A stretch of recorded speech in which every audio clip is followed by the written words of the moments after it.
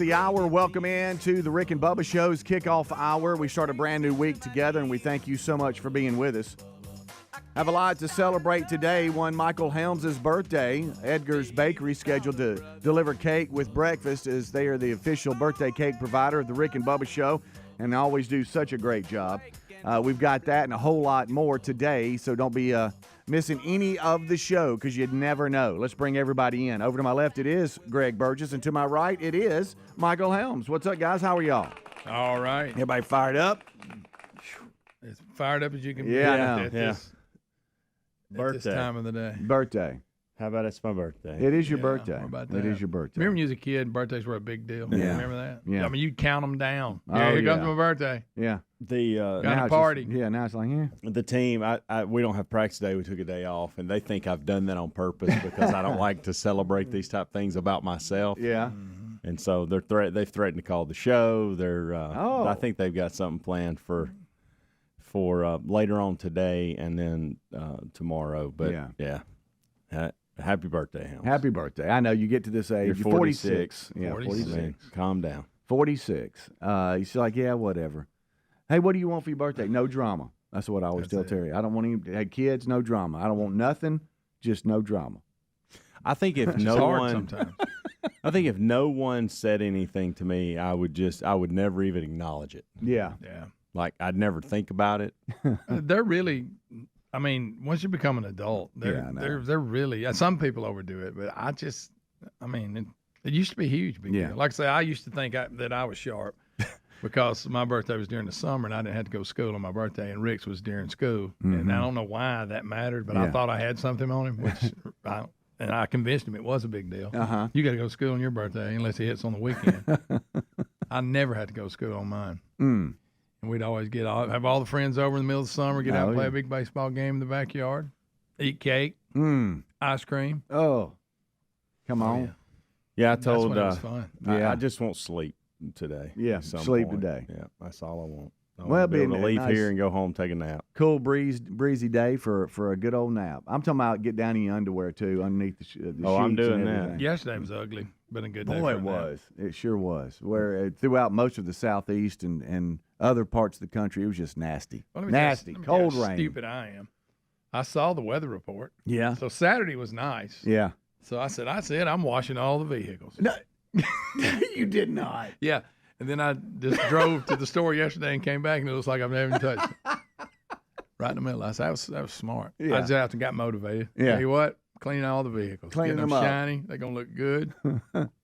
Then Sunday came, and I drove down the road, and they've been doing some logging on my road, so there's a little bit of mud out there. So drive right through that. Yeah, that's good. Yeah, it'll blow right over the side of it. Somebody probably passed you this morning. Go, man, he needs to wash his car. Yeah. And then that truck's hard to wash. It ain't like it is. Lisa's car is easy, but the truck, you got to climb up in the back of it and give them long brushes. Yeah. You got to get serious about it. Heck yeah. Well, I guess I can do it again. I always look at the forecast, Greg. I don't know what I was saying. I don't know what I was doing. Got motivated. Well, happy birthday. We celebrate Helmsy, even though he probably doesn't want us to. We still will. You know what we should have done? Got one of them bouncy things in here. We could all jump in it. Right there. And just jumped and just jumped just and we like couldn't kids jump when anymore. we celebrate the birthday like kids. Might even had a pony out front to let everybody ride it. See, I'm throwing all this out because Lisa made a huge deal about our kid's birthday growing up. Yeah. And all those things we had. We had ponies. We had clowns. God rest his soul. Right. Wacky went on in. Mm-hmm. We had all kinds of stuff. It was always Duncan booth one time. Right. I mean, so we could have done that here. Yeah. You know, every time this time of year, I start thinking Terry's birthday's a week from today. Hers is on the 12th. And then you got Halloween. You got Valentine's Day, 2 days later on the 14th. Yeah. Trying to separate those. Now, luckily, she doesn't care that much, but I have never fallen victim to her saying, don't get me anything, because then she's going to go, well, you didn't give me anything. Yeah. Don't hear that. But I'm always pressured to try to separate the two. Now, Valentine's, it's you like. Can't combo gift it. Hey, we're busy, and sometimes we won't celebrate it on Valentine's. We might go out, the weekend before or after or whatever. But I always start thinking about that, like, here we go again. Yeah. Separate the two. No, don't pull them all together. You can't say this is your birthday and your Valentine present. No.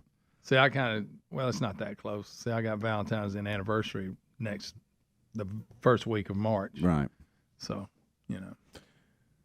Our graduate assistant asked me last night on the way home. It was like 11:30. We were on the way back from Auburn last night. She goes, "So, Coach, where are you and Amanda going to dinner tomorrow night?" And I was like, "We're not going to dinner." And she was like, "Why?" Like, you got to have a birthday spot. And I'm like, 46. You don't have birthday spots. Like, I don't really have a spot. Like, the spot I want to be is my house. Yeah. And she just couldn't wrap her brain around it. She just thought I was going to name a restaurant, and there were going to be a lot of people there, and that's the way it should be. And she was a little caught off guard that I wanted spicy chicken spaghetti that Amanda makes in my couch. Yeah. She was caught off guard by that. Yeah. Spicy chicken spaghetti sounds it's good. Waiting that on sounds me. very good, and his couch. It's waiting on me for later today. What will you watch before you fall asleep? No, I won't watch anything. Nothing? No. Nothing. I'm going to give me a haircut. So y'all make fun of that tomorrow. Birthday haircut, that's good. Doing the same thing. Why don't y'all go together? And we're normally close. I'm gonna do that, and then I'm gonna go home. I didn't get in last night till 1:30. So now you're looking at 4. And I slept as late as I could. It was 4:30 when I got up. Yeah. Oh, Helmsy. So at 10ish, I'll be out. I'll be tired. But I got to get a haircut, and I need to get home. Braden's got a match today, and we're off today. Well, Braden and Caroline both play. So I'll try to go watch them at some point today and just hang out with the family. Well, happy sleepy birthday, buddy. I'll take them the cake that Edgar's is bringing. There you go. This is a good one. Yeah. Good gracious, buddy. I didn't know you only got 3. Hold up your threes. Three. All right, so we celebrated Sleepy Helmsy today, but hey, you know what? It is your 46th birthday, though, so there's that. Just a little lack of sleep will make you feel even older. You know, I mean, yes, why not? It will. All right, we'll take a break. We'll be right back. 15 minutes past the hour. It's the kickoff hour here on the Rick and Bubba Show. Rick and Bubba.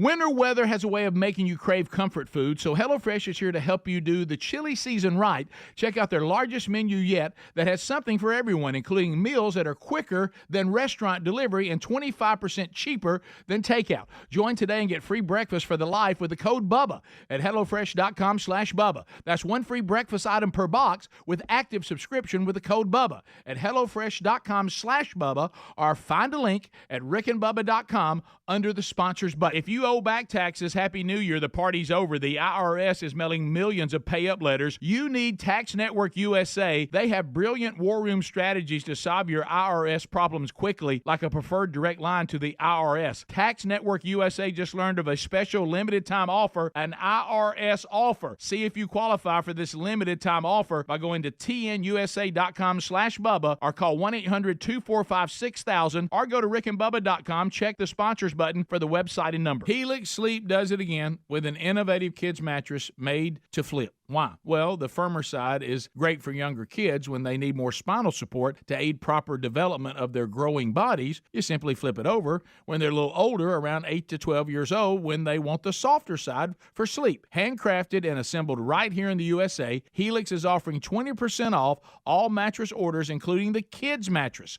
Go to helixsleep.com/Bubba. helixsleep.com/Bubba. Resolving to eat healthier this year was easy. Actually doing it, not so easy. Well, Field of Greens is our healthy superfruit and vegetable habit in my house. Each superfruit and vegetable in Field of Greens was doctor selected for a specific health benefit. Some support your heart, lungs, and kidneys. Others support metabolism for healthy energy and weight loss. If you resolve to get healthier in 2024, it starts with Field of Greens. Get 15% off your first order with free rush shipping at fieldofgreens.com. Use the promo code BUBBA or go to rickandbubba.com. There's a popular saying out there, health is wealth. And folks, I couldn't agree more. If you're dealing with everyday aches and pains, I want to tell you about Relief Factor, a daily drug-free supplement developed by doctors. It's not just a pill that masks pain. Relief Factor uses a unique formula of natural ingredients that work together to help reduce or eliminate pain.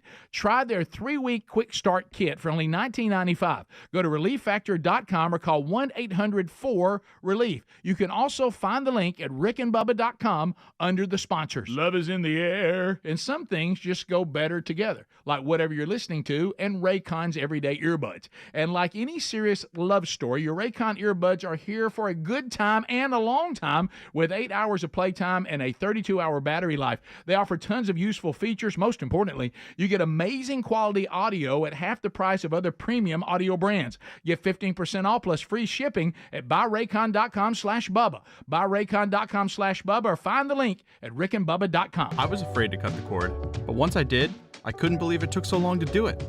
Paying too much for my cable bill had become a bad habit. I either wasn't getting what I wanted or never knew where to find any of my favorite shows until it was too late. Plus, the prices just kept going up. Thankfully, I discovered a new way to watch called Philo. For just $25 a month, I can catch all my favorite shows on networks like BET, MTV, and TLC. It even has Nickelodeon for my kids. I can watch anytime I want, anywhere I want. Plus, Philo lets me have up to 3 streams at once, so everyone can watch what they want at the same time. Throw in the unlimited DVR that saves all my favorites for up to a year, and this really is the best deal in TV. I just wish I hadn't waited so long. Sound too good to be true? Well, try it out for yourself, and you'll see why people who love TV love Philo. Go to philo.tv, that's philo.tv, and start your 7-day free trial now. Hey folks, when you love someone, you protect them the best way you can. That's why we recommend home security from simplysafebubba.com. SimpliSafe is an advanced system that protects every inch of your home. Plus, it's backed by 24/7 with professional monitoring for fast emergency response for less than $1 a day. Order now and get 20% off any new SimpliSafe system with Fast Protect monitoring. Visit simplysafebubba.com. That's simplysafebubba.com or find a link at rickandbubba.com under sponsors. There's no safe like SimpliSafe. My Patriot Supply has helped millions of American families prepare for all kinds of emergencies, from financial disasters to floods, hurricanes, you name it. Hard times take years to recover from. Make it easier with this 1-year emergency food kit and save $700 on it at preparewithbubba.com today. These delicious meals last up to 25 years in storage. This rare emergency food kit deal ends this week and you won't see it again soon. Save $700 on a 1-year emergency food kit at preparewithbubba.com. Preparewithbubba.com. Rick and Bubba's in Ohio. Rick and Bubba. Pass the gravy, please. Rick and Bubba. Ooh, it brings me to my knees. Rick and Bubba. I can't start another Rick and Bubba. day without 'em, brother. Rick and Bubba. All right, we're rolling back 20 minutes past the hour. You're listening or watching the kickoff hour. Rick, Bubba, Adler all join us right after the top of the hour for the main show. We just talked about Helmsy's 46th birthday celebration today. We have a lot of things to talk about. We'll get to those. I will say this. One thing I forgot about, and I was quickly reminded back to MTV and Daytona Beach. If you remember back in the 80s when they would do spring break there and all this kind of stuff, you would see people driving on the beach in Daytona. Well, I forgot all about that. And when we were down watching JC and his baseball team, we stayed at Daytona Beach and they played in Daytona and Winter Park outside of Orlando. And the first morning I woke up and there's people driving up and down the beach. You know, I'm like you. They actually used to race on the beach. The original Daytona races, NASCAR ran on the beach. That is insane. It really is. But you pull up, you can literally get in your car. They have beach access at different areas and ride out, all right, and roll up to wherever you want to. Like sit down and have your sunning and all this kind of, and park like you're tailgating, and then get in your car and leave. I mean, there's no sense in that beach pulling one of them little wagons. Yes, with the big tires on. Right now, there's certain areas where they go, hey, due to the rain, saw this sign. Due to the rain, 4-wheel drive trucks only in this section because it's just real soft. But at first I was like, what in the world? Because you didn't get out there and do it. No, I didn't. Now there was a ton of, because the sand is so hard, there was a ton of running and walking on the beach the first morning we were there. We woke up, we kind of had a laid back morning because he didn't play till later in the day, so we kind of were doing whatever we wanted to do and caught the sunrise. It was beautiful. And this guy apparently went down and like an ambulance is out there, and they got a stretcher, and they're pulling him off the beach. At least the ambulance could pull out there. Yeah, and about the time just past that, I saw a car, and I thought, oh, somebody went out there, part of the family, to maybe try. I don't know. I was trying to put it all together. Yeah, and it had nothing to do with anything, because that's what I saw the entire weekend was people driving on the beach. And I thought, Mike, could you imagine where we go, the beautiful Gulf shores of Alabama and the Panhandle of Florida, people driving out there on the beach? Now, I did see when I was there this time, the police come driving down. Okay. When I was at the beach for New Year's. Mm-hmm. At one time, but there's no traffic, people go in. The police did come down. Now, a lot of times they're in the side by sides. This guy was actually in the Blazer. But it's just so soft and everything. It'd be a handle. Have you ever pulled off and got stuck in sand? I have. Yeah. Oh yeah. For sure. I mean, you're stuck. The sand was as hard as this carpet right here. I mean, it's they just riding around. How about that? Beat down. Pack. Oh yeah. I just could not believe that. But it was funny because there was actually a family that went up, popped the hatchback, got their blanket out, and kind of set up, and I was thinking, okay, they'll go back and park. No, that's a good deal. There.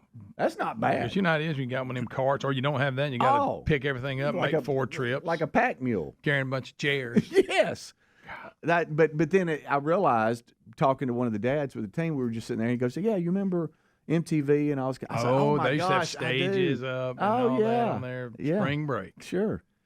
Speaking of Daytona, God, it's been a while. Hey y'all, the Daytona International Speedway. Yeah, they've added a bunch to it over the years. It is. I had never been there, and I didn't. The team, JC said the team got to take a tour of the place, which was cool, and they took pictures at the start finish line and all this kind of stuff. It was really neat. He has a picture of him bending down and kissing the finish line and stuff. They just had a blast. He said that it was so impressive. But he had been to the Talladega Super Speedway. But I guess it's because the main roads around Daytona International Speedway are right there on it. Yeah. That thing is so impressive. It is ginormous. Terry was amazed by it. Well, they did, a few years back they did a bunch of upgrades where they built the entrance up and just I remember seeing on TV. It was they spent a ton on it. Oh, the signage looks like Times Square on the outside of it. All the advertisers and stuff like that. Yeah. But it is the main road. Picture Highway 280, and then right beside it is the track, and it's built up. And that's one thing that JC said, that he was like, man, the angling on the turns and stuff, is something else. And so they got to walk around and get a tour and stuff. It's a little bit smaller than Talladega, I think. Not much. Right. They're similar. They're built. They're sister tracks, whatever they call them. But I think it's slightly smaller. But hey, if you're standing there, look, this is what you're doing. You're looking straight up at it, and you're like, good gracious alive. What it's like, I talked to one of the locals there. There's a Bass Pro Shop right outside of it, and then there's a chain of like some hotels, and then it's like a walking courtyard where you've got just about every restaurant you can even think of. There's a Costco right. I mean, it's all right there, right outside the track. And I was talking to some of the locals. He goes, "Oh, you ought to hear it on race day, which is I think 2 weeks away. Yeah, I think they raced in the Coliseum this weekend. Did they? Yeah, I think so. I didn't. I know there's been rain out there. I know Pebble Beach got. Shut I don't like down. that Coliseum race. I don't it's either. really too small. Yeah. But they were like, man, it's like you're in the track. It's so loud. And we've all, if you're from here and you've had the opportunity to go to the Talladega Super Speedway and left while the race is going, you have that similar feel. But there, everything's on top of each other, so the echo and the way it is, he said, is extremely loud. Awesome. But it was just neat. I mean, like there's a Target right around the corner, and like good location. Yeah, it's just crazy. Restaurants everywhere, and I had never sat there and looked at it, and it is impressive, to say the least. But it was absolutely a gorgeous area. Bike week and all that, saw where they put all the bikes out and the Harleys and stuff for Daytona Beach, and it was just really neat. I had no idea either, as I learned a lot about Daytona, that the hurricane in 2022 had tore up that place as much. There's a lot of the beachfront that's still, I know the hotel that we were at some of the amenities, which we wouldn't have used, like the pool and stuff like that, are still shut down. The parking deck, they had to put us beside the hotel in an empty parking lot that they use now. The parking deck, excuse me, you still can't use it because of the hurricane. And it's about every other condo or resort, beachfront area. It was total construction, and that's from 2022. They're still working on it. Takes a minute. Yeah, but it was a fun trip. We did drive it, as we talked about. I know Helmsy talked about him having his team out.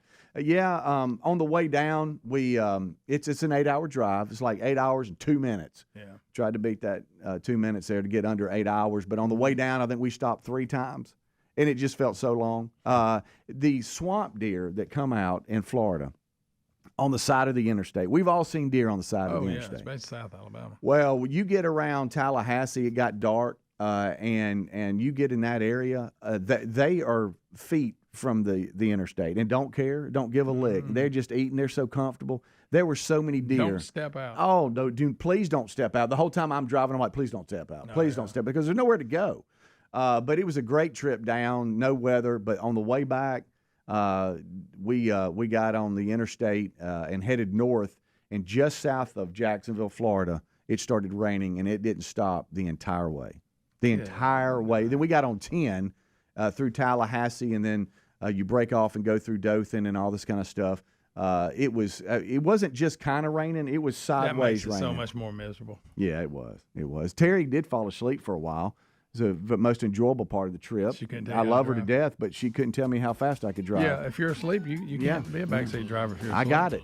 You know, Rick does a funny joke about showing Sherry his credentials about how long he's been driving. At one point, I thought I was going to have to do that. I've had that discussion with Lisa. I say, I drive a lot every day, and you're not in here. No. And I somehow get there and back. All right, and this is my driver's license. Check it out. Yeah, had it a long time. Yeah.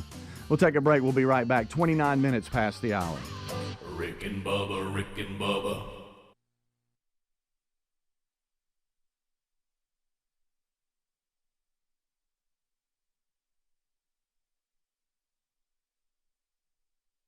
No matter your thoughts on Valentine's Day, we can all agree some things are better together, like peanut butter and jelly or a blockbuster movie and a bucket of popcorn. You know what else is perfect? A perfect match is whatever you're listening to in Raycon's everyday earbuds. With optimized gel tips for the perfect in-ear fit, these earbuds are so comfortable. Like any serious love story, your Raycon earbuds are here for a good time and a long time. With 8 hours of playtime and a 32-hour battery life, most importantly, you get amazing quality audio at half the price of other premium audio brands. Raycon's everyday earbuds also feature 3 customizable sound profiles, earbud tap functions, and noise isolation, and the awareness modes. And they're used to feeling the love with tens of thousands of 5-star reviews. Go to buyraycon.com/Bubba now. Get a 15% discount. Your Raycon order and free shipping is at buyraycon.com/Bubba. Buyraycon.com/Bubba, or a link at rickandbubba.com. You'll find that under the sponsors button. Go get yours now. If you owe back taxes, Happy New Year. The party's over. The IRS is mailing millions of pay-up letters. Then it's over to the 20,000 new IRS enforcement agents to find you. Why target you and not millionaires? Because millionaires have tax lawyers. You don't, and you're going to have to pay up, plus interest and penalties. You need Tax Network USA, and you need them now. Tax Network USA has brilliant war room strategies to solve your IRS problems quickly and in your favor. Like a preferred direct line to the IRS, they know which agents to deal with and which ones to avoid. It's not all bad news, folks, because Tax Network USA learned of a special limited time offer from the IRS. They're willing to waive $1 billion in penalties if you qualify.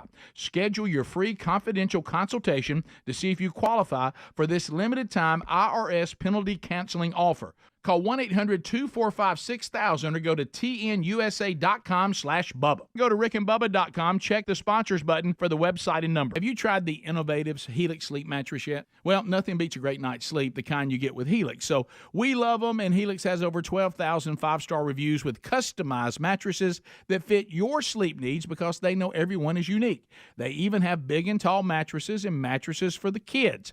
But how do you know which mattress is right for you? Well, Helix has you covered. Just take the Helix Sleep Quiz and find the perfect mattress in under 2 minutes. Place your order and your mattress will be delivered right to the door free of charge. And the best part, Helix knows there's no better way to try a mattress than by sleeping on it in your own home. That's why they offer a 100-night trial for you and a 10 to 15-year warranty. Right now, Helix is offering 20% off all mattress orders at helixsleep.com/Bubba. Best offer yet, by the way, and it won't last long. So if you've been waiting to try a Helix mattress, here it is. Now's the time. Head to helixsleep.com/Bubba for 20% off your mattress order. Resolving to eat healthier this year? That was easy. Actually doing it? Not so easy. That's where Field of Greens comes in. Better nutrition is a key to health and longevity, and a healthy diet could even help you avoid health risks that run in your family. Field of Greens is your healthy superfruit and vegetable habit. It's the only fruit and vegetable product that literally promises better health at your next checkup. Your doctor will notice your improved health or your money back. Do your vitamins or green drinks promise better health? No. I love this stuff and definitely feel healthier taking it. Each superfruit and vegetable in Field of Greens was doctor selected for a specific health benefit. Some support your heart, lungs, and kidneys. Others support metabolism for healthy energy and weight loss. If you're resolved to get healthier in 2024, it starts with Field of Greens. And we got you a 15% off first order with free rush shipping. Visit fieldofgreens.com, use the promo code BUBBA for 15% off. Or go to rickandbubba.com, find the link under sponsors. Cold winter mornings are perfect for staying under the cover and having breakfast in bed. HelloFresh supports that dream because they're giving away one free breakfast item with every single HelloFresh delivery for life. That means while you are a HelloFresh subscriber, not only will you enjoy the pick of the tasty dinner recipes they're known for, you'll also enjoy breakfast for free. HelloFresh actually has you covered for every mealtime occasion with a delicious array of quick lunches, sides, snacks, apps, dessert, and more. And not only does HelloFresh help you cut back on extra trips to the grocery store, but their pre-portioned ingredients help eliminate excess food waste. This new year, make eating better and saving money a priority and make it easy with America's #1 meal kit. Join HelloFresh today and get free breakfast for life with the code BUBBA at HelloFresh.com/Bubba. That's one free breakfast item per box while subscription is active with the code BUBBA at HelloFresh.com/Bubba, or find a link at rickandbubba.com under the sponsors.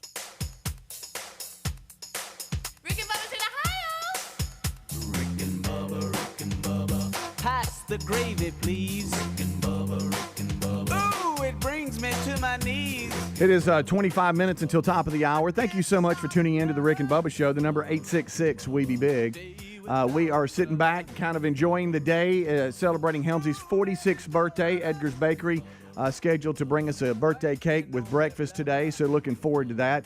And, you know, they do more than just baking cakes and all the sweets and pastries and all this kind of stuff. They have delicious breakfast, and they provide breakfast for us every day. So we thank Edgar's Bakery for that. We where we're located now, there's one across the street, and we sure do appreciate them.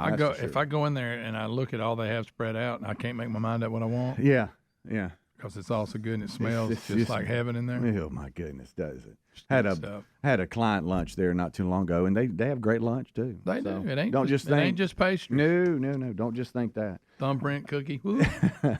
I gave the Grammys nothing last night. Absolutely nothing. I knew they were on and still didn't give them anything. See all the stories from today. We've had some bizarre. Yeah. Like, was it last year when old big tubby singer got up there dressed up like the devil and all this and gyrating, which was hard to watch. Was that Sam Smith? Is that his name? Was that what it was? Yeah.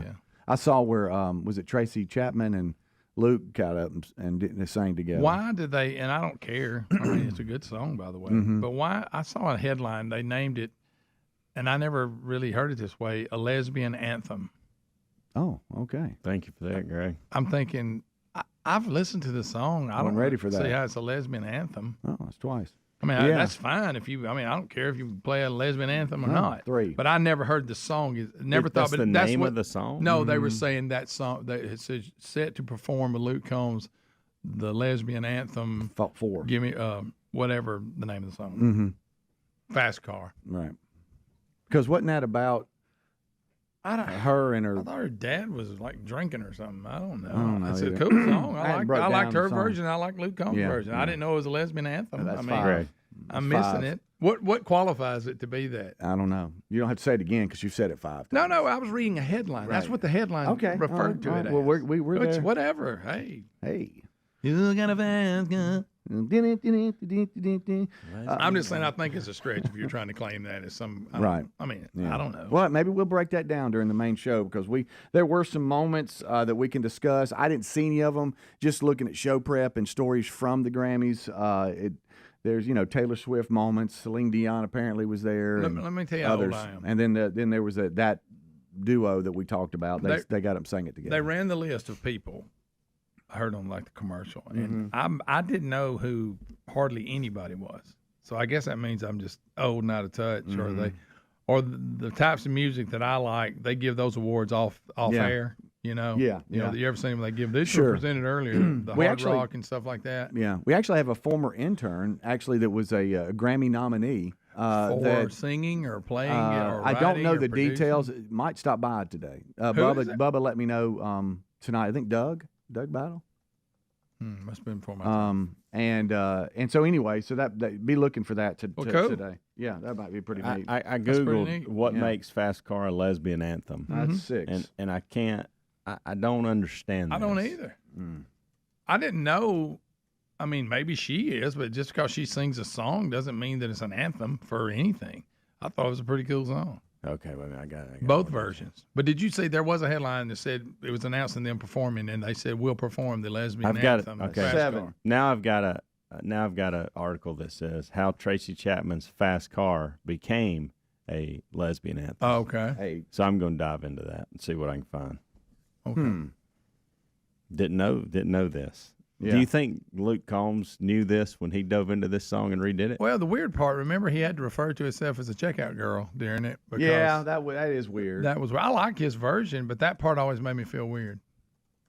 Or do you think he liked this somebody- song? Somebody recommended it to him and said, "Hey, Luke, I think you'd do a good job." He with the said song. when he was young, riding around, he remembers in the car with his dad, and that the song was very popular, and he liked it.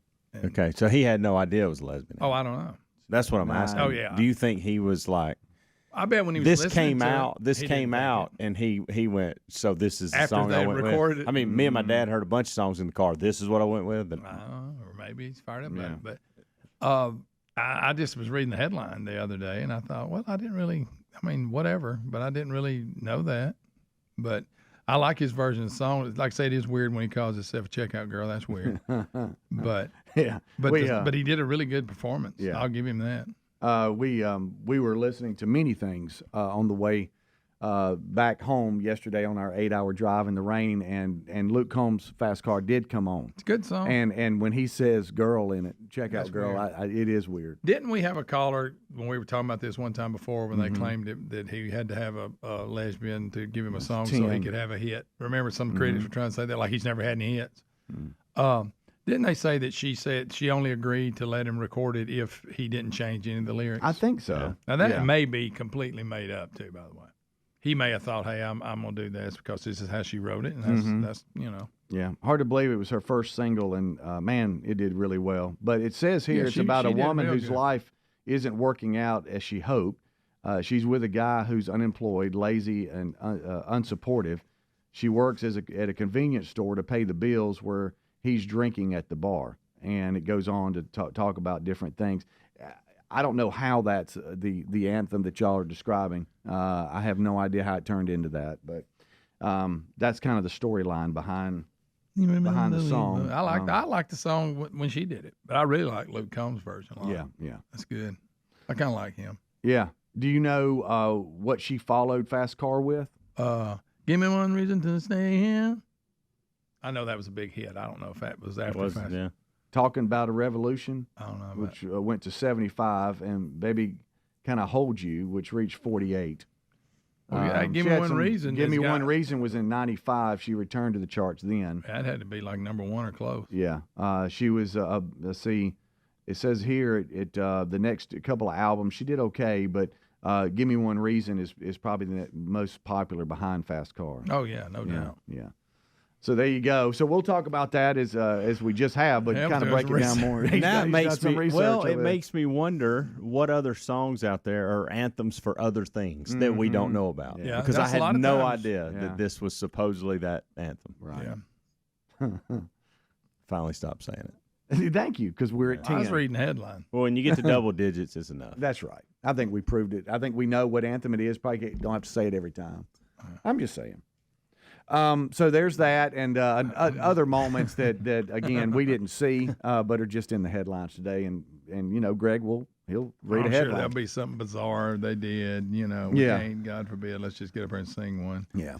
And I got all the auto tune and all the backing tracks. We're gonna get all that out there. And who's the best? Who's the best dressed? Who was? Oh, look at Miley's hair. I've heard that. I see the headline there. Oh, look at this dress. Worst dressed celebrities and best dressed. You got that. You got all kinds of stuff. I know you worry about that. Yeah, I do. I just can't. Part of my deal, I can't watch any kind of award show or whatever. I just get uncomfortable. Every now and then, if there's a live act or something like that, then I'll kind of dial in because I love that. But as far as now presenting and presenters and come up and you got your speech and you awkwardly trying to get there. And we got people up there that have zero talent and we're making a huge deal about them. Right. Because apparently Celine Dion was giving Taylor Swift something and well, those two are talented. I'll give. Yeah, they are. But Taylor didn't she didn't give her hardly anything. Oh, really? She didn't give her much. Or probably was fine, but everybody makes a big deal about it. But I can't sit through stuff like that. I'm just reading headlines today. So we got all that. We'll break it all down. The Grammys last night, and it's Super Bowl week. Hard to believe. Super Bowl will be Sunday, 5:30 Central. I'm not fired up about it. Yeah, I know it's kind of tough. But you got two teams that. Have been at the top of their game for a while, the 49ers and the Chiefs, and it is tough to get. It's tough to get into this game. We would have loved the Chiefs and the Lions more, if we're just being honest. At least I would have. Yeah. But it is what it is, and so Super Bowl 58 is Sunday. 58. And I saw an article. Here we go. I'm getting caught up in it. They were showing that Taylor Swift's got to play a concert in Japan, and then she's going to fly 13 hours to land in time to go to the Super Bowl. Oh. Really? Must be love. So. It's got to be. It's got to be. Got to be love. All right, we'll take a break. We'll come right back. We got another segment here for the guys. Join us for the main show here on this edition of the Rick and Bubba Show. We thank you so much for being with us. The number 866-WE-BE-BIG is our number if you ever want to chime in. They'll be on screen during this hour, but you could make it on air, 866-WE-BE-BIG. Don't forget to rickandbubba.com for all the information about the show. We'll be right back. Rick and Bubba, Rick and Bubba.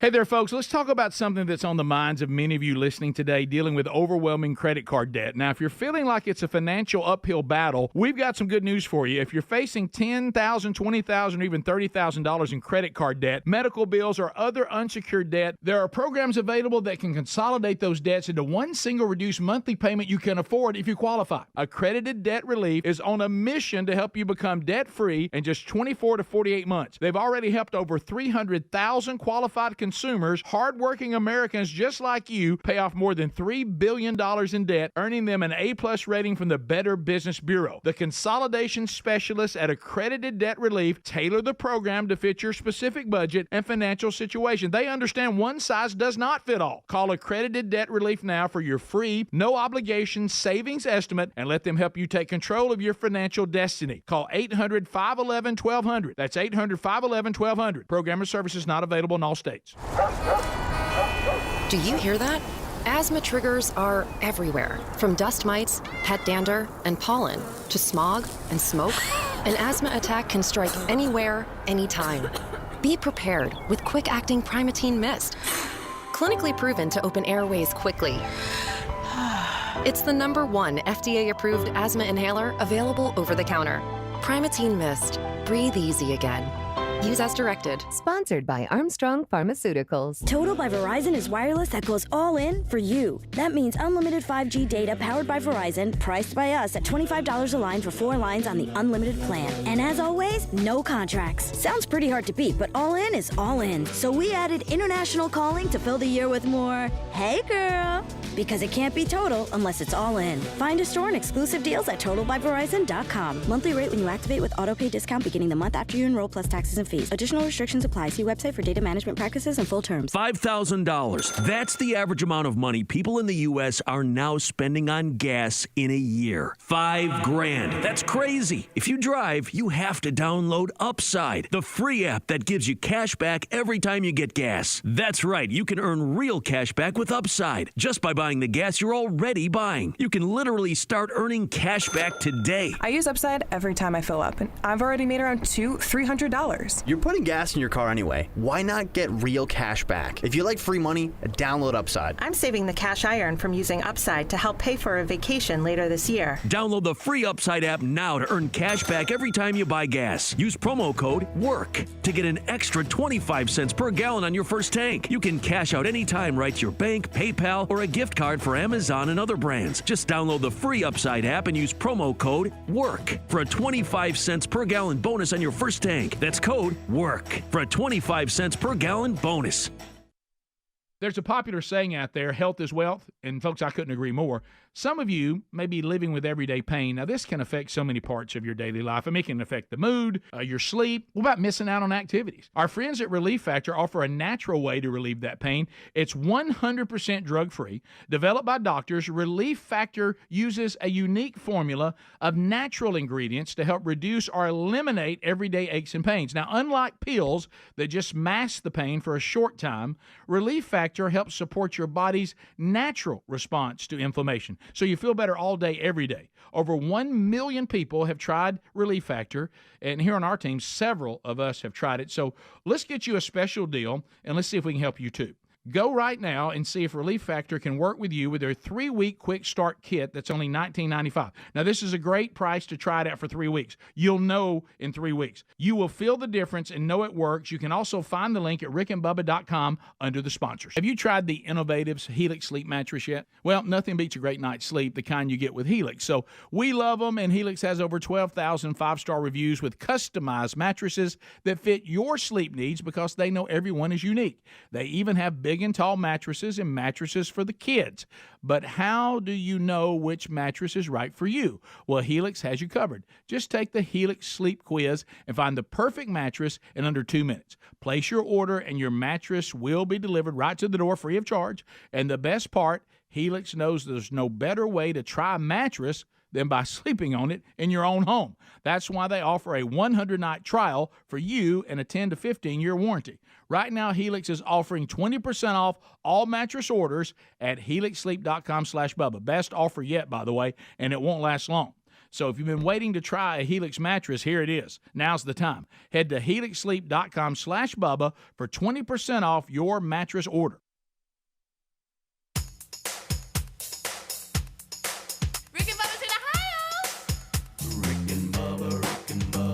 Pass the gravy, please. Rick and Bubba. Ooh, it brings me to my knees. Rick and Bubba. I can't start another Rick and Bubba. Day without him, brother. 10 minutes in front of the hour. Thank you so much for tuning in to the Rick and Bubba Show. This portion of the show brought to you by Tax Nation USA. It won't be long before tax day is here. I know a lot of you are starting to think about it. You're like, oh, boy. Yeah. Here it goes. I'm sure many of you are hearing the voice in your head that you're like, hey, I got to get on this. And, oh, no, I've got a tax problem.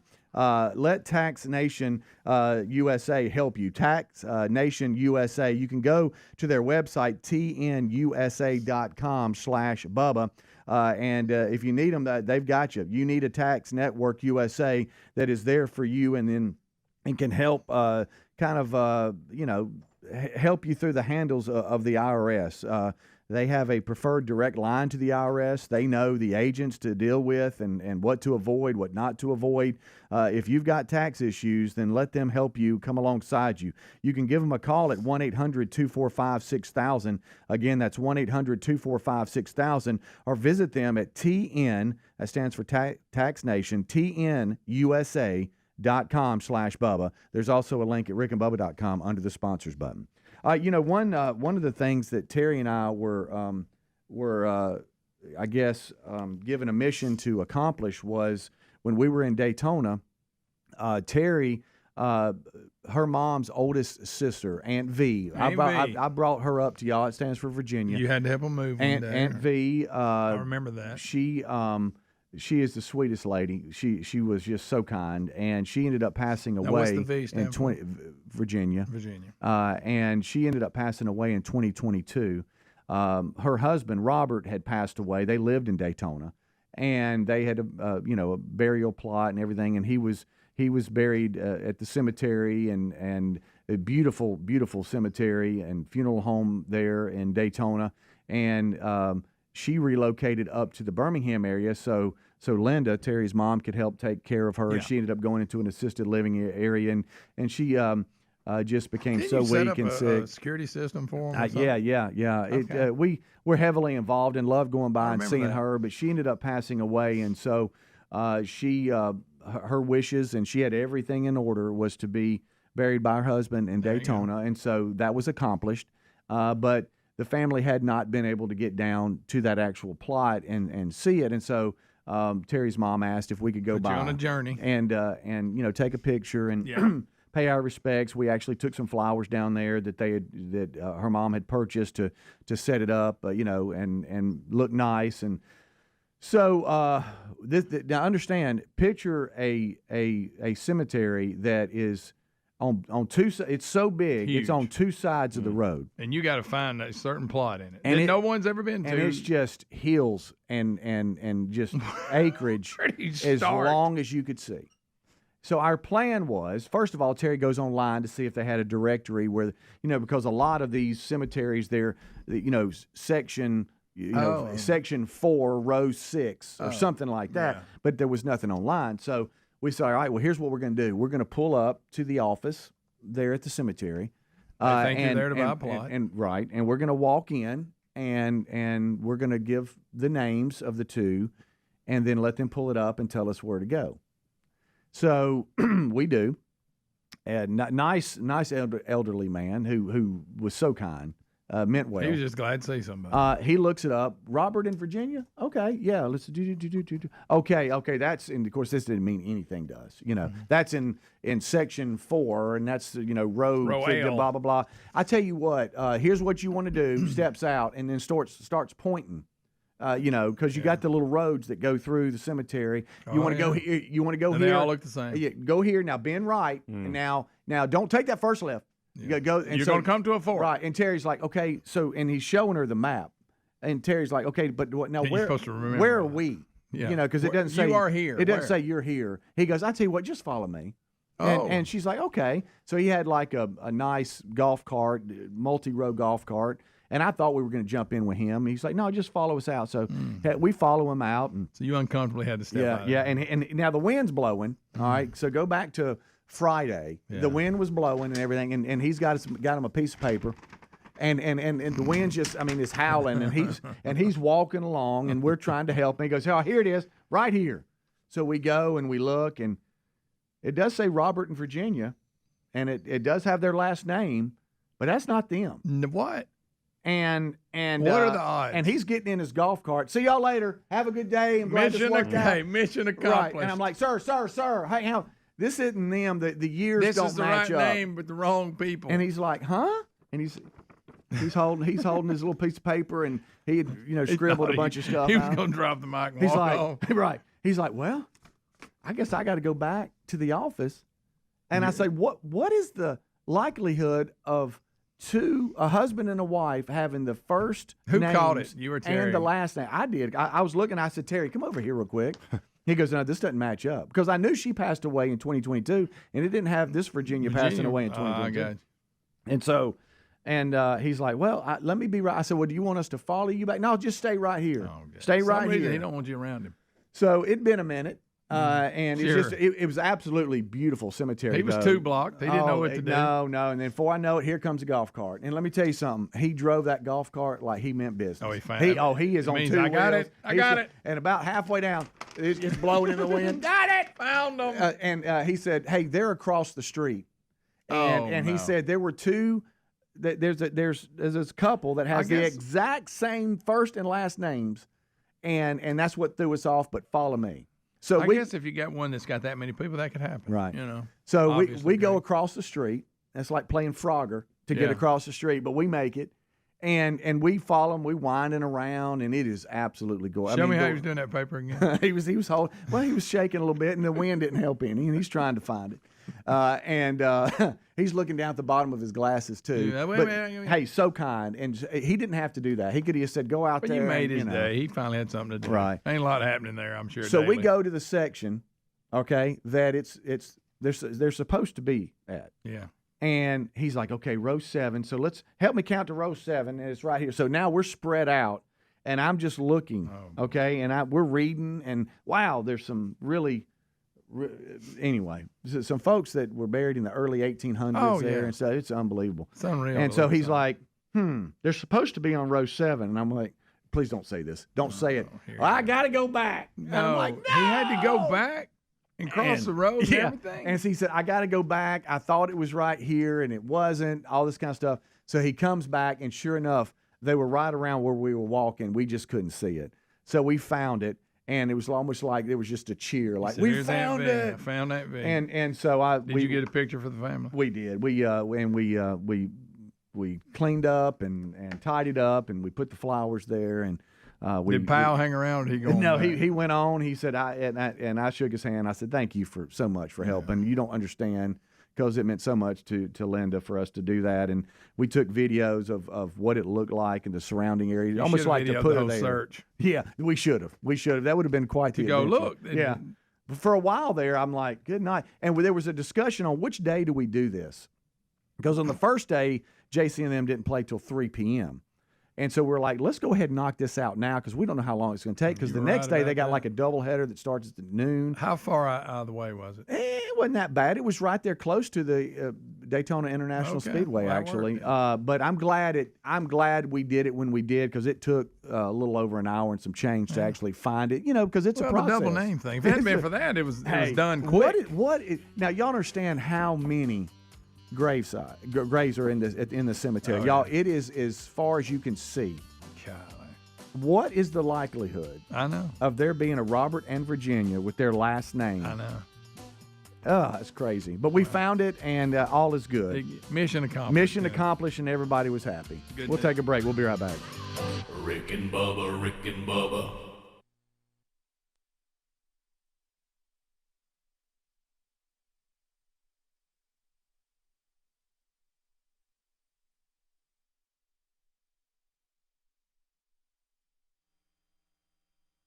Drinking at 10% goes to the Bronner Burgess Memorial Fund. So thank you for that. All right, so Bloomberg on this, that we've got an armed citizen that is part of a security team, which churches sadly are having to have now. We have a guy come in a hoodie. He's ready to stand up in the church and shoot the place up. He encounters 2 security people pretty quick, sadly shoots them, and then Jack Wilson shoots him in the head and drops him within 6 seconds, saving 242 lives. I think it is a great example of a private citizen using his right to defend himself and to save other people. Now, Michael Bloomberg, unbelievable, who is running for president, has a totally different take on this, and in my opinion, this is why he is not fit to be president. Thank you. And here it is. In his own words. Yeah. It may be true, I wasn't there, I don't know the facts, that somebody in the congregation had their own gun and killed the person who murdered 2 other people, but it's the job of law enforcement to have guns and to decide when to shoot. You just do not want the average citizen carrying a gun in a crowded place. All right, listen. Now, he made that statement in it looked like Montgomery, Alabama. Really? Isn't that what the podium had on it? I wasn't even looking. Does it say that? Mm-hmm. Yeah. Good grief. Listen to me. Bubba, you said it, but I think we got to emphasize it again. This should terrify you if you're a citizen of this country. You just heard someone trying to be the president that believes you should live in a country that only the government has guns. If he was elected president, will swear an oath to the Constitution that goes directly against what he just said. Yep. And you don't have to be a constitutional lawyer. It's in plain English. Matter of fact, it's so... And he's a socialist who's made $1 billion as a capitalist. Yeah. It's so bizarre to me how they think. and how they act based on, look, I'm not jealous that he made $1 billion. Good for him. I'm not jealous he has a Bloomberg network. Good for him. But then don't make it impossible for the rest of us to do that and take our ability to earn money and try to move up the ladder, which is what a socialist like him and a lot of these other ones do. But you want to be president, and you just told me you disagree with the Second Amendment. So how can you swear an oath to uphold it? You can't. And remember, the Second Amendment is so clear. It's why so far the left can't find a way to defeat it. Oh yeah, but you have to go back to this again. Listen, that is the stuff that communist regimes say. Mm-hmm. You want me to get the Adolf Hitler quote from 1939? We will take this guns off the street. We will take the guns out of law-abiding citizens to make you safer. But what they're not understanding, our Second Amendment is designed so that you always have a shot to retain your freedom, and you also have a shot to defend yourself. Let's say that we all said, hey, Bloomberg makes a good point. It's not even reasonable. How in the world can you have law enforcement at every church, at every soft target, at every gun-free zone, all over a country that has the population that we have and the number of churches that we have? If we declare tomorrow only people at the churches are going to be law enforcement, there's not enough of them. And they certainly don't have time to be down at the church trying to take get somebody to write them a check to come to church every Sunday. There's not enough of them.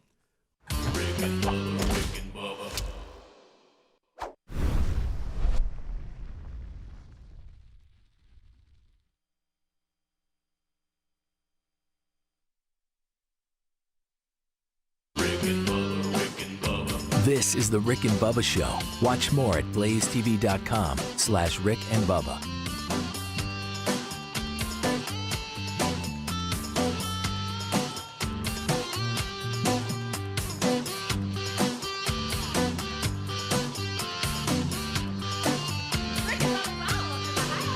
Rick and Bubba, Rick and Bubba.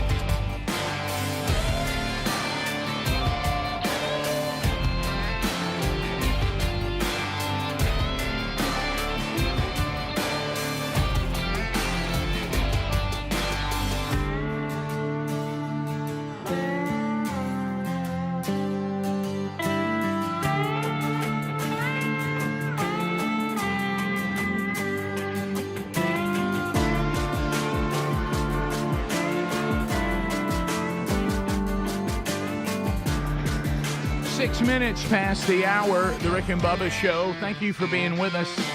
A brand new hour has begun. Thankful that you are with us. This hour starts with the national anthem.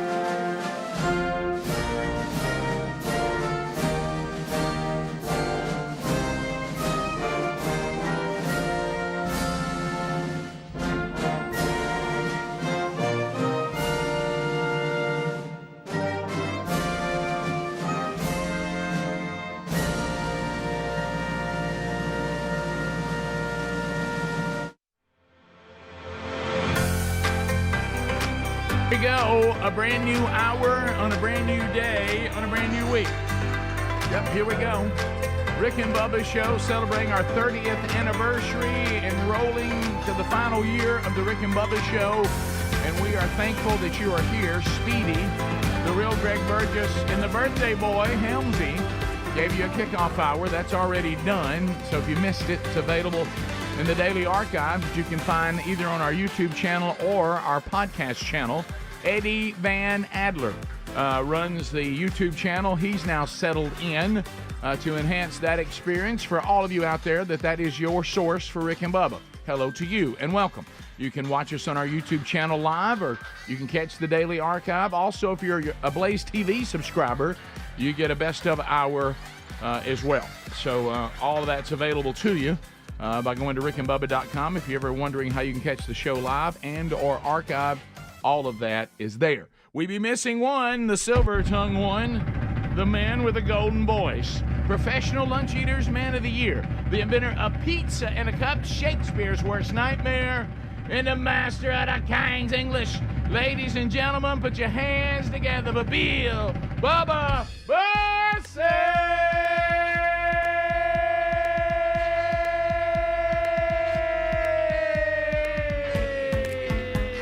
Howdy, Bubba. How about it, Rick Burgess? Friends, neighbors, associates everywhere, welcome in to another edition of Rick and Bubba. Yeah.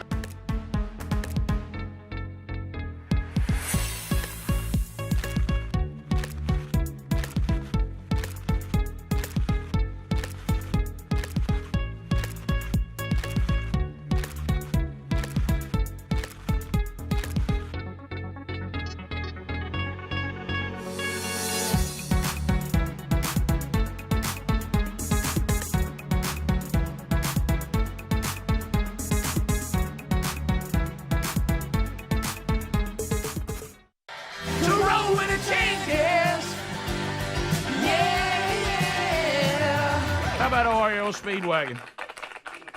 Rolling down the hill. That's a dandy right there, and also what a great name. Mm-hmm. REO Speedway. That's a good name. I don't even know what it means. Nah, How did they come out with that? A picture one time, and it was like an old-timey fire truck maybe, and it was an REO Speedwagon. Yep. It said it in the grill on it. Yep. Kind of like when Lionel Richie said how close they were to becoming the Commodes. He said we literally went to the dictionary and I stuck my finger down and it said Commodores. He said we were very close to being the Commodes. That's funny. One step further. Right. So we got a lot to uncover. We're coming off the weekend. We'll recap those stories and a birthday celebration. When Michael Helms today, 4-6. How about a 46? How about that, boys? 46. How about a 46? Goodness gracious. 4-6. So you're the second youngest member here, right? Yeah. Only Adler. Yeah. Adler, what are you now? 36. I'm 38. 38. Wow. Just turned 38. Wow. In December. That went quick. Yeah. Here we go, babe. When the baby's 38. You know what I mean? Oh, I know. Yeah. When the baby's pushing 40. So we will bring out our Edgar's birthday cake today. We will celebrate Michael Helms and his impact on so many. And so that'll be happening today. What do y'all do family-wise? Nothing. That's what we were. Yesterday I was talking to our graduate assistant, and she was like, so what restaurant y'all going to tomorrow night? And I'm like, we're not going to a restaurant. And she's like, what do you mean?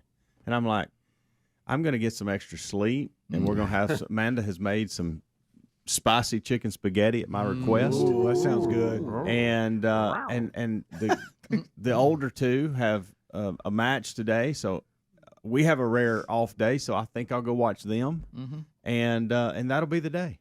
You know, I've heard a lot of names for it, but spicy chicken spaghetti is unique. That's good. Yeah. So anyways, I like anything in the spaghetti family. Oh yes. Yeah, I can almost smell it seriously right now. Yeah. But it's just not just any chicken, spicy chicken. No, and she made it for me last night so that I could just eat on it all day today. Oh yeah. So we heat it up when I need some more. That's right. Dip it out, heat her up. Yeah. We have a lot going on today. We we got a Super Bowl coming up. Yes, we do. This weekend. Yes, we do. And I know Greg is anxious to get to those TV commercials, but before that, I want them now. We're going to have a visit today from a former intern, Nilla Sheikh, who was actually nominated for a Grammy Award last night. How about that? Now, see, Speedy brought up his name, and I couldn't remember his real name. I said it must be before my time, but I do. I know exactly who Nilla Sheikh is. And Doug Battles. And he will. He's going to stop by today, and we'll talk about what was he nominated for? Was it? Well, Greg, it's a genre I have never heard of in my life. Right. I would call it techno music, but there's more to it than was that. he performing or producing? Greg, you have to ask him. Okay. I just know he was nominated, and I think we had to have close to 300 interns. Yep. We need to count that up one day. Yeah, we need that number. But I think he's our only one nominated for a Grammy. I think so. I told Him Bubba. and Casio. Well, that's true. I told Bubba he had texted me about it. I didn't fully understand it either. And then Sherry and I were walking at the park near our house, and his parents were there, and his mom said, "Did you hear that Nilla has been nominated for a Grammy?" I said, "He texted me something about that. Can you?" But I think it has. I think he's in L.A., and I think what they do is crank out all kinds of things, because his mother tried to explain it to me, and he'll explain it today. But things like if you're watching a video game and it has music in the background, he works with a company that makes that music, and they put together music for something. And that music was nominated as a Grammy in that category. Yeah, he'll explain. Yeah, he's an I don't want to really lay it out, Rick. But it's really that confusing.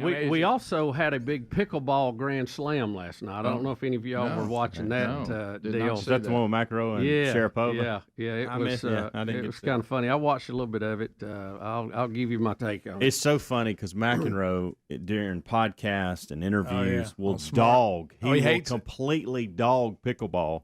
And then he'll go collect that check, which I don't blame him. And he admitted that. Yes. He admitted. Yeah. He said he's played it, but it was on Smart. I mean, he's sick of people talking about pickleball. Oh, he said it's a terrible game. Yeah, he does. It would be like us getting a really big check to come out and talk about soccer and get everybody fired up. We'd probably go if the check was right. But the especially later in the year. Sure. But the as a matter of fact, Pearson works for the Birmingham Legion. I'll put him in touch. But anyway, so that's my nephew that was also intern with us, Super P. But anyway, we'll get these updates throughout the year from interns. That's one thing we can do. So that'll happen today, and I can update you from a Sunday school game night as well. So that happened Friday. We also have a story about what they believe is a major cause of Alzheimer's, and you're not going to believe it. And we may all be in trouble. We'll break that down. The latest in the medical world. Yep. Apple Vision is out, the new goggles. Yep. Anybody get any? We have a story on it, though. Yeah. Anybody? No. Nice little price tag on that. So what do they do? You can play the piano like Adler. You can. Okay. You put them on, but you can see through them. It gives you augmented reality. So that's all we need is more stuff that's not real. Yeah. Our world really needs to get in the real world. That would help. We'll be right back. Rick and Bubba, Rick and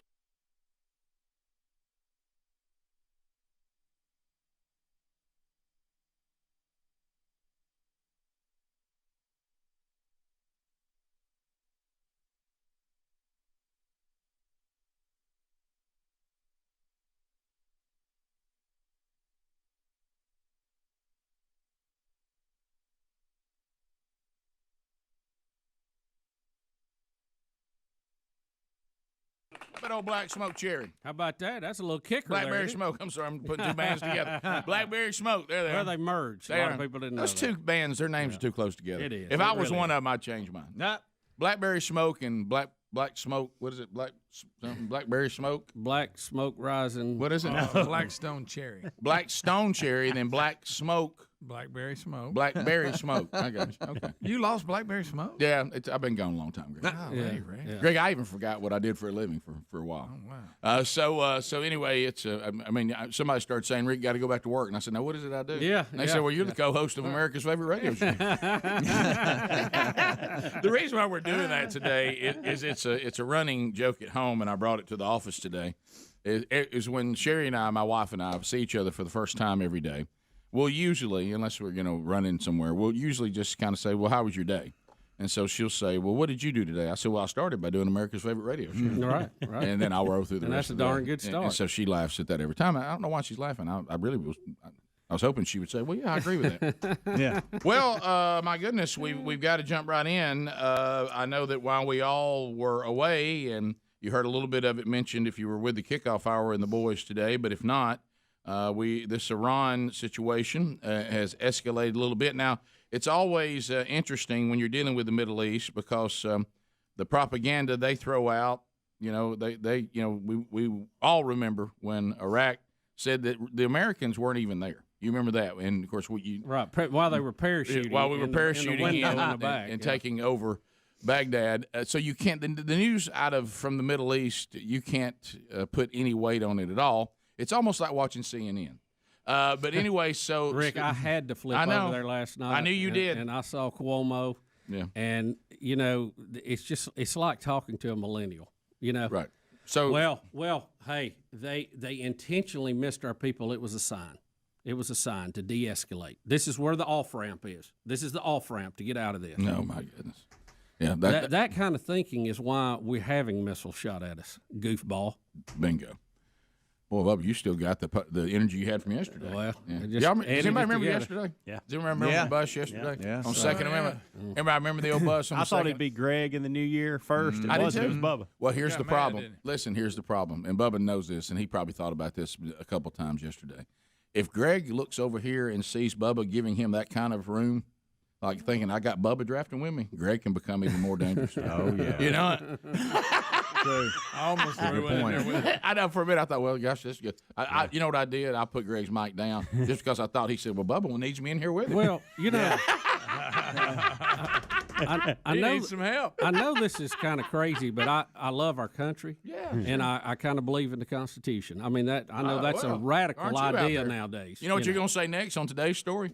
You believe that when you're dealing with the Middle East, if you don't show them some strength, they'll run all over you. Yeah, absolutely. Yeah, so absolutely they do. And I think Cuomo has it backward. If what we're reporting, which I think you can find some news sources, I think you can get it right, that we don't have anybody that was killed, just a lot of racket, and of course the Iranians are declaring they killed 80, of our military, but and we're saying no, they didn't kill anybody. Mm-hmm. Either they can't shoot very well, or they were terrified to kill an American because they knew that was going to bring the fury even more. Well, let's just look at some numbers here. All right, let's come back. Let's do that. Okay. Let's unpack. And we'll unpack. And by the way, if you want some good reading, the guy had mentioned Operation Praying Mantis yesterday. Yeah. One day we removed half the Iranian Navy. Might be time for Praying Mantis 2. Well, sequel. Remember, we know the story of the Praying Mantis. So do they. We'll be back. More Rick and Bubba next. Rick and Bubba, Rick and Bubba. Going on about, what's his name? Samanali, whatever his name is? Soleimani. So Soleimani, how do you say it, Hams? That's not it. Speedy had it. Soleimani. Soleimani? Yeah. So Soleimani, it's one of those names. You were grinning. I thought we were butchering I was grinning because Rick was butchering it on purpose. He actually knows it too. He's just doing it on purpose. So Soleimani.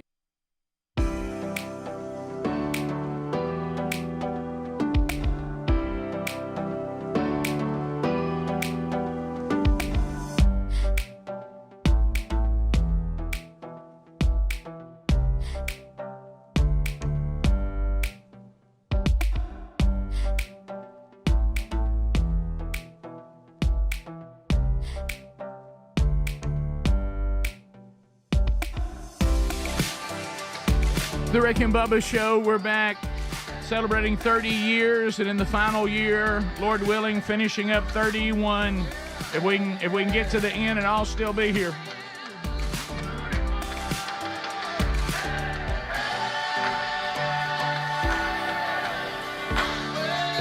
Hey. So we got birthday cake, which that makes everybody happy. We got a birthday going on.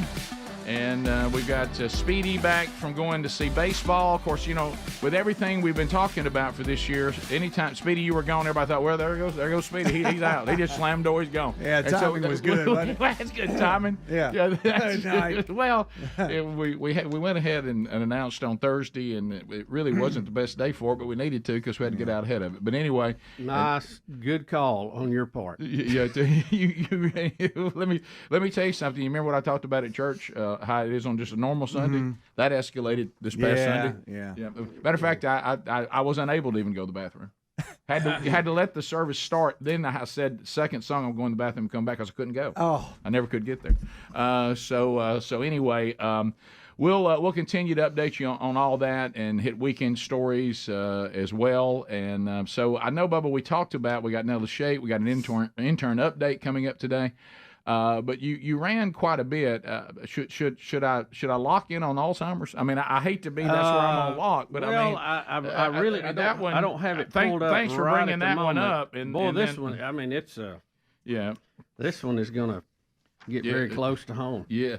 Well, also I want to let everybody know the Rick and Bubba store.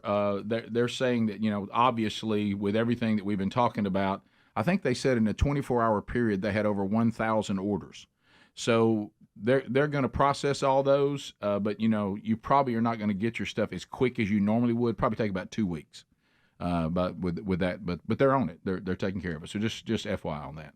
So you're saying we won't fare well on this one, Rick? It's not good. It's not good. I actually talked to some doctors. Obviously with everything we've all been through with loved ones, and they said that there definitely has been a change. Us as human beings, and that some of these changes they're trying to zero in on what they are. That Alzheimer's is happening with people much younger than it ever did, more prominent than it ever did. Think about it. Is there anybody in here that you say I don't know anybody that doesn't have somebody who has Alzheimer's? Oh, I know. Yeah, I know. Yeah. So there you go. So it's a study from Griffith University in Queensland, Australia, and they suggest that nose picking may be a habit. That is helping to bring on Alzheimer's. Nose picking?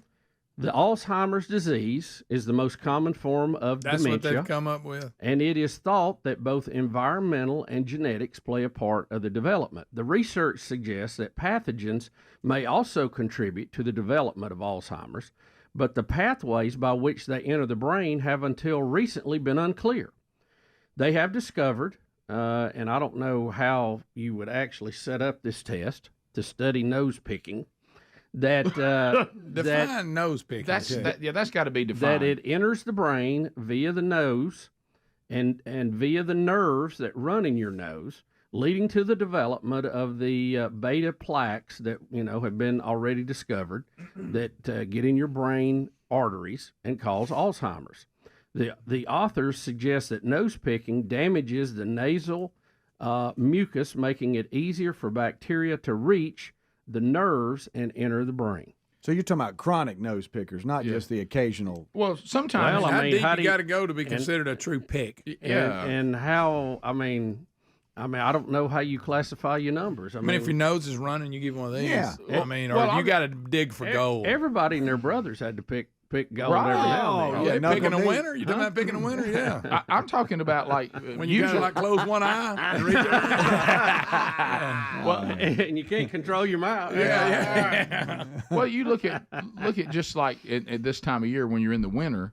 A lot of times the heater's on, which I hate, and I try to sleep with no heat on because I hate what it does to your nose.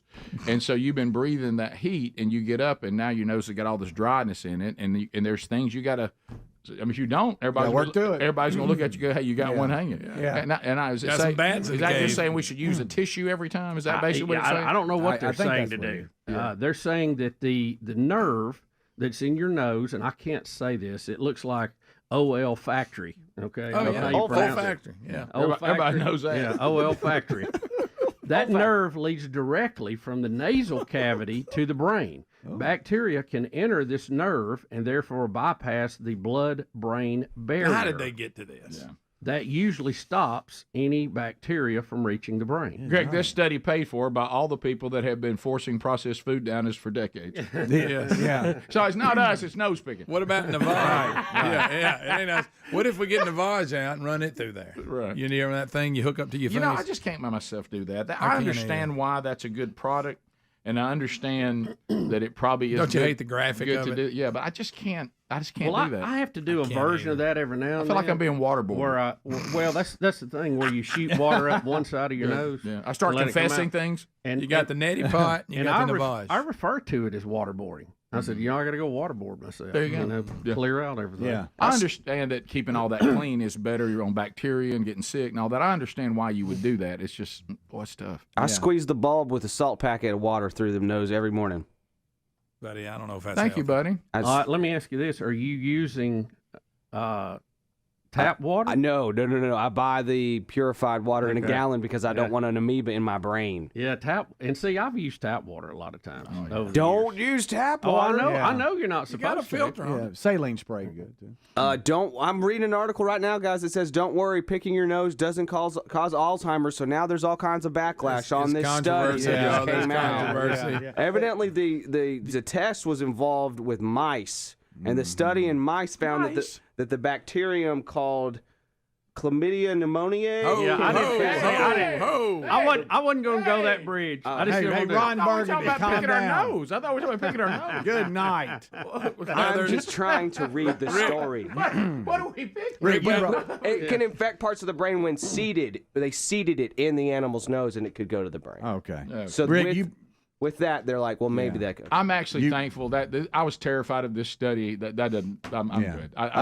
Rick, they can't. I think that's absurd. They haven't cleared the booger eaters, though. No. That can't be held. That's over the line. I remember the first time I saw that. Good night. Oh, my You brought up goodness. processed foods, Rick. A story linked to this says meat and processed foods is strongly linked to Alzheimer's. They say that patients that eat a diet rich in processed food like, sausages, ham, hamburger, pizza, basically mall food courts, they're saying it's heightened. According to this Alzheimer's, Journal of Alzheimer's Disease. I got a study for you, and this will kind of wrap up all these studies. Every single person listening, if the Lord tarries, is going to die before they get to be 125. That's a good point. By the way, I saw a guy yesterday recognized in church, World War II veteran in the Pacific, 98 years old. Wow. I wish you'd have seen. And went up and got his gift from the pastor on his own and went back to his seat. Really? Yeah. Wow. 98. Rick and Bubba.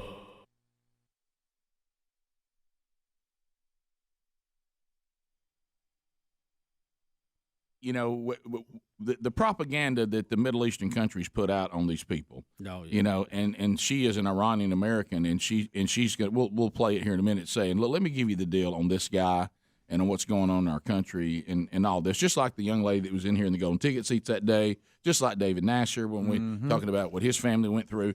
You know, you probably want to listen to people who've actually lived there, and she starts out by saying what we're going to talk about right now. Look, the Middle East is very complicated, and if you know what she says, if you don't understand, I wish you'd just shut up. Yeah, pretty much. Okay, That's exactly what if you don't know what you're talking about, just shut up. But get educated, then you can have an opinion. But you got to know what's going on. So we take him out, and Iran last night decided that they would retaliate. So now we go to Bill Bubba Bussey. Well, Rick, they fired, and if you missed all this last night, they fired 15 ballistic missiles, meaning they go up, leave the atmosphere, come back down, at 2 military installations that housed American troops and coalition troops.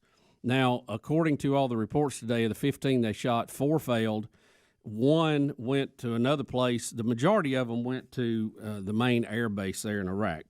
So, and this is where, you know, it's funny. I was watching CNN last night, and the U.S. has not responded. Trump did not even address it, but he is going to address the nation this morning, and when that happens, we'll try to jip it. Okay. And the thing, it was funny, the analysts last night and the way they were looking at it, some of them, that that Iran intentionally missed the soldiers so they could say at home, see, the number one goal of any regime is to stay in power, okay, just like any American politician.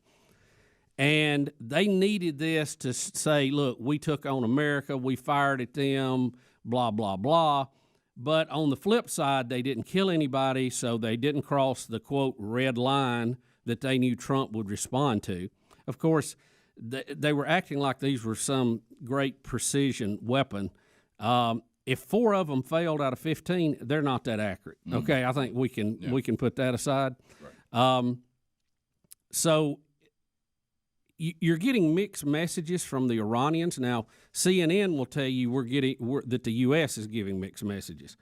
But we had the foreign minister of Iran say that the missile attack concluded retaliation and that's it. And then we had the supreme leader, now he's the religious guy, say that the missile attack was a slap to America, but is not sufficient, and that there's more to come. That was so who do you believe? Was that the Ayatollah? Yeah, that's the. And then the other guy was the. Yeah, the political guy. Mm-hmm. The guy wears a tie. Yeah. So you don't know what to believe in that. Now, they were trying to. Some of the folks on TV last night were trying to portray that just caught the U.S. off guard. We knew they were going to do this. Don't kid yourself. The soldiers had warning. They were already taking measures to defend themselves. Our early warning system on missile launches gave them a warning. You'll probably hear about that today. And what do we do to respond? Now, a lot of them have go, well, this is a great time to bow down out of this thing. We got an off-ramp here. They're sending us a message because they didn't kill anybody. People, I don't know what kindergarten you grew up in. Right. You do not shoot ballistic missiles at U.S. troops and do not pay the price for that. It's World War III. Ain't going to be World War III. They ain't got the goods, okay? Russia don't want in on this. China don't want in on this. All they want to do is sell arms, okay, and test a few missiles out. But we have to retaliate against this. I heard it's so good that Trump didn't do anything. This is going to be a stand down. We got an off ramp to get off of this thing. Boy, they must have loved the off ramp. Yeah. Oh, it was rampant last night. So the only thing that will endanger American troops more is for us not to do anything. They have to pay a price, just like they did with Operation Praying Mantis. We're not wanting to harm the citizens of Iran, but we have to damage their military. We got to break some toys. We got to limit what they can do, and there's a whole range of options. We have plenty of standoff weapons, so we're not going to have boots on the ground, but they will have to be punished over this. There is no way around it. Now, some people, well, if you do that, they're going to retaliate. They're going to shoot at U.S. We have to roll the dice on that, because guess what? They were all screaming death to America.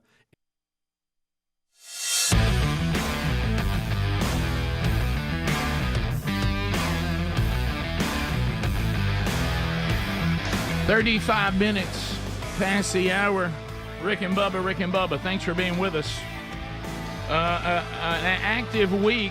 If everybody say it. Everybody. Opelika, Alabama, I-92, WLWI is the station. Todd Jones is the speaker. Todd Jones speaking at Man Church, First Baptist Church, Opelika, coming up this Thursday. So if you'd like to go to a Man Church, Opelika has been with us as long as we've existed. They were the first church in, and they're continuing to walk through. They're getting ready to do the 5th 40-week curriculum, but Todd Jones will be there. First Baptist Church, Opelika, Alabama, this Thursday night. Todd does a great job. You'll love hearing him, guys. So make plans to be with him Thursday night at FBC Opelika, and then you can plug into one of the small groups and do the curriculum. Bubba, we as we continue this year, we both will turn 60. People keep passing away, and then when you hear their age, you think, oh, wow, I guess that's about right. Carl Weathers went on in. Apollo Creed, of course. Also interesting to when we were talking to Vern Lundquist, which that Rick and Bubba University podcast is out, got a lot of good feedback on it already. He mentioned Happy Gilmore. Carl Weathers was in that as well. Yep. Chubbs. But we have Sylvester. He was in another movie too. Well, he's been in a lot of movies. There was one. Gosh, what was the name of it? Predator.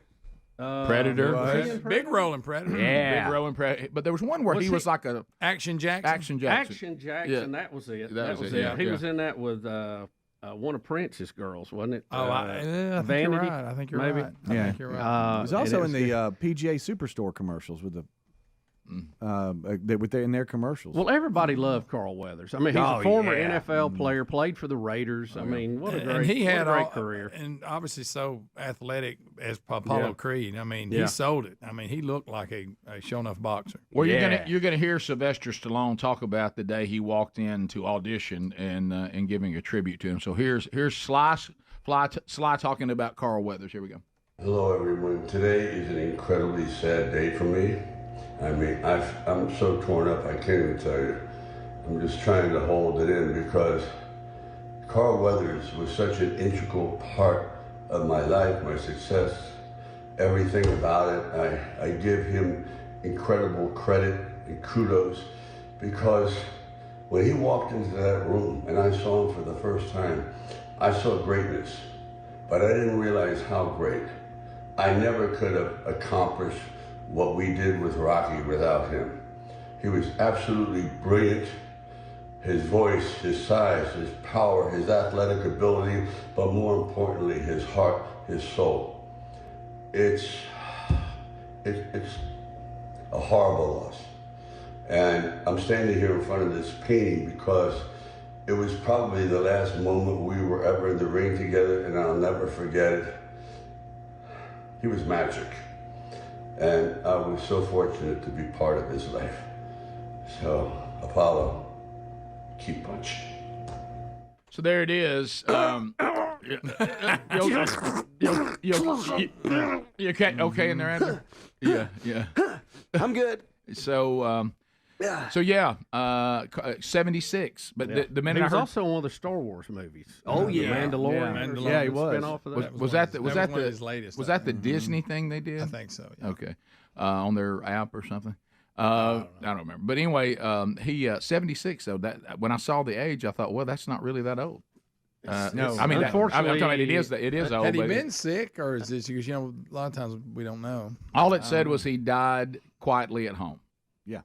Unfortunately, that's the average for a male in our state. I was about to say, 76 is not. It doesn't feel as old as it once did. No, it doesn't. But we really. also have to No. acknowledge it's not young. No. But I remember going to see the original Rocky when I was a kid at the Chi Hall Cinema. Oh, yeah. And I remember he was just amazing. Oh yeah. That was at the time I walked out. I said, "Well, they don't get no better than that." No. Can't get any better. Have you seen the Sylvester Stallone documentary yet? I haven't, told but you to I watch. want to. Yeah. He it's very similar to Star Wars story, where George Lucas said they went off to an island somewhere because he was so embarrassed about the movie. Oh, he went. What I've heard, and I don't know that this is true, but I've heard this story several times that he went to Hawaii on a family vacation when it came out because he feared it was going to be a dud and there would be a lot of negative publicity about it, and he didn't want to have to read it or hear his family read it, so he just got, and it was like a month. He wanted to go for a month vacation. Totally true. I saw him saying that himself, and I couldn't remember the island. It might have been one of the Hawaiian islands. You're probably right. But he said people would, literally they were on the beach, and people would walk up and said, "Have you seen what's going on with your movie?" And he's like, "I don't want to hear it." And they were like, no. People are You're like, talking about George Lucas here? Or? Yeah. And okay. but I'm saying Sylvester Stallone had a very similar story. Okay. He said they didn't know how it was going to go, and he said, honestly, it didn't test that great. Which one, Rocky? Rocky won. And because he did that himself. Yeah, he wrote it. And he said they stood outside of a theater, and he said he saw people in line, and he was like, okay. And then they got inside, and you could hear people going nuts during the actual match, cheering and screaming. Like it was real. Yeah, and he was like, okay, we got something now. But they too, just like Star Wars, they did not think nobody wanted. I'll tell you the thing that really got me was how Henry Winkler played a role in this. Is that the Fonz? Yes, Sylvester. How was the Fonz in there? Well, Sylvester Stallone was so broke, he wrote Rocky and sold it to a guy, and the guy turned around and said, "Well, I'm not going to cast you in that." I like the story, but you're no actor. I'm not going to put you in this. And Rocky Sylvester Stallone was like, oh, well, that is not what I wanted. I wanted to, and the guy's like, no, I'm not. So Henry Winkler called the guy and knew the guy because he had, he was huge at that time as Fonz. And he said, would you do me a favor and please give that back to him? He said, are you going to do anything with it? He said, I'm going to do something with it, but I'm not putting him in it. He said, the guy, it's something he wrote. He really wants to try to do something with it. He thought you would cast him in it. Would you please give it back to him? And the guy did. How about that? Was that? So at one time he lost the rights to it and everything. Wow. So the first Rocky, was that the first time we saw Sylvester Stallone on stage? I think on so. the screen. Well, was that the Lords of Flatbush? Well, that's true. And Henry Winkler was in that with him. That's where the connection was, Greg. Thank you. Was for that before? That was before Rocky. Yeah, because the guy had seen him in that and didn't think he was that great. Yeah. And he was like, "You're not a main guy." Well, you're right. And to this day, but it was him. Right. He wasn't the perfect lead guy. That's what made it good. The character was perfect. And then there's also that before Rocky hit, Sylvester Stallone was so broke he had to sell his dog, and he sold his dog. He sold Butkus, and then he bought him back after it was a hit. And the guy was like, the price of the dog just went way up, buddy. Sorry. We did that story come out of a few months ago, but you're right. He claimed he sold the dog so he could eat. And it's actually the dog that's in the movie, Butkus. And he kept him. And then, like I say, the guy jacked the price up after he'd already made the money off the movie, wanting him back. That's funny. Well, and the other thing that he was talking about was, Henry Winkler. And I thought to myself, I can see that because I don't know, the commercial runs a lot in the breaks. Mm-hmm. Henry Winkler has me very concerned about this thing his father-in-law had. He's so convincing. He's got a TV version of it, too. When I hear him talking about with GA, isn't that what it's called?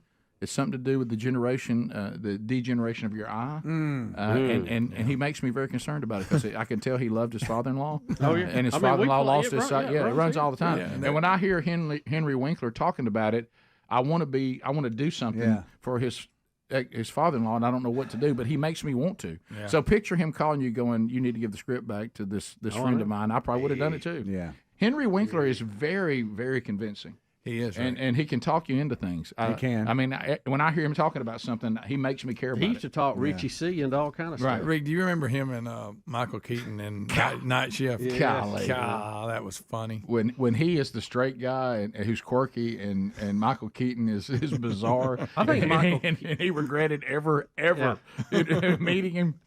Michael Keaton is the full embodiment of the Eddie Haskell character. He's always a con man, always up to something.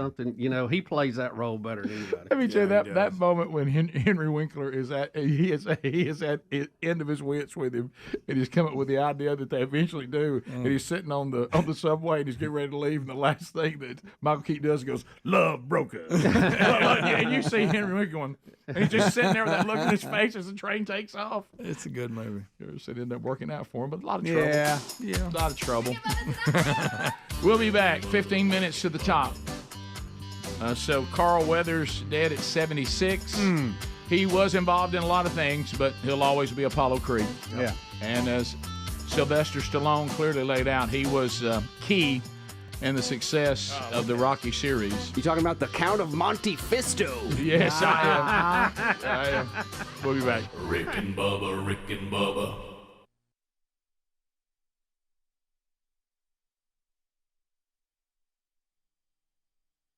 And building IEDs and having terrorist attacks before we kill the general. They're going to do it after. This is not going to buy you peace, people, to bow down to evil, crazy people. It never has. Did it work with Hitler, anybody? Did it? Please, somebody tell me, how did Chamberlain come out on that deal? Bad. Like an idiot. It always ends that way. It always ends. How did it work out with us and North Korea when we were giving them money and letting them build nuclear reactors so they could build power plants for their people? How'd that work out for Bill Clinton? Terrible. Well, here we go again. Right. And I think Trump is being very careful. I think he has some good advisors, but they already have a plan. He's just deciding right now A, B, or C, and he's going to come on today, and I wouldn't be at all surprised if he didn't say that the attack is already underway. You cannot let this happen. If you do you think any oil tanker going through the straits over there will be safe? Right. Do you think any military people will be safe? Do you think any... It will embolden them. It will even be worse. We also had a Boeing 737. I saw that. That went down. The speculations, it left Tehran, that it was actually shot down accidentally by the Iranians. When they were firing the missiles. Now, but there was reports of eyewitnesses last night that said they saw it on fire before it hit the ground. Now, I don't know what they have decided today, but that was a report last night. Yeah, it's actually an older version of the plane you're talking about. But, yeah, they're saying it was mechanical issues, that the engines caught fire. And the video is the pilot trying to save it, but he couldn't. He lost control of the plane because the engines were on fire and it went down. But it was going to Ukraine. It is strange that it was coming out of Tehran when all this was Yeah, going when I on. saw that, I'm like, what a strange coincidence if that's what it was. Yeah, 176 dead. Your phone calls are next, and we'll also catch that video we were talking about as well. Coming up. Rick and Bubba, Rick and Bubba. A couple of things let's talk about. We've got a video we're going to play for you, and you can hear it or watch it. And this is an Iranian-American. This video started circulating yesterday. This was before the attack last night. This was just talking about us taking out Salman Ali. And I do that for Helmsy. So we'll, and she's trying to talk about really being now in America. Really, she's just going to say this. Look, if you don't understand the Middle East, it's complicated. And if you don't know what you're talking about, just be quiet. Yeah. And she's going to reveal to us how the propaganda games are not just played in the Middle East, they're played here in this country.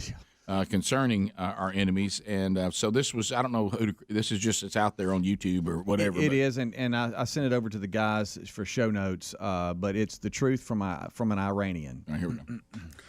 Hi, friends. So a lot of you have been reaching out to me asking me my opinion about what's going on and, wanting to know my opinion. So here's my 2 cents. For those of you who don't know me, my name is Sagar, also known as Erica for my American friends who can't say Sagar. Like me. I am Iranian American. I have spent the last 12 years of my life as a human rights activist working on Iran policy, watching the Middle East. Yeah, it's a super complex issue, and many of you probably before today had never ever heard of the name Mohandes or Soleimani, but I feel like we're living in the Twilight Zone, guys. I'm completely outraged at this notion that the propaganda machine that is the media is glorifying Qasem Soleimani. Do you people know that this man has not only the blood of Americans on his hands, but the blood of Iranians, Iraqis, Yemenis, Afghanis? I mean, since when did we start mourning the death of a terrorist? I mean, seriously. I've had friends on the left, both Iranian and American, attack me for echoing the rhetoric of my people. The people in Iran are happy. The people in Iran are happy that this man who was responsible for the slaughter of so many people is gone.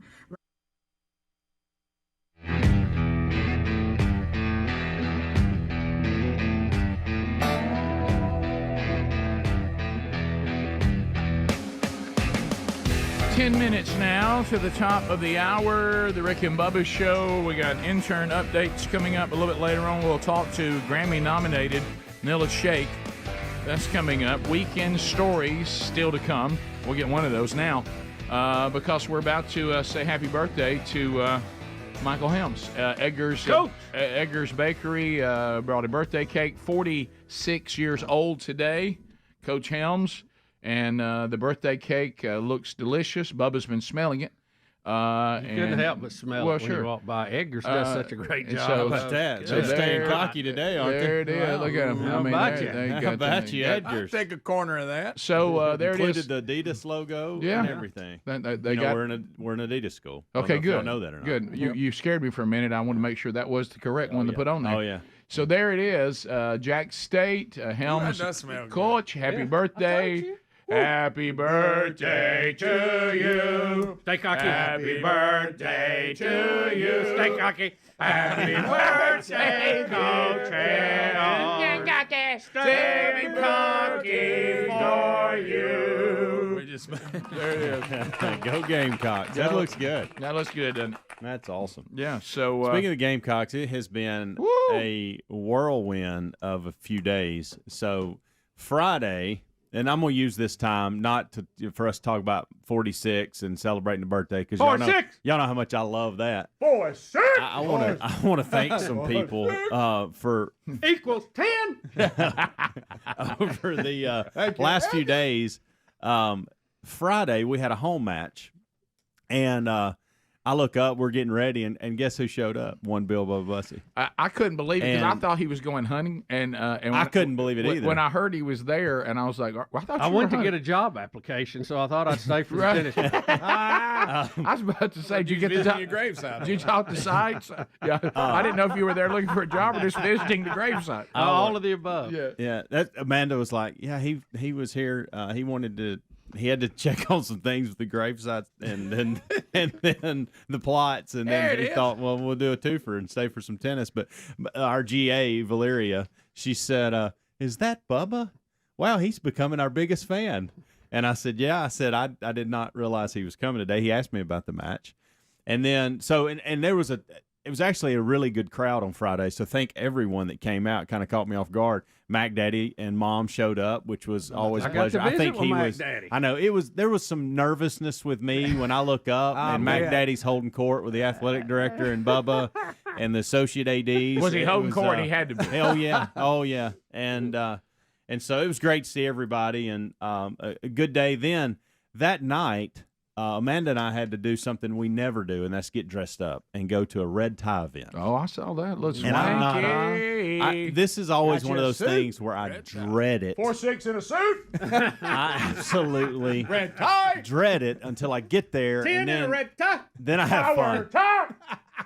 And so we made it easy on Amanda because I had already kind of figured out who we were going to sit with and all that, so that would kind of be out of the way, and I didn't have to worry about it. And so some of my friends with the bowling coaches, Bubba, who you've met recently, I think, or I heard their story, which is remarkable. By the way, podcast worthy. Yeah, and I know that sounds weird that we're talking about bowling, but we're talking about national champs and #1 in the country, and they're the husband and wife dynamic is interesting. Red tie. And then the women's golf coach, Robbie Fields, is a good friend of mine, and so he and his girlfriend, and so there's the picture. And then those are the folks from Get Personalized. And so we just, it was a good night. We had a good time. And it had a live auction, which, those are, Speedy, you would not have been able to handle some of the things that were going on during the live auction. No. And some of the speeches. Like some of the speeches, I was like, I said, Speedy, be melted right now. No. But it was a good event. And then you get home late that night, and then Saturday you have practice. And Sunday, the reality is we play a late match against Texas Tech in Auburn. So got a text from Bubba, and he was like, hey, I may be at the match, and I'm thinking, okay. And so that was some lovely. I got rained out. Yeah, well, it was some lovely weather. Sunday it was just flooding where I was, and I thought, I cannot get there. Oh, look, we got up, all of us, Sunday morning where we live, and it was steady raining, and it steady rained the entire day till we went to bed. Yeah, I got cold rain. I got soaked, 4 times Sunday. Oh, yeah. To the point I thought I needed to put my clothes in the dryer. Right. That kind of rain. Yeah. Saturday after practice, I timed it. I guess this is good. I don't know, but I always try to plan things around what other sporting events are taking place on campus so that it gives them an opportunity to go watch and gives me an opportunity to go watch. And so the women's basketball team have several members of their team that will come out and watch tennis matches. And so I want to make sure our girls can go watch them play basketball. So I got caught up in that game, watched it a little bit. They had a big win against New Mexico State. And then the baseball team was scrimmaging. So I went and watched a couple innings of that. And that was fun. And so then you get home Saturday night and you kind of, you spend some time with the family and you try to get into bed early because Sunday's coming. And then we were in Auburn got a nice dose of reality from Texas Tech last night. I appreciate that. Oh, did they? Yeah, it's just Raiders. It's just a different game, and we had some moments where you go, wow, okay, so we're really in these courts, but depth is just man. Those Power Fours, they do it. It's a whole different. Red Raiders heading it to Red Tars. Making you like it. Had an interesting conversation with their head coach last night in regards to Tommy Tuberville and the statement that he made about Lubbock. And got brought up again. Well, no, here's why. This guy that coaches, Adam Herendon, is from Douglasville, Georgia, and so he's been around this area. And this is it's either his first year or second year at Texas Tech. But so he knows, he understands Tuberville. He knows he coached football at both Auburn and Texas Tech. He knows about that comment. But when they came back last night, there's vote for Tuberville signs that are out in certain places. And so it registered with him, this is the guy that made the comment about Lubbock. So we had a nice conversation about that. But anyway, got home. I got back in Jacksonville at 11:30, dropped the girls off, grabbed my truck, and I had to get gas. And that was a tough deal. And it was probably about 1:15 before I rolled into the house. And then I didn't shower or anything. I just jumped to bed. Like you're looking at the clock at that point going, if you don't get in now, it's on you 3 hours just getting to bed and deal with it. Exactly what it was. Did you wind down quickly? I will probably sleep. Yeah, okay. I was out and set the alarm for much later than I normally do. So I think it was probably a little under 3 hours. Hurt? But I'll probably sleep more on the back end this afternoon than I did last night, and I'll catch up. But it won't be a big deal. Staying cocky, sleeping. I learned something about your dad. He was telling me about their trips to Yellowstone. Oh yeah, And it completely caught me off guard because he said he's not a guy that likes to call and get reservations ahead of time. He'd rather just find somewhere to stay. Absolutely, and that drives mom crazy. That kind of didn't hit me to be Mac Daddy like. I thought Mac Daddy would be like me and have a reservation 4 years. He loves the edgy feeling of it. He don't want to make any decision until he feels like he's he wants to. He don't know where he's going to stay. He wants to. Well, I may drive another hour. Why would I want to get a place there if I'm on the road and I think, you know what, I got another hour in me. Flying by the seat of his pants. I don't think mom likes it. She might, but yeah, Dad does not. Well, I appreciate that openness and freedom of doing that. I just wouldn't want to sleep in my car on the side of the road. I know. And I'd never hear the end of it. Yeah. So. Happy birthday. Happy birthday. Thanks, guys. Cut that tape. Rick and Bubba, Rick and Bubba.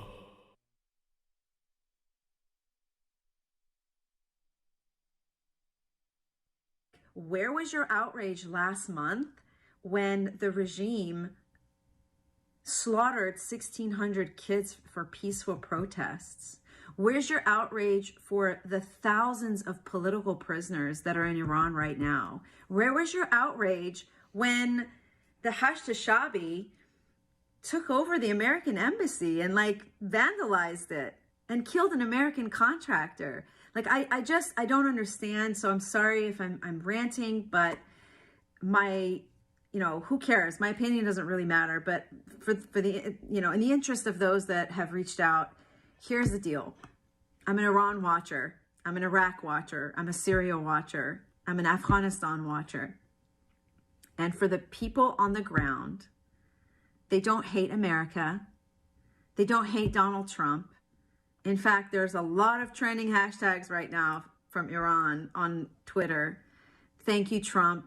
We thank you. Thank you for, Soleimani. Thank you. Go look for yourselves. And, honestly, guys, if you don't know anything about the Middle East, please keep your opinions to yourself. I beg you, because all you're doing is you're distorting the flow of information. You're drowning out the sound that's coming out from the ground.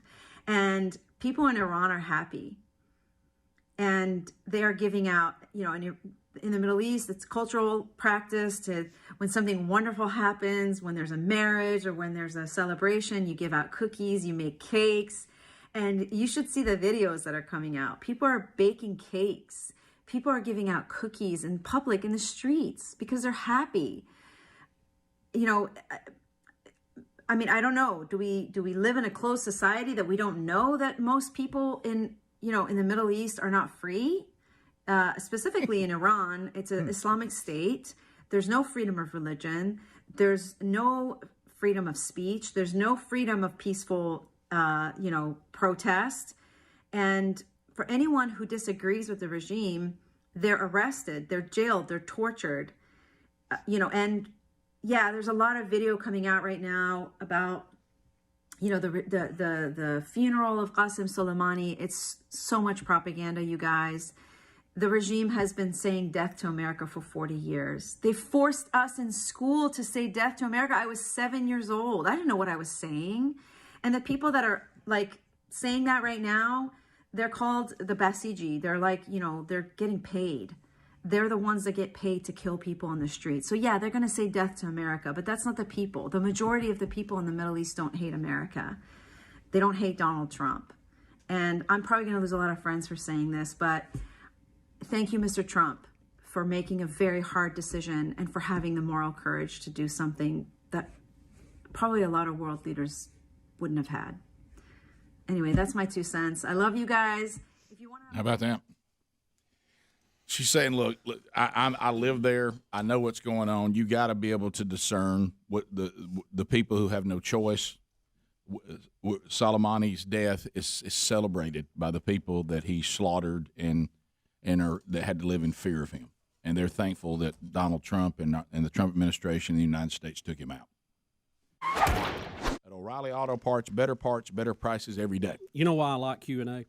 Why? Because you just never know what you're going to get. I totally agree. Yeah. I totally agree. You got to go out there, and it's like being at the line, and hey, you don't know what you're going to see. Can I tell you the thing about Q&A? There's also a certain danger to it. Yeah, well, and that gives you an adrenaline rush. I love that, too, because here's what's happened. And Bubba and I, you've lived off this before. Bubba and I, certainly, we're capable of putting together something and preparing. It's not our best foot forward. It's not what we would prefer to do. As far as our skill set, right. We can do it, but it's not really our skill set. What we love is just say, you throw something at us. That's why we love the phone troll.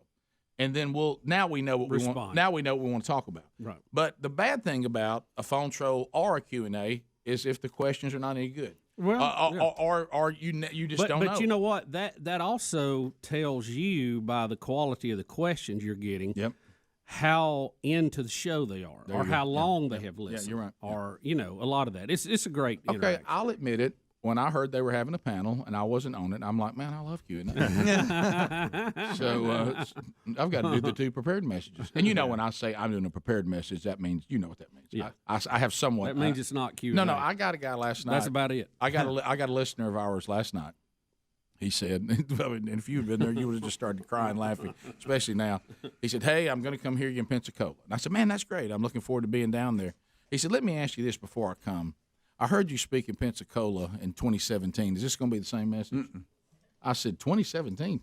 And I said, brother, I have no idea what I preached on in 2017. I don't, I can, and he said, and I said, probably people who are really good preppers, they could go back and look and say, right. I said, I have no idea what I said, can you give me some idea what it this? was? On the same day, I couldn't say the same thing the same way twice. No, I just can't do it. I can't do it. So anyway, check those. There's also others. We've got a lot of stuff coming up in February. February is a big time of year for men's ministry because, let's just call it, football's over, deer hunting just stopped, and turkey hasn't started yet. So a lot of people put their things there. So you'll see some. I know there's one in Baker, Florida. We've got this big conference coming up in Dothan with Rich Wingo, Bill Searcy, Brody Kroll. Michael Adler's going to be leading worship. Eddie Van Adler will be there with me. So all those, if it's booked for the year, it's there. All right, so on that note, and I think we can turn this into a segment, it really is true.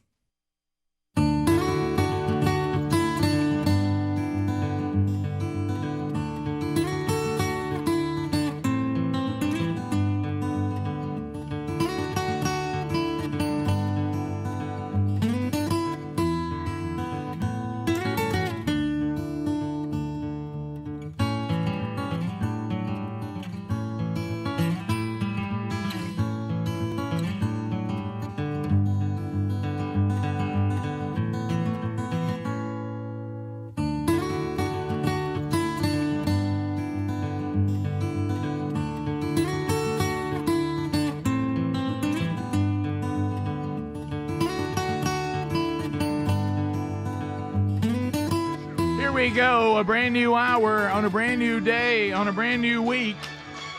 Celebrating 30 years. The final year of the Rick and Bubba Show.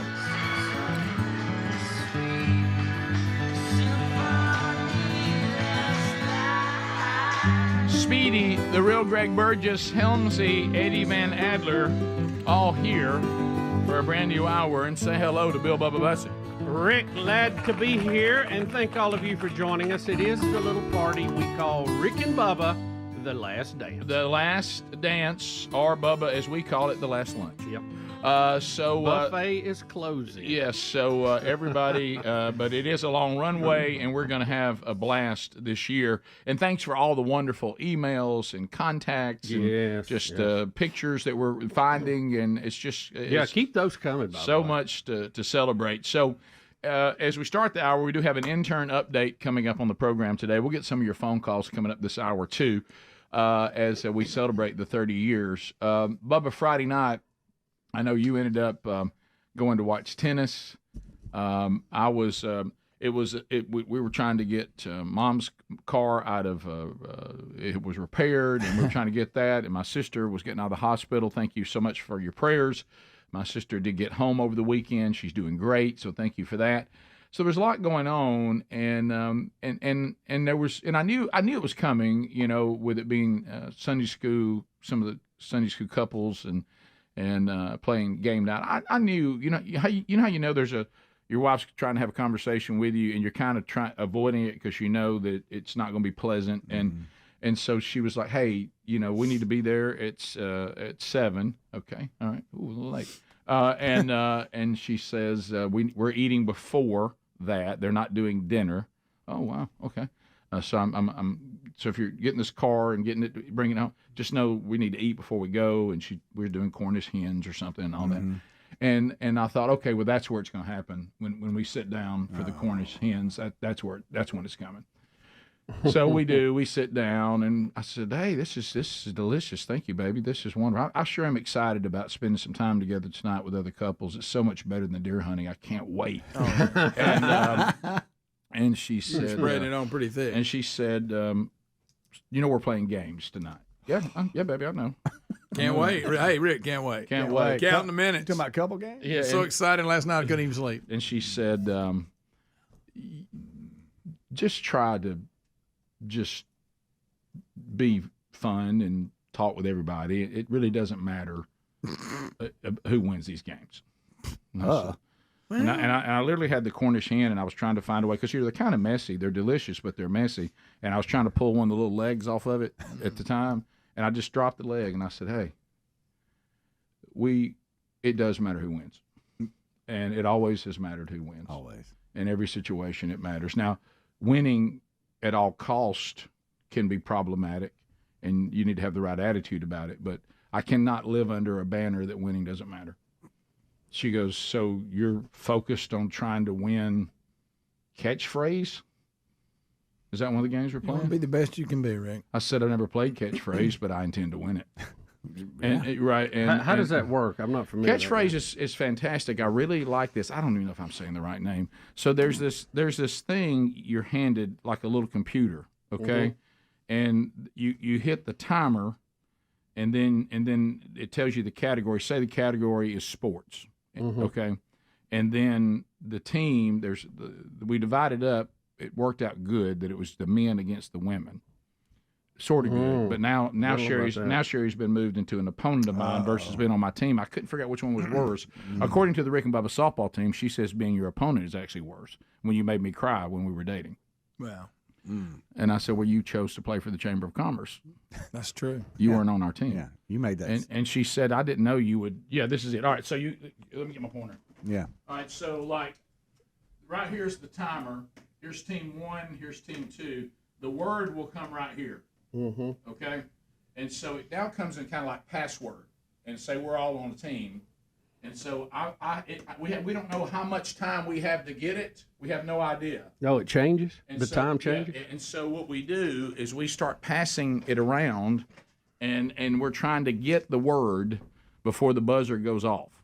Okay, and so whoever ends up holding that when the buzzer goes off I've played the this. other team gets a point. Okay, and so you have to pass it around.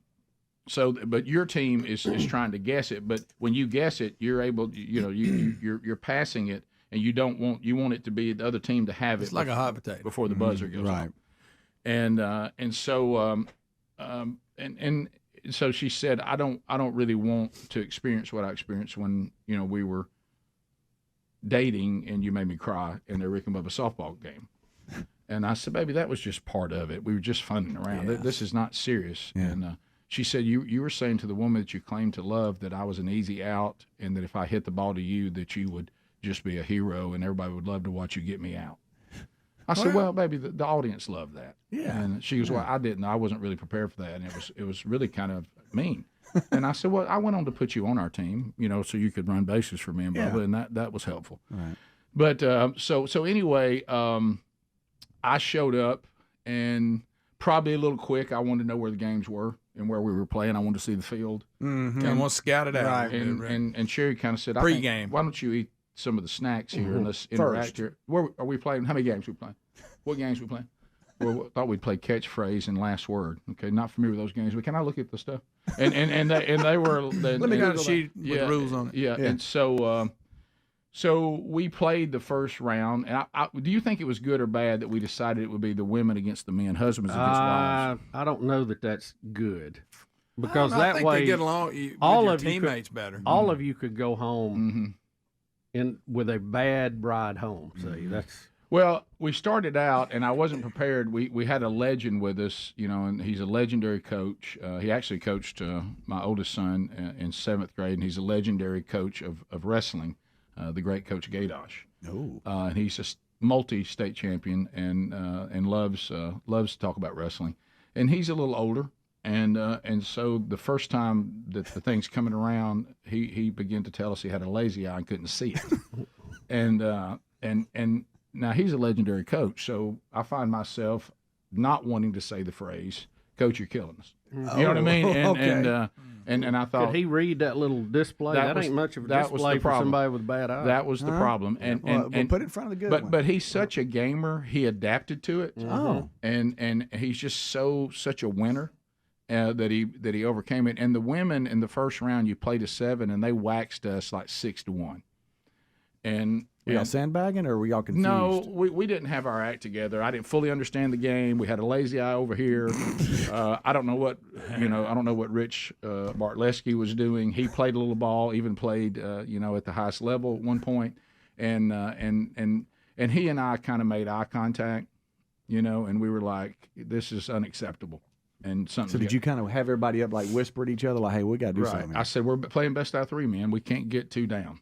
And dig a hole we can't get out of. And I'm quoting James Canupt here. Some people will look back on this evening and they'll say, what we watched Burgess do, it's like he came alive. It's like he took our entire team and put us on his shoulders. And I began to bark out wins left and right. I couldn't believe the sharpness of my mind because I thought it was over at that time of night. I began to, it's like the catchphrase little thing, and I became one. It's like you couldn't even tell where it stopped, and I began. You talking about in the zone? I just got in the zone and just started going nuts. Win after win after win. And then I'm not trying to bring attention to myself. That's just what happened. And every round that went around, I pretty much wore them out. and so to quote James Canup, I'm not trying to bring it. I'm just saying that's what happened. That's just what happened. And at one point, I felt the team warm out, looking to me, and then everybody thought the women finally, and then we won the next 2 convincingly. Did you make eye contact with Sherry during that? And then I would say things to Sherry like, "How does it feel to lose?" And, you would say that out loud, and she was like, "Don't do that." And I was like, "Well, look, I mean, y'all had us, couldn't shut the door on us, and we roared back." Then we went into last word, which was a very bizarre game, and I didn't really understand it to begin with, and I was behind. I was the black peg, and I began to scream out, "Black pegs matter." and so some people talk about how I came from behind. There was a controversial moment because when do you not agree that the word, if you say food, and the letter is R, it has to be a food that starts with R. Does everybody agree red potatoes counts? There was people saying that's not really a red food, but it is. The red potatoes, they're red, right? They are. Yeah. I mean, Are they referred to as red potatoes when you ask send me for the black peg right there. I won with red potatoes. I think red potatoes is a red food. Was there? Is that all you could come up with? Was there an argument about it? Yeah, I mean, there was a protest that the women threw out. Radishes? Right. That all worked. And all those had been spent. But the key on last word is you want to be the last person to say a correct answer before the buzzer goes off.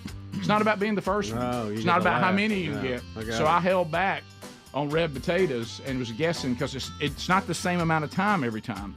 And I won it on red potatoes. It went to a review and I won and accepted the trophy. Was humble as I could be about it, but got MVP. Bubba, Rick and Bubba. My Patriot Supply has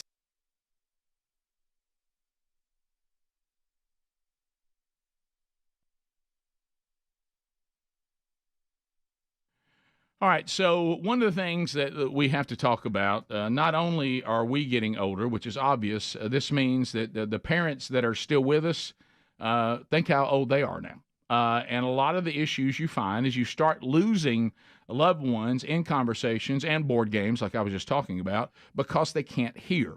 But then when you get to hearing aids, we're talking about crazy expensive.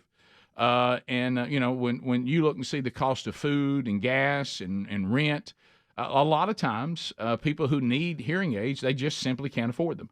Well, that was before MD Hearing. Let me tell you something. MD Hearing, if you're paying thousands of dollars or you've been told it'll cost you thousands of dollars for a hearing aid, and that's why you don't have one, why don't you go to MD Hearing right now? And you can find that by going to mdhearing.com. You're going to use our code Bubba, and I'm going to tell you what you get. It's FDA registered, rechargeable hearing aid that costs a fraction of what typical hearing aids cost. MD Hearing's brand new XS model cost over 90% less than clinic hearing aids. It's also the smallest hearing aid ever. It fits inside your ear. No one will even know it's there. So here's what you need to do. Over 1.5 million people have already done this, and you should too. Go to mdhearing.com, use the code Bubba, and get the new $397 deal when you buy a pair. Okay, that's mdhearing.com. Use the promo code Bubba. Get their new $397 deal when you buy a pair. mdhearing.com. Use the code Bubba. Yes, thanks to MD Hearing, you or your loved one can afford hearing aids.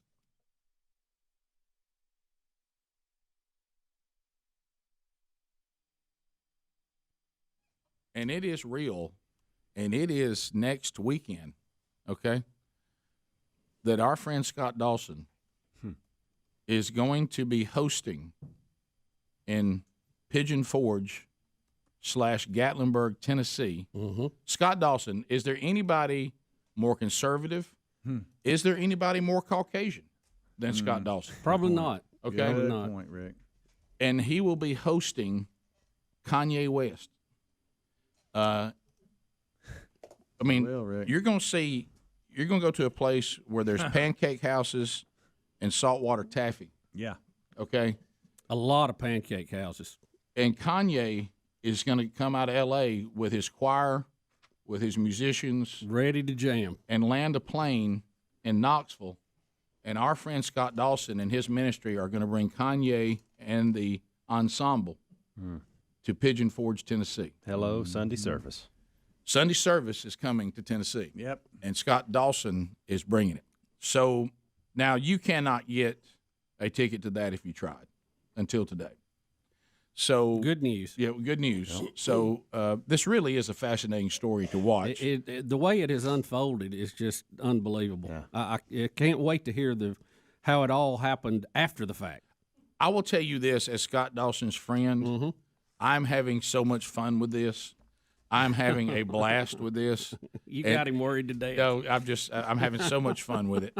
And so anyway, they have added Kanye West and his organization, Sunday Service. They have agreed to do not one but two Sunday services now. They've added an afternoon Sunday service for Sunday, January the 19th, 2020. It'll be there at the Event Center in Pigeon Forge. is it LeConte? Is that how you say it? Yeah, that's what I'm looking at. It's a cool setup there. Yeah. So if you were thinking we wanted our group to be able to go because these are youth services, but now on this Sunday service this afternoon one, I guess anybody could go. But you do have to have a ticket because they want to be sure that they have a seat for you. So if you go to strengththestand.com, if you're listening live at 9 o'clock Central Time today, 10 o'clock Eastern, tickets will go on sale for Kanye West and Sunday service. Now a second service, Sunday, January the 19th, and there will be tickets available for that until they're gone. So strengththestand.com. We'll put it in show notes. Make a note of that. 9 o'clock Central, 10 o'clock Eastern, if you're listening to the show live. You know what's funny, Rick, is the day that this all started, the Good Time Gang, myself, Greg, and Speedy were doing the podcast with Scott Dawson. And I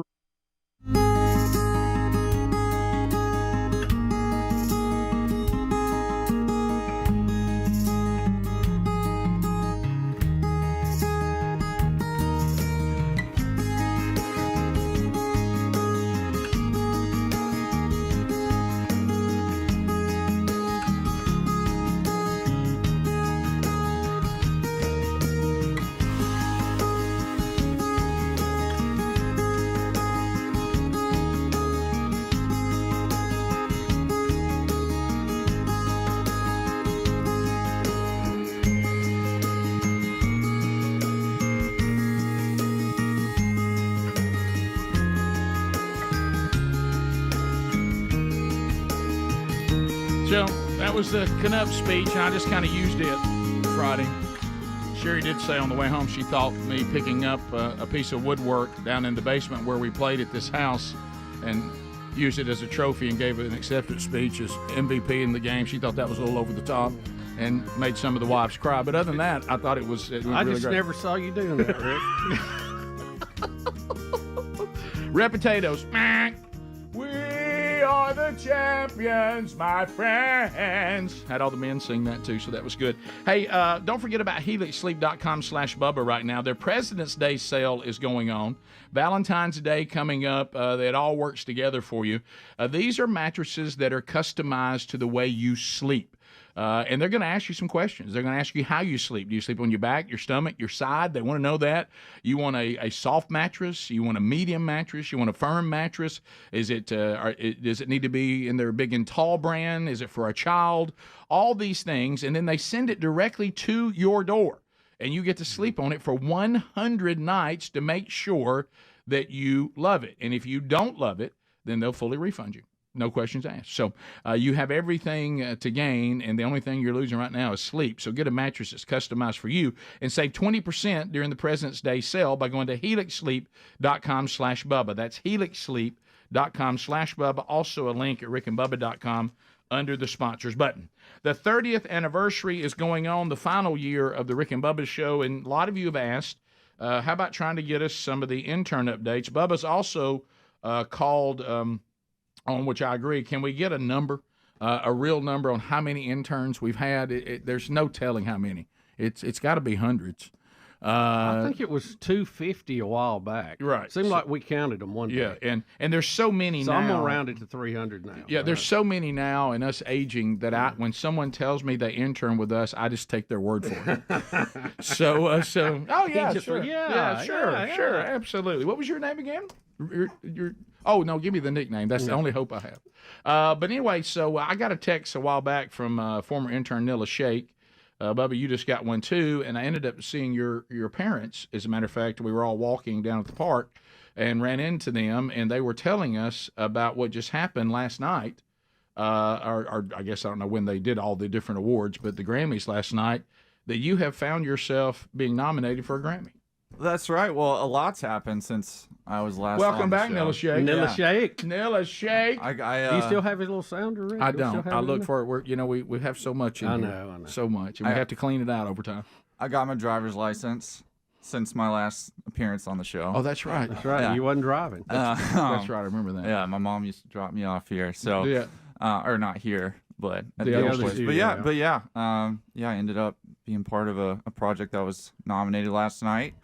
didn't take home the win, but feel real fortunate to be in the conversation at this point. Well, listen, to be nominated for a Grammy is a huge deal. It really is. I mean, I wish you'd won, but you have been nominated. I mean, that's I know. Well, matter of fact, I know very few people who've ever had that opportunity. Bubba, we don't know what it's like to get an award. No, we don't have any idea other than when. I just think it's cool when somebody we know accelerates. So take us all the way back. So I know when you left, you're in Los Angeles now, right? That's correct. So tell us what you're doing, and we'll get kind of set up, and then we'll come back and talk about this actual project that got nominated. What exactly are you doing now?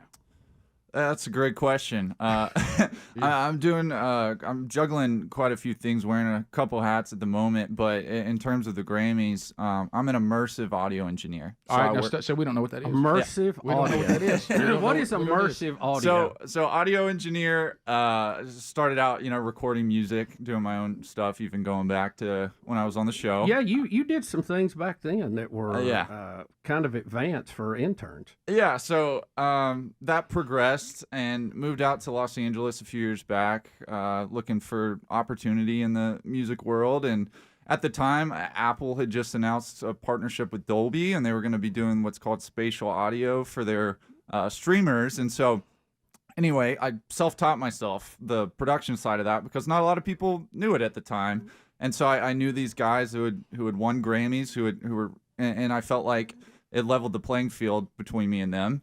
Because we were all starting out with this, and so got myself up to speed with that, and fortunately that technology's really taken off. The consumer side is just starting to take off. They're building cars with it, and found opportunities to be involved in bigger projects. Very fortunate, some very generous gentlemen who have had a lot of success in their careers who've given me opportunities.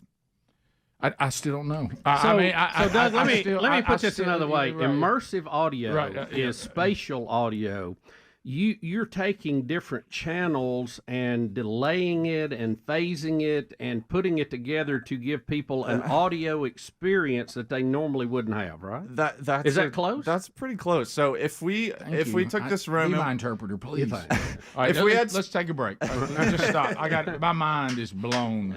I got to come back and find somewhere I can land because I remember it was simple at one point. You were simply a white rapper, and I could deal with that. Yeah. But we got to do the whole progression from when you were an intern, going to Georgia, and all of that. Yeah, let's go back. And you had blonde hair last time I saw you.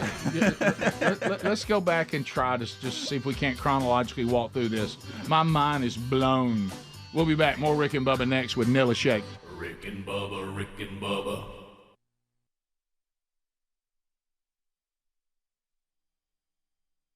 Remember us sitting down at a lunch before we did the recording, and I said, hey, what's happening? He said, well, we kind of reached out, and we've been in contact with Kanye. So, I don't think that's going to happen, but, we're taking a shot in the dark here. Hey, it's real. If I had been there the day, and again, you have to understand, Scott is conservative. He is. He has the testimony I wish I had. Yeah. He doesn't have a lot of edge to him. He's a great man to go. You know what I mean? And, really is. And he made a commitment early and has lived the kind of life that nobody's perfect, but you know what I'm talking about. He's not the guy that's going to give up and give you a testimony about his time in prison. Right. You know what I mean? And very naive on things, which is a good thing. You say things, and he'll need you to explain it because Please don't tell him you found something in the closet. Yeah. Oh, no, don't tell him that. Oh my gosh. One of my favorite nights is the night I'd convinced him that he had broke his commitment to not consuming alcohol because he had eaten a piece of rum cake. But anyway, so that actually happened. That shows you right there. That's and he had a total example. meltdown. He said, "I didn't know. Yeah. Right. And so anyway, so for him to be, I wish I could have been there the day that his cell phone had a number he didn't recognize. Yeah. And he answered it, and what he heard on the other line was, "Is this Scott Dawson?" "Yes." "Hello, this is Kanye." Yeah. And if I could have been there for that, it would have been But it really is an incredible thing, and and we're all praying for it. And I mean, so far so good on all these things, and I think it has the hopefully it will be a tremendous success, and I feel like it will be. Right. So anyway, there's a second service now that will be made available today if you would like to make your way to Pigeon Forge, Tennessee, on January the 19th to see Sunday service. So, but the ticket's not available right now if you're listening live. If you're listening to an archive, yes, they've already gone on sale. But if you're listening live, it'll be at 9 o'clock Central, 10 o'clock Eastern. So there it is. Yeah. Guys, what's going to happen? Let's see. Speedy, if you could book Scott. Go ahead and book Scott on the back side of this. All right, he won't be there. Monday is Martin Luther King Jr. Day, so they'll still be up there because that'll be a holiday. He'll probably need a day to recover. So if you could get him here, say 23, somewhere in there. Okay. Don't you think? Yeah. January 23rd. Yeah, I'm even thinking the 22nd. I mean, by Wednesday, he's kind of he's kind of he's gotten at least 7 hours sleep. How about this, Bubba? I need to ask you a question. Something else I hadn't talked about from the Christmas break. Especially with all the controversy surrounding it. I got to tell you about a situation I found myself in, and so you remember we did the story back before we went on vacation, and you'll know what I'm talking about when I give you this one line that happened. Mm-hmm. So over the break, this is when you get that much time off, and we love it at the end of the year. I love when we started doing that. It's been a great thing. It's kind of the whole business kind of shuts down for the last 2 weeks of the year, and we do, and everybody gets a little time off. You and I get 2 good solid weeks off, and it's a great time to go reconnect. And I know this sounds terrible, but with the hustles and bustles of life, it's also a time to reconnect with your own family. To sit down and have some time together and discuss even your own spouse. And Sherry and I had a wonderful break, and so we're talking about Christmas, and we're probably a lot like a lot of parents. Christmas for us, I mean, we a lot of times Christmas will be over, and then we'll go, hey, do you want anything for Christmas? Is there anything you want? And then, why don't we go out and do this? So Sherry and I were talking about that. And Sherry, who, it kind of reminds me of the late Dave Fitz. And I feel bad about this. Dave Fitz, who introduced me to my wife, was our newsman when it first started. And I remember this. I remember this line that he said. Well, I've been building 20 years on my news reputation. I've been on this show for 6 weeks, and it's been ruined. Do you remember that? He claimed we destroyed. That was almost verbatim. We destroyed his integrity in 6 weeks that he built for 20 years. I have been in this news business for a lifetime, and you boys have destroyed it in 2 weeks. My association with you two clowns. He'd always call us that. Yeah. So anyway, Sherry. But he loved us deep down inside. I knew he did. No doubt.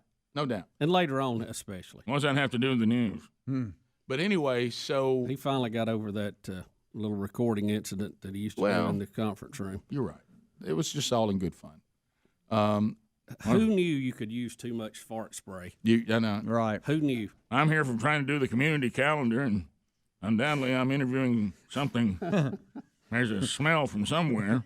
But anyway. Mr. Bussey, will you please call the general manager? We have a problem.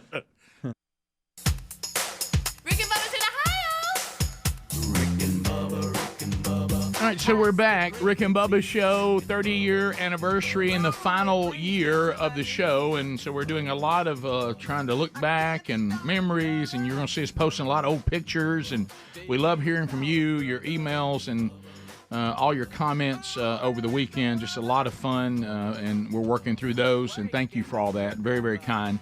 So Nilla Sheikh was an intern, we think about 13 years ago. Believe so. Something like that. Yeah, and so let's go. Can I ask you just one straight question, something I can understand? Sure. Do you do like the music people hear on video games? Is it that kind of stuff, the stuff you hear in the background soundtrack? So the project that was nominated was actually for a video game. Okay. See, I can grasp that. Yeah. I'm with that. And we were talking. You hear all that. You hear these different soundtracks and music. Somebody's got to do them. Right? Because you can't use somebody else's music unless you pay them for it, right? So you're creating original stuff for that, right? Well, I'm not. You're on composing, the team. right? No, but you're putting it all together. Yes. Just help me. And you said, for a point of reference, most cars might have 4 speakers, or a home theater might have 6 or 8, but all the stuff you're doing is 13 channels, right? Yes, for this project, it's 13.1. So there's 13 speakers all around you, and you make it happen, so it comes alive. That's right, and it's supposed to sound when you're wearing headphones like we are, like there's speakers all around you, even on headphones. Okay. Yeah. Okay. All right. So let's go back. So you interned here. And when you left here, you went to Georgia. And you're the University of Georgia. You're one of those guys that one of the crazy guys. That had the You shoulder pads started on. that, didn't you? Wasn't you in the I didn't first start grade? it. I heard that said about me on the show one time. Yeah. Well, I'm claiming it. We say a lot of things that are close to being right. Right. We mean no ill will. I didn't start it. I did paint up for nearly every Georgia football game when I was a student. No, we're talking about the people that's wearing the spike shoulder pads and all of that. It's crazy. That's right. And people would often tell me, you guys must have been blitzed during the game. We no liquor consumed. We were completely.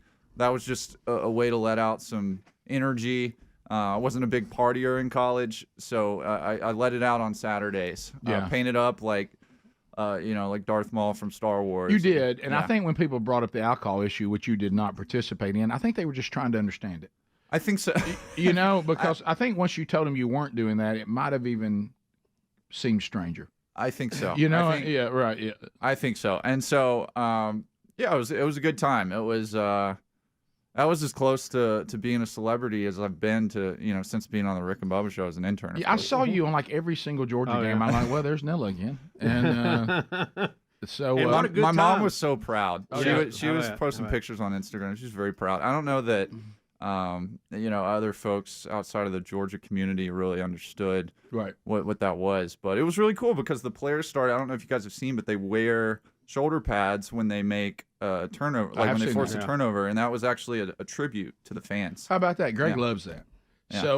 So what the I can tell. Yeah, so you went to Georgia, and then there was an aspiring rap career, which your music's still out there. Yeah, I got music out, and actually, while I was at Georgia, my claim to fame at the time was Sony Michel, the running back, won a Super Bowl for the Patriots. We made a rap song about Georgia football when I was in college, and there you go. Yeah, so we kept the music thing going throughout that, even leveraging the Spike Squad persona. You've always been drawn to this audio engineer world. You were way ahead in your room. Your parents were telling us with these computers and building what you could do even just on a laptop in the early days, and how to mix music. You've advanced past GarageBand. Yeah, what Rick's trying to say. Well, GarageBand was the it's a good one. That was the starting point. Entry level, baby. Entry level. That was the starting point. So you just always had a passion for that? That just always drew you? I did. It was. I mean, to be frank, music was a huge part of my story as a person, as a believer. Yeah. I went through some tough things really early in my life, and there were a lot of artists. I'll just shout them out, like Toby Mac, Switchfoot. Like I'm sure some of these artists have probably been on the show or you've spoken at things with them before. But their music really had a huge impact on my life, and at a young age, I had a dream and passion for being a contributor to that music, working on music, and feeling like I could use my personal experiences and leverage those toward creating something that impacts people in a positive way. So you tell us now the journey that led to this Grammy nomination. Let me ask one more question, Rick, before we move off. What did you study at Georgia? What was your degree entertainment media studies? Which in the South, when I say that, people are like, oh. Like oh, it was like a fake major, and in Los no, that would be sociology. That's the one I got. All right, and in Los Angeles, where I live now, you tell them like at first I'd be kind of hesitant. What'd you major in? And be like, well, I started off in business school, and then I ended up dropping that major, and you go through this whole story to tell them I ended up in entertainment media studies. They're like, really? That's great. That's that's a legitimate profession out here. So it is. So I've gotten more proud to say that. Well, I think you're smart because it's a lot of people your age that are starting to discover. You got to figure out, there's a lot of need. Like you said, you came in on the entry level of everybody looking for these people, and Brody, my son, kind of the same thing, and some others. They're like, oh wait a minute, there's a lot of people looking for this skill set, and there's not many people that can do it. And so you guys have done a good job of finding where that niche was, finding where people were like, we need to do this stuff, but we don't have any idea how to do it. Where are the people that know how to do it? And you're like, right here, I'm right here.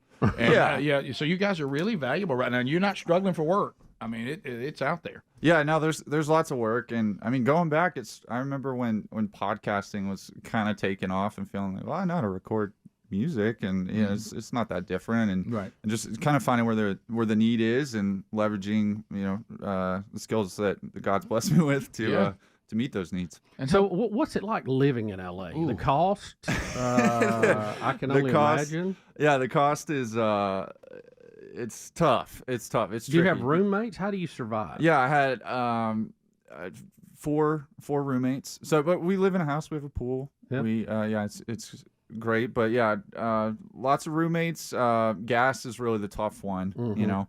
And then it's a little bit of a different, believe it or not, a little bit of a different political climate. No, yeah. Are you serious? It's really? a little different. That's so shocking.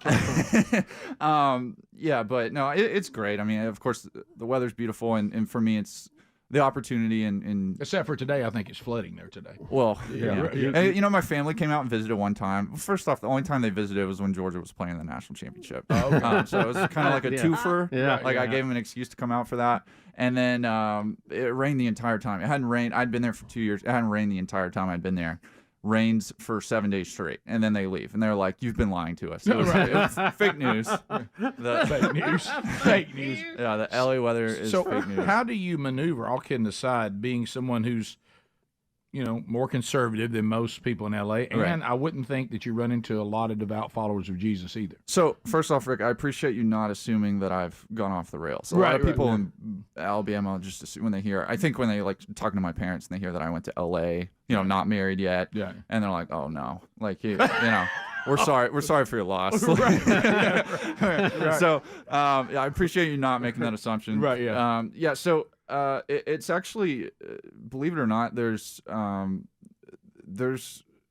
body of believers in Los Angeles, and many of whom are in the industry, actors, models, musicians, and it's a mission field for them and for me. And so my first week out there was a sermon at the church I was visiting at the time, which is called Vintage, and the pastor was talking about that and talking about how, like, you know, we're not necessarily called to create a Christian bubble somewhere and stay away from the world. Those of us that are in Los Angeles have been called into the heart of culture, and we're contributors to that.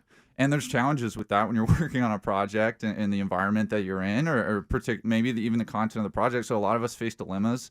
But, you know, we have Bible studies, we have church, we have community groups, and there's a group of a lot of which are actors and people in the industry that on Sundays we go out and it's called Sammy Sundays. This guy Joshua Bassett started it. He was the lead on the High School Musical TV show, and we go out and share the gospel with the homeless community, of which it's well documented that there's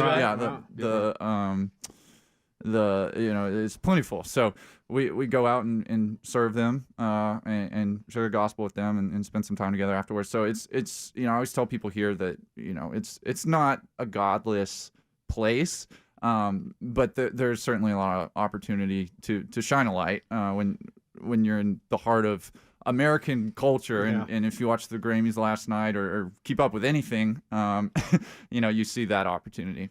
All right, we'll come back, and we'll get to kind of getting to this project that was nominated last night. I want to know how all that came about, Doug, and how they communicated with you. Did you meet Lenny Kravitz? Right. Any of that? He said he's studying with some guy named Stuart Copeland. He's a drummer for some band.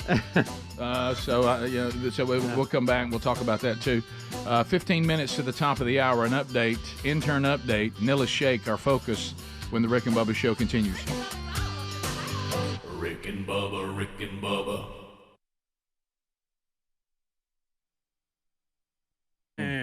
And here in our room of community calendar, someone's dropped a bomb and left it. So anyway, so Sherry, when she first met me, was somewhat of a health nut. She really was, and of course I took care of that, you know. And so while we're running, she loves to run, but because of like a lot of us, as time has gone on, You're playing out of your league, Burgess. Dave told me, please tell me you're not going to try to take out Sherry Bodine. Don't make a fool of yourself. You're out of your league.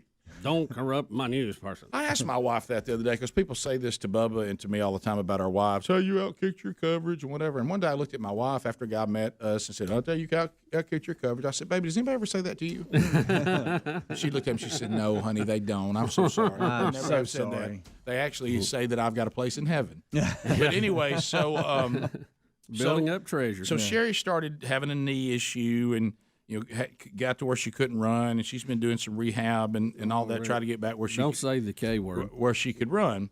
So, and look, after what we went through at the end of the year, I was almost terrified. She said, "I tell you what, I want one of those Peloton bikes." And I didn't know what to say next. Because their whole commercial got yanked off the air because some husband. The husband actually got what the wife wanted, and now he was evil. And I just went back like this. I was just like, I didn't know what to say. She goes, "What are you doing?" I said, "I don't know what to say." Yeah. She said, "What do you mean you don't want to say? Do you not want me to have it?" I'm like, "Do you want it?" And she's like, "Yes, I want it because it's low impact, and what I've just studied on this thing, I think it's exactly what I need to still be able to like them. Do cardio and all this kind of stuff." I love to ride with people screaming at me, don't you? Oh yeah. But I was like, can you sit on it and eat ice cream? Well, I've watched what you have been able to do over the years with that various exercise equipment. I think you could do it. I think you could. Yeah, you probably could. Yeah, because the handlebars aren't that important. Right. They could hang clothes on it. So, so I said, but because of the controversy, of the commercial, my goodness, they jerked the commercial off the air, which I thought was ridiculous, misogynist and all this. Husband who got his wife a Peloton. She looks the same. She's already in shape. She's keeping up with her workouts. I thought the wife wanted it. Maybe she said, right. It'd be like me saying, that somehow Sherry wanted me to get out of the house because she bought me a new rifle for deer hunting. You know what I mean? Yeah. I mean, it's like, I said, "Honey, what's up with that?" I said, "That's going to have to be your total thing. I mean, I think you're actually going to have to walk in the store, ask for it, pick it out, and I'm just going to have to stand here because if I go and say this is my gift to you for Christmas, this commercial, according to the world today, they're going to say I'm some evil husband or something. Mm-hmm. So if you want one, that's just completely up to you, and I'll certainly go with you. And the whole, we have one here in Birmingham. We have a location. Oh, yeah, store, yeah. And that's an operation over there. That is. Rick, have you bought a Peloton? I have. Or yes, no, Sherry. Have you Sherry, got Sherry have. Sherry has. You're not gonna, yeah. Sherry bought it. Rick, are you saying it's the Apple of the bike world? Let me tell you what the weirdest part was. So because they go, well, here, would y'all like to go ahead and get on one? And and I'm like, what? She likes to bike. And Rick. before I knew it, they were like pulling shoes out of some bizarre closet that had like shoes. locks. Oh, you got to lock in. Yeah, you got to lock in. And you lock in. Everybody knows that. The lock in is because afraid you're gonna fall. No, I thought that was it. That's not So it. you can't So your stop. foot won't slip off the pedal on the incline. No, it's not that either. I thought it was that too. Strike two. We don't know. This is what I thought. What it is Once you shut up, Rick will tell you. I tell you what, if you'll stuff that pie hole, I'll let you know. Hey, Bubba, good time for another piece of chicken. Shit your wing, pal. Shouldn't you be eating something? So anyway, what they're saying is, and I didn't know this, is that traditional bike riding doesn't do anything but work your quads.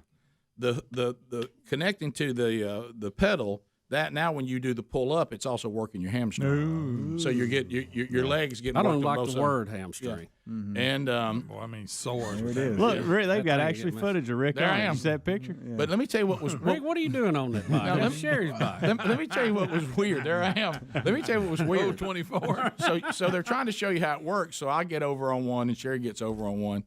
And so we get to going. Well, it pulls you so much into this world. Yeah. And of course, I picked a guy who played hip hop music. Yeah. He and I, we were rolling. Yeah. You know what I mean? And of course and so the person gets to talking to you. Well, all of a sudden Sherry's over here and I'm right here and we're rolling. Well, I realized they just want us to try it for a minute. You know what I mean? Get carried away. And all of a sudden, uncomfortably, the salesperson comes over and taps us on the back and says, "Hey,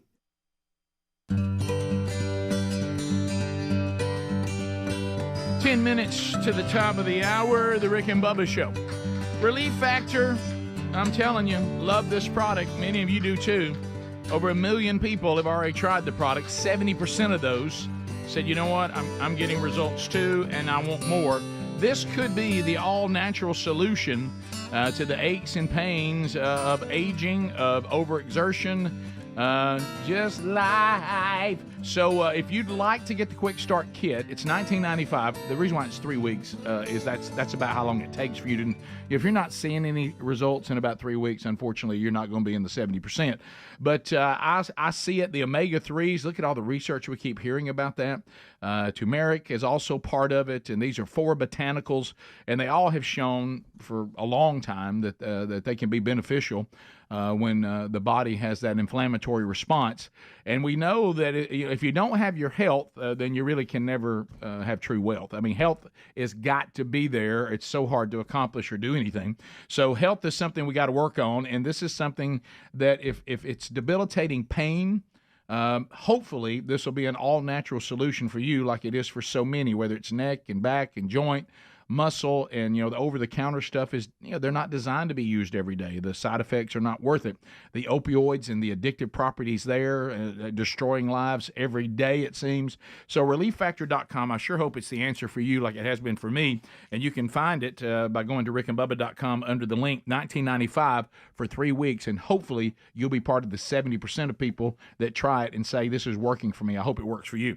Nilla Shake, intern update today on the program. We've been celebrating Helmsy's birthday. We got Nilla Shake today updating on his life. So we've kind of walked through his time here, what he did after that. Let's try to get to last night's Grammy nomination. You were part of a group that was nominated. You didn't win, but you were nominated, and tell us how that came together. Yeah. So when I moved out to LA, there's the picture. When I moved out to Los Angeles, I started working in immersive audio. We touched on that. Yes, we did. And had an opportunity under 2 gentlemen by the names of Herbert Waltel and Eric Schilling, both of whom have won multiple Grammys. So very fortunate to have the opportunity to work with them. Get on a winning team. Yeah, on a winning, kind of Kevin Durant signing, except might be more of a bench player than Kevin Durant. but signing with the Golden State Warriors. Right. Yeah, might average 6 points a game, a couple rebounds, just take a charge or 2. But they still give you a trophy as well. Yeah, you get the trophy, ring. or you get to say we almost got the trophy, which in this case was that last night. Yeah. And so winning team. And had the opportunity to start off helping out however I could in the studio with the legendary Eric Schilling, who did win last night. Congratulations to Eric. Eric. He won. To give you an idea, Eric had multiple nominations in the same category, so he had his odds were really his numbers good. went up. Yeah, his odds were great. And another gentleman who worked on the project also won, and he had a nomination for every submission in the category except for one. So his odds were really. I was going to feel really bad if he lost. Right. Michael Romanowski, but he won the Grammy. He went up there yesterday. Eric won. Eric was actually working the Grammy, so he produces audio for live events. So he's in the truck producing as he wins the Grammy. Oh, there you go. That worked. Yeah. Wow, that's cool. So I say all that to say, really fortunate to be a part of a team of successful gentlemen who are willing to pour into someone younger and give me an opportunity. I pretty much came to them outreaching like I was doing sales, like cold calling, saying, hey, I've been learning this. I'm looking for an opportunity. I felt like it was a numbers game. If I reach out to enough people, somebody's going to give me a shot. And they were very gracious to do so. And so worked on a couple projects with them as an assistant, including this one. But prior to this, worked on a few projects with Eric's kind of famous for Alicia Keys, which is one of the projects that won last night. Not one that I worked on. And unfortunately, you got to get your numbers up. Yeah. Well, that was before me. So, a couple projects with them, but God of War Ragnarok. So it's one of PlayStation's best-selling games. Okay. I'm not a gamer, but You're not a gamer? Not a gamer. And I was always like, when they gave us the project, I was like, so are they gonna give us a PS5 so we can really know? Right. Yeah. I was trying to play that angle with Sony, but they weren't biting on it. Yeah. So we never got the free PS5. I still haven't played the game. But they wanted to do the immersive mixes. So they had Bear McCreary. He's a composer, does films and TV show. I think he did the Lord of the Rings show. Okay. Small operation. He scored it, and they wanted to do an immersive mix, which was awesome because you've got. I think the first track we did on it, or the first song, had over 500 tracks. And granted, I need to clarify my role. I'm an assistant immersive engineer. So Eric Schilling, Herbert Waltel, those are the immersive mixer, producer. I'm the assistant. I'm Kirby Smart to Nick Saban. Okay. So yeah. So I'm. But Kirby's doing his own thing now. Well, now though that's where that's like the trajectory. So that's where we're going long term. But yeah, I'm Kirby. I'm keeping in sports analogies for my Southern audience. You're an immersive engineer. Yeah, immersive for immersive music. Yes, that's correct. So we take there's timpanis and there's strings and there's woodwinds and you're moving them around the room. You've got stuff. I got you. You've got stuff moving. You're throughout. immersing me in sound, and you're assisting these guys. Hopefully, you do it on your own. You're sitting there putting it all together. Where it will, if I'm playing the game and I've got my headphones on, I'm immersed in what you have helped mix. That's it. With the sound, the sound becomes part of the experience. Right. Not just the video, because you feel it. You the sound moves you into the scene. That's right. Because you're taking I'm 500 immersed. different sources, mixing it down to 13 channels, I'm and making immersed. it move around you. I'm immersed. Bubba's got it. Oh, of course. This is his area. I keep trying to go off on Stuart Copeland and Alicia Keys. I understand that more, but this he really understands. Yeah, this is Bubba's that's world. cool stuff. Yeah. Yeah. And so this was actually we worked on this last year, so it's been a while. And so since then have had the opportunity. I mentioned kind of the Kirby Smart trajectory. Had the opportunity to mix one. I actually was co-mixing with Herbert and Eric, so to have an opportunity to co-mix with two guys they'd won in that category the last 2 years, best immersive album at the Grammys.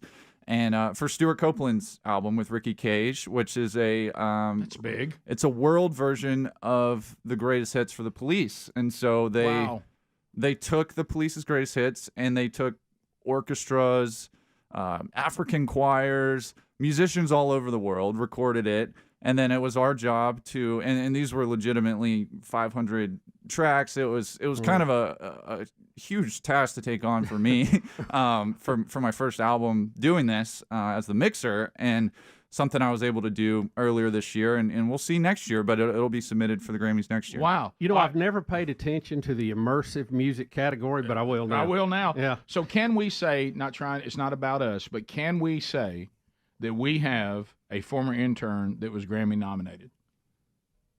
I think, I think we can say that, right? Well, that is I think, yeah. I think I always tell people I was part of a Grammy nominated team. I don't know. Well, you were. That's part of it. You were. That's nominated. That's nominated. Yeah. We didn't say you won it. Now, as years go by, you will win it. I know we're about out of time this hour, but how did you find out you were nominated, and how excited were you? Yeah, I was keeping up with it pretty closely because I'd known that the guys I worked with were often nominated and felt like we had an opportunity with this. And so, I was keeping an eye. They had back in, I don't know, a couple months, I think November, they have a whole presentation. So you're watching the categories count down, and seeing it pop up was like surreal. I didn't react at all. I was just like nodding my head like, okay, like this is my life now, I guess. Did you get on the phone pretty quick to tell some people? Yeah. That's great. Nilla Shake, what an update. Grammy nominated former Rick and Bubba intern. We're proud of you, buddy. Top of the hour. Awesome. If you leave us, don't forget the Rick and Bubba archives. We'll get some of your phone calls coming back next hour. Rick and Bubba, Rick and Bubba. Are y'all good? We went into a full-blown 20-minute ride. We were like, hey, man, we going. Really? Yeah, and Rick, did y'all get one or two so y'all can ride as a couple? Well, let me tell you, they're too proud of them. I can't afford to. They're very proud of them. I can't afford to. Yeah, it's up there. She even said that. She said, now you're going to try to take over my bike. I said, no, I got my thing going. Yeah. And I said, and then she even actually apologized. She's a little bit mean to me about it. Really? She was, here you go, trying to make it yours now. I said, who said that? So when you're not using it, I can't use it. What is it with a Peloton? The husband always gets blamed. I know. Is this What's the deal Peloton with that? some man-hater thing? Yeah. Is that French for hate the father? Rick and Bubba, Rick and Bubba. All right, so Bubba, this I think when I think about all the things that you've done for the food community, is it me again? I think you're going to be this may get a standing O from you. Have you ever heard of the University of North Florida? I'm familiar with it. them baseball. Did you really? Yeah. They would host the Jacksonville, Florida Kennel Club Classic. Oh, really? So Jacksonville, Florida. Yeah. Mm-hmm. Bubba, don't cry. I know. I mean, right here on the air, they have a vending machine that has been dubbed the Pizza ATM. Oh, wow. Tell me more. Tell me. As Jerry Maguire heard, You had me at hello. Yeah. It has recently been installed at one of the residence halls at the University of North Florida. And according to the company, I guess they're trying to get it out there, this pizza base is pre-cooked. Toppings are then added, then boxed up and placed in a refrigerated compartment. Once a customer buys a pizza, it's moved to the convection oven, and then it's ready to eat in just minutes. So they got them sitting there ready, like they're on their own deck. And when you get up there and run your card or put your money in, then it moves it up there in that oven. It makes it hot and it comes right out. Vending machine. You know, that's so American, isn't it? Look at that thing. I mean, we got vending machines now that give you cars. I mean, have y'all seen that? It's amazing. Yeah, we are about the vending machine. Yeah, I love it. Get your cash, get your pizza, get your car. Yep. How about get one of them here? How about, hey, I want a piece of pizza. We'll run over to the ATM machine. You Go over and punch it in, buddy. Whenever you want one, it's there. What would be your vending machine, like one that's not invented? What would you like to have? Anything? Hey, it could be food. It could be. And it's going to be, even though in my mind they couldn't pull this off and it'd be done well, but we're in a perfect world and it's done like I like it. Yeah. I'd like somewhere I could get like steak and a baked potato. Really? Ooh. Steak and baked potato vending tough, machine. Greg. That's tough in the vending machine. It's going to be hard to do. That's why I was takes a saying. long time. Seemed like you'd spill your potato getting it out of the drawer. That's why. I mean, we're right. Is this food? Overcome a lot of obstacles. Food only. Is this food only? No, Or can I do anything? Yeah, Wait a if you minute. want. All right, I got it. I want to go up there. I want to take my debit card. Just Okay. in case Dave Ramsey's listening and Josh Foshee is still listening. Right. All right, I want to take my debit card. Kyle, either one. Is it Kyle? Yeah. Did you take a shot? When It's Josh's brother, Kyle. He was right What here. is it? You use Josh to replace a lot. I do. That's my replace You name. did that in a sermon once. Yes, I did. That's exactly. It's my replace name. Yeah. But anyway, I knew his last name was Foshee, and I liked it so much, I just didn't concentrate on his first name. So anyway, Kyle Foshee. So anyway, if you missed that was earlier in the show. I would like an ATM that I go up. Okay, I look. Hey, it's February. Okay, and I go up to the ATM, and I take my card and whatever the state requires, I swap it, and my new sticker for my tag comes out. I like that. Okay. Yeah. And I'm not going to the DMV. I ain't got to do any of that. I ain't got to mail anything in. And then for them to send me back, like it never fails. When I try to do the mail-in option, because I try to do that because I try to avoid going there, it never fails. One of the vehicles we have will come back that not in Something's there. not right. I'll pull them all out. And I go, here's all of our stickers. And then all of a sudden there'll be one that didn't come back. And now I've got to go down there for one. I might as well go down there for all of them. Right. So I want an ATM tag renewal. That's a good one, Rick. Okay. I like that one. Yeah. I like that one. What you got, Bubsy? Well, I'm trying to think. I was going to say a vending machine that would spit out Apple products, but I've already seen one of those in Las Vegas. Yeah. So I don't know. Can I come back to me? Sure, 'Cause sure. I need But more you time have- to think. You know, I'm going this route because if you intentionally think about ordering things, we really have this now. They just bring it to your house.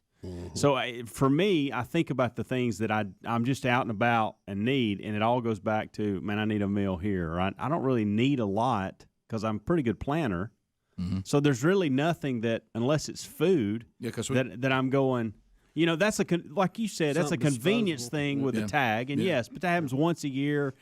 Some states allow it online and those type of things. So I but don't I'm know. talking about, man, you. No, and all I of a get sudden, that. I get that. But I'm trying to think of my everyday where I need All right, what about swipe. this? What about you put your debit card in, you hit the button. every day. And like a little person comes out to come help you do work around the house. Yeah, but then somebody may trap him in a closet and think that he's a gnome. Hey, let me throw this You at see you. what I'm saying? Yeah, When I say little person, it doesn't have to be like a little person, just a person of some kind. Just back out of it. that A person comes that out. fits in a vending machine. I don't think we can put human beings in a vending machine. Sorry. Well, I'm just saying we're dreaming.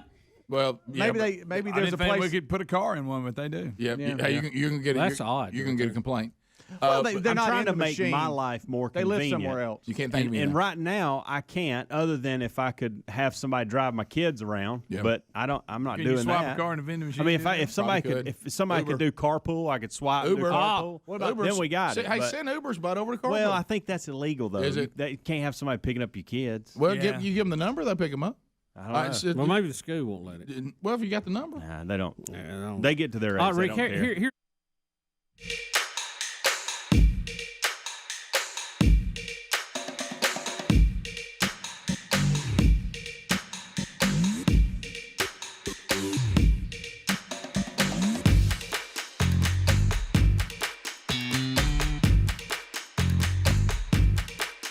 Thank you, Johnny Donovan. 6 minutes past the hour. The Rick and Bubba Show from the Big Boy Studio on the bleeding edge of technology from Sweet Home, Alabama to the world. Thank you for being with us. Phone calls start the hour. The real Greg Burgess is standing by. Our number, 866-WE-BE-BIG if you want to join us. Speedy, the real Greg Burgess, Birthday Boy Helms, and Eddie Van Adler all here for another hour of the Rick and Bubba Show. Looking ahead, believe it or not, it's next weekend, the Man Church Conference, Birmingham, Alabama. It is 1 week from this Friday, and if you don't have your tickets, still some seats available, but going quickly. We'll be at the Wright Center, Samford University. Robbie Gallaty will be there. Rich Wingo, Andy Blanks, Chuck Hooten does worship. I'll be speaking on Friday and Saturday. We'll have our new resources from themanchurch.com. If you're coming, looking forward to seeing you next weekend, men. If you're not, get your tickets now at themanchurch.com. Welcome back, Bill Bubba Bussey. Rick, glad to be here. Thank all of you for joining us. It is the little party of Rick and Bubba. To the phones we go. We'd love to hear from you. Lines are available. The real Greg Burgess is making it happen. So let's get started with the Jordan. All right, Jordan. Fire it in One of our mini Jordans, Bubba. This is the one in Pell City. Jordan, welcome to Rick and Bubba. Go right ahead. Good morning, fellas. How are y'all? We are great. I tell you guys, I have been listening to Rick and Bubba since I was as young as I can remember, riding in the car with my parents. Oh, that's awesome. And I don't know what I'm going to do because I have not missed a show. I'm not saying I've listened live with the podcast in at least 3 years. Never missed one. You talking about never missed one in 3 years? No. What kind of, are we talking all 5 hours? Are we talking about I listened to a portion of the show? Whenever you introduced Bubba, I listened to it. The entire show, walking around the house in my car. I don't listen to it all in one go, but I listen to one show before. I'll be on Monday, and it'll be Thursday, and I'll finish Monday, and then I'll listen to Tuesday, Wednesday, Thursday. Wow. Well, we appreciate it. That's awesome. Okay, and you don't have to share that. What do you do for a living? I'm a full-time student right now, but I'm going to be a teacher. Okay, great. All right. Well, Jordan, educating those young minds. That's the commitment that we got. We got to have that commitment. And hey, don't waver. We need you for all the way to the end. Jesse in Alabama. Jesse, through the tape. Go ahead.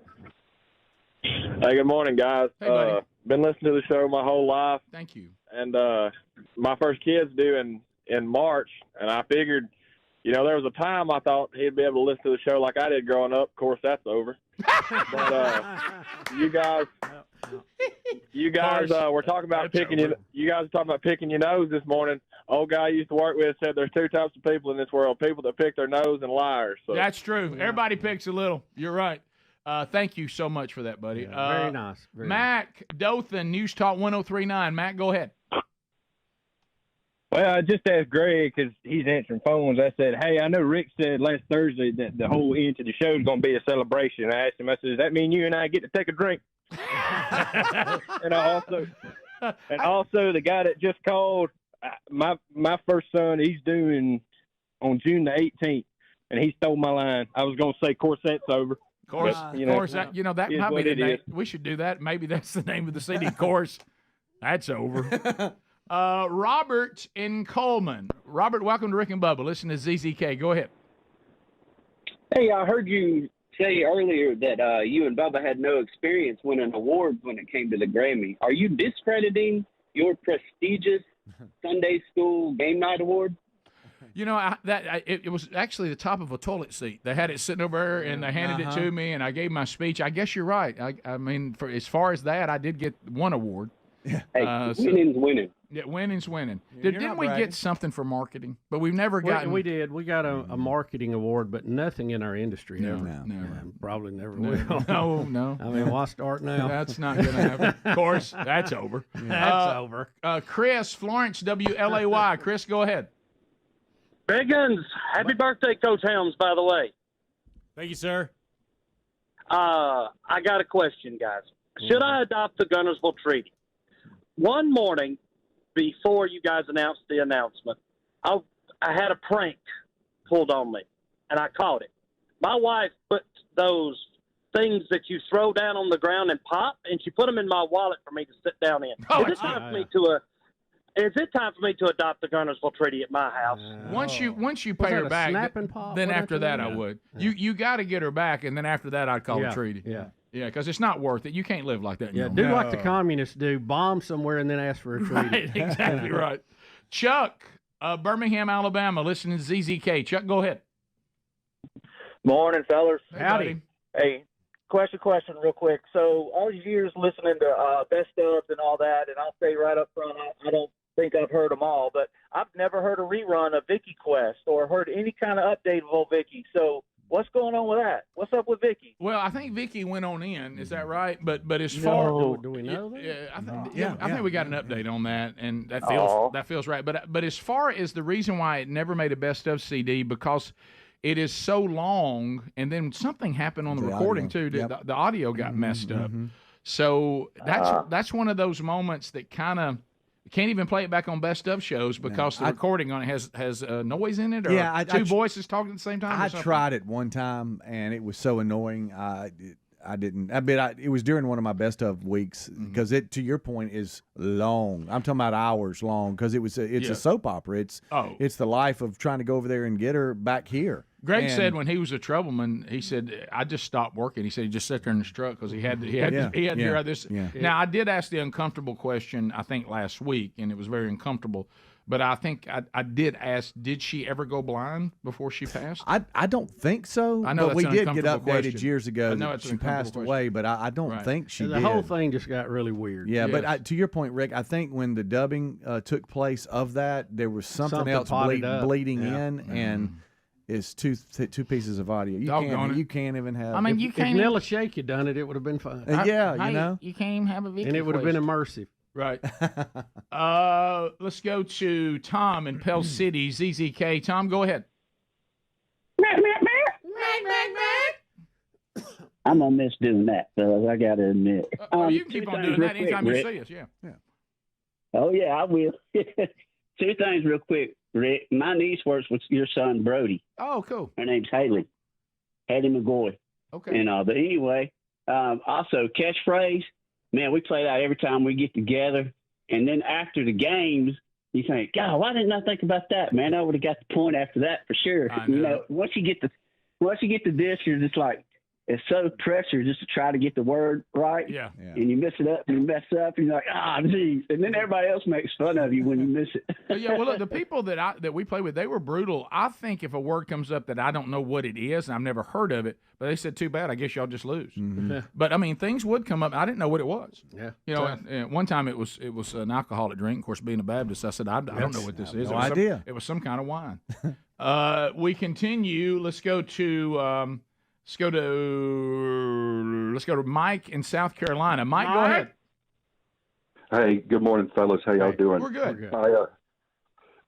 I've been with y'all since 12, and it's mostly been watching the show, but the past few years I've been trying to do a little bit better, so I listen, which turns out y'all are right. That's a much better experience with the show. Yeah, I agree. But what I'm trying to get to is I'm looking forward to watching the shows with flashbacks in between as we're now entering 2020 in the flashbacks.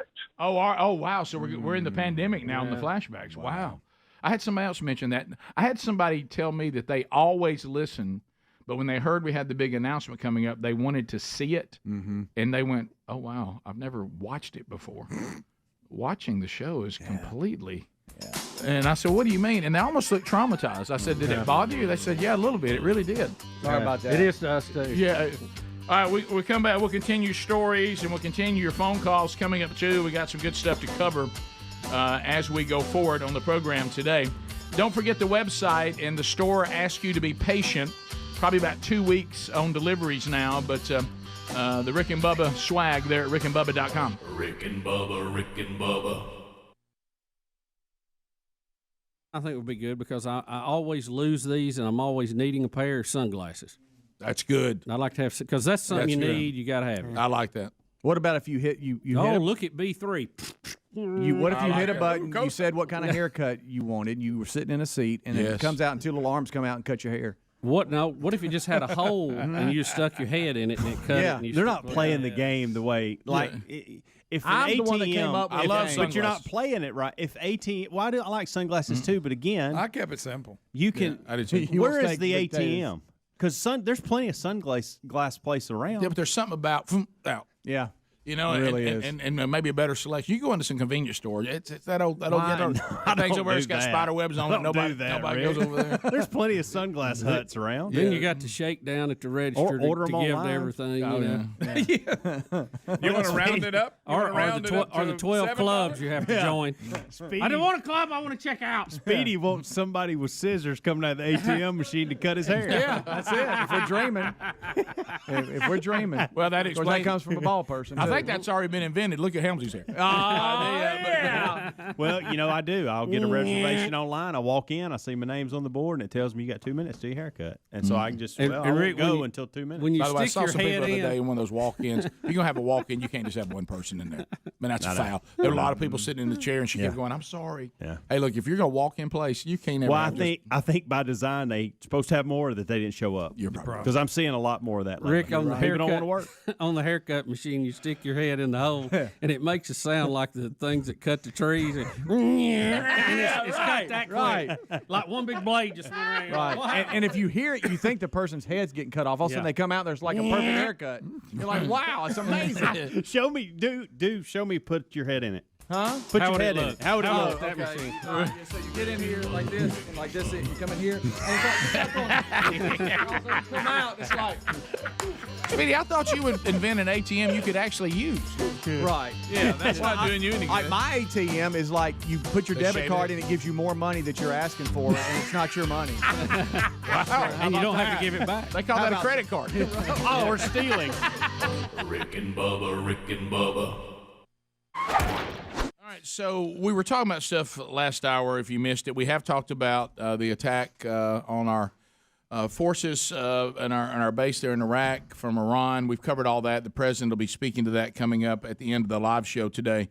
Or if you're wondering when that is, it'll be 10 o'clock Central, 11 o'clock Eastern.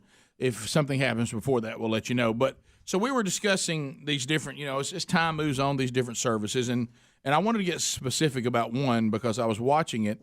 So the delivery, I'm not talking about the ones that deliver the groceries to your door, even though I love that. I've never tried that, but I'm certainly am wanting to.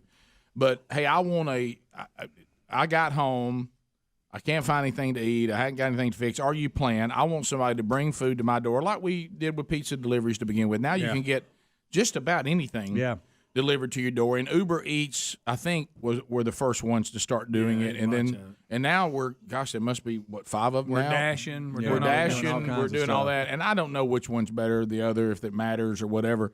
But first of all, number one, I'm getting overwhelmed by there's too many of them now. Mm-hmm. I mean, should I be so loyal to one? We may never leave the house. I mean, you can get your groceries, your food. Oh, yeah. If we get the doctor to make a house call again, we'd have it. That's coming. That's happening. I think that's already happening. That's already happening. Are we getting a little carried away? We don't have it available yet, but it's coming. Oh, I think we do. I think we do have it. Yeah, there are people doing that now.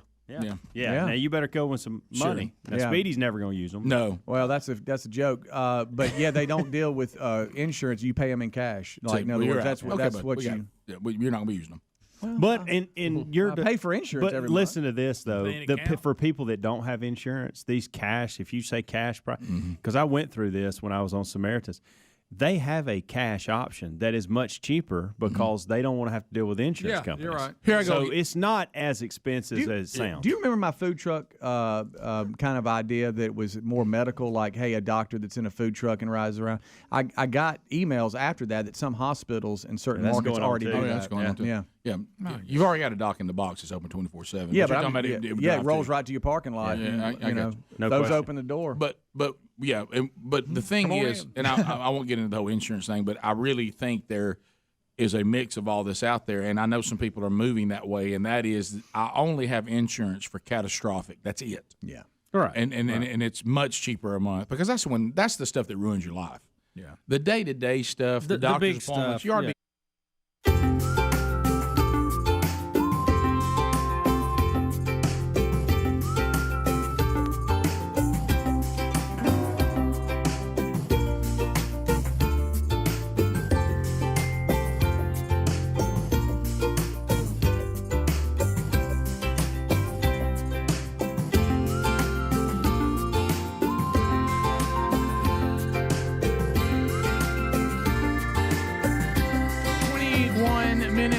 past the hour, the Rick and Bubba Show. We're back. Thank you for being with us today. More phone calls coming up a little later on. So this is an interesting story involving Morgan Freeman, who you just heard Frank Caliendo do that incredible impression of actor Morgan Freeman. So, Bubba, you were telling me about this, and we have the story here involving Auburn basketball and Morgan Freeman. Yeah, Johnny Broome, who is Auburn's big man this year, really leading their team. Auburn was playing in Oxford, Mississippi against Ole Miss, and Johnny Broome thought somebody was messing with him. And look at the clip here, and you see there's a hand pulling out, and he thinks it's somebody messing with him. Oh, and my he gosh. slaps the hand away. Then he realizes it was Morgan Freeman. So then he goes back later and apologizes to him because he was, because you're always getting grabbed and stuff. You don't even know. Fact of the matter is, he slapped my hand Morgan away. Freeman. Yeah. Good night. My goodness, that's Morgan. Oh, Freeman. look. Well, so I didn't realize he caught it so quick, and he realized who it was. And then he went back later over and shook his hand, and the referee was saying, "Get back on the court." Right. Well, you can't leave slapping Morgan Freeman's hand and not go back and make that right. Well, you're getting pulled and pushed so much if you're a big man in the paint. Sure. You're just used to being grabbed. Your natural response is probably just to slap. Well, you're on the him. road, too, so you Yeah, think it might be a fan from the other school, and, as Speedy said, they've probably been in a few. Yeah. Right. Sure. All right, so you have a Broome talking about it now? Yes. All right, so here we go. I thought it was an Ole Miss fan, just grabbing my jersey, hold on to me. And I kind of just, got a hand off, but I saw who it was. And, I'm a big movie guy. I probably watched one of these movies on the plane coming here. But I realized it was him. I'm like, oh, my gosh, I'm a big fan. I'm sorry. And he would just say, just keep playing.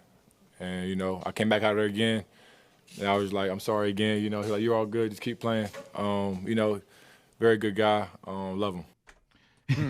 He's saying you can't slap Morgan Freeman. Goodness, it's Morgan Freeman. Now, Morgan Freeman was in Oxford at an Ole Miss Auburn basketball game. Yes. Huh. And then we hear that he also lives in Gulf Shores. Yes, that is correct. And it's on some kind of council that selects the police chief. Well, Greg keeps saying that Morgan Freeman is on the city council of Gulf Shores. He serves on a committee, I think, where they advice to the police department or help the police department or something like that. So what's he doing at this game? I think he's an Ole Miss fan. What? He's got courtside seats. What? Oh, that hurts. Well, Speedy, I'm sorry. It's Morgan Freeman. You can't speak against it. That Morgan Freeman. Now, we all know he really isn't God. He just played it. Right. But there's something about it's almost like you're not supposed to ever be mean to Morgan Freeman. I don't know why, but you're not supposed to. You can't, Rick. Hotty totty. Yeah, if you do that, it's like the Speedy, whole. will you book him? He drove Miss Davy for Pete's sake. I know you are. So, Rick, Speedy, book him for the last dance, would you? Book him for that. He was good at Rand. What if he came in and gave us a little pep talk? I wish you would. Yeah. I could use it. So, Here he is with the Gulf Shores police. Yeah. Well, just there they are. Okay, so there it is. So Morgan Freeman, weird. Is he possibly listening on Sunny 105 right now? Sunny 105, we need your help. But he's not back from Oxford yet. If he went to the game, right? You think he's back? Listen, I had to sleep one Did he get a off. ride with Helms? I don't know. So I'm told that he does listen, by the way. Oh, Bill Bubba, you got him and Ronnie Dunn listening. And Reba. Yeah. Well, Reba. I know someone that lives fairly close to him. Okay. Post Malone listening. Yep. Where did you pull Post Malone? I heard somebody talk about it on the way in. Well, that's a weird guy. Oh, is he? He's successful. If you like a face, and really nice. Looks like. He's a nice guy. He seems like a super nice He person. seems like somebody I'd like to sit down and have a cup of coffee with. And the whole time he's talking, his face is completely covered in tattoos. Sunny 105.7 covers that area. Yeah, on the of course, Gulf Coast like a blanket. Sure they do. So, if you're going to listen to the radio, you're going to be tuned in there. No question. Every morning I listen to Sunny. That ain't bad. Fact of the matter is, I love Rick and Bubba. Speedy, that was almost too good. You got to mess it up. Speedy, that is one of the better ones you've really done. was. I mean, You weren't that honestly, bad. I love when they say stay in it. Never mind. No, now That was terrible. I was about to say, give him a chance, he'll mess it He up. accidentally did it. I like to say happy birthday to Helms. It's getting further and further away. The man of 1,000 voices. I heard he's Morgan Freeman. Rick and Bubba are the greatest radio tandem in the history of the universe. Like that. Now sing the school song. I got So it. good, isn't it? Oh, that's good. Happy birthday, Holmesy. Now he goes. Why are he you goes doing into that that. face? What's that Why part are of you it? doing What that are you face? picking over a fence? That's special. The Morgan faces, Freeman. the faces go along with the voice. That's what makes it so You have good. to make the face to say it. Better. That is, see, that was that's the pretty one good. that you. That's pretty good. Yeah. Somebody said Greg had Tourette's. That's what? Watch his face. Please watch his face. What's this turkey stuff you're doing? Like this, baby. That's just what you have to do. So That's terrible. I forgot he was in The Dark Knight. Loved him in The Dark Knight. I That love was Morgan great. Freeman in I love Anything, and he'll Morgan show up Freeman. in one too that you Sure. don't think he's in. Yes. And then there he is. Oh gosh. Lean on Wow, a me. lot of movies. Just so many movies. Oh, they are. Oh yeah, Robin Hood, Prince of Thieves. Oh, I forgot Classic. about it. Forgot he was in that. Classic. Wasn't he Little John? Yes, he was. Yeah. Yes, he was. Chain Reaction's one of my favorites. Oh That's a yeah, good Sum I know of it All doesn't. It Fears. doesn't get Don't the. remember it. It doesn't get the PR that some of the other ones got, but him and Keanu Reeves are in that. Adler That would mentioned be it earlier. Keanu. Red when he was That red too. in Shawshank Redemption. Yeah. Oh, Shawshank Red. You can't- I mean, that's He's a man that can classic. get things. forever. Yeah, and I, You know, if if I he- ever want to watch that show, just turn the TV on. If Oh, it's he on. if he gets $1 every time that is Oh wrong, my gosh! there's no telling how much he's bringing in. I want to Him see. and- I want to see the royalties on Shawshank that are Yeah, I still would coming too. in. I would Him and the too. family of Patrick Swayze on Roadhouse. Greg, do you see them rebooting? Roadhouse? And it looks so ridiculous. I don't even A know. new As Roadhouse? if the other one wasn't. I But know, that I ain't- mean, why redo it? What do we redo? Do another, do a second or third generation. Make that his Exactly. kid or something, but don't Yeah. redo it. Amen to that. So Morgan, our number is 866 We Be Big. If you're Bubba had to listening, look at Morgan the and number. Ronnie. well, it Been scared doing me it for you know what? For a minute, I looked over and I saw that old number that we did the 12. And Oh, I thought, well, now wait a minute. A little We're back to Cuba. 866. Morgan, you could just pick up the hotline number from Ronnie Dunn. I saw. We keep being promised that Ronnie Dunn's gonna be on the show, and it just didn't. I mean, and every time we hear it, it's a done deal. Well, you know, I For know, Ronnie Dunn? I know that one's true because I've seen that firsthand. But right, he's busy, Rick. He's got a lot going on. yeah, but I mean, we can help. I mean, But you know, musicians, they don't, you know, they don't get up early unless they have to. I got a radio show. I can help. So, so anyway, Morgan Freeman, if you're listening, we'd love for you to be on the show. You know, before we get to the last dance. What if he called? He was like, monkey grass and green acres. So we're all trying. Sure, what that was. So we're all trying. That's not Morgan Freeman. So we're all trying. Why don't we just get Caliendo to act like he's Morgan Freeman? Yeah. Bottom of the hour, we'll be back. More Rick and Bubba coming up, more stories to cover. We'll get to more of your phone calls coming up. Don't forget, a brand new Rick and Bubba University, the podcast out now. Vern Lundquist, our guest. A lot of you caught it. Some of you haven't. It's a good one. Rick and Bubba, Rick and Bubba.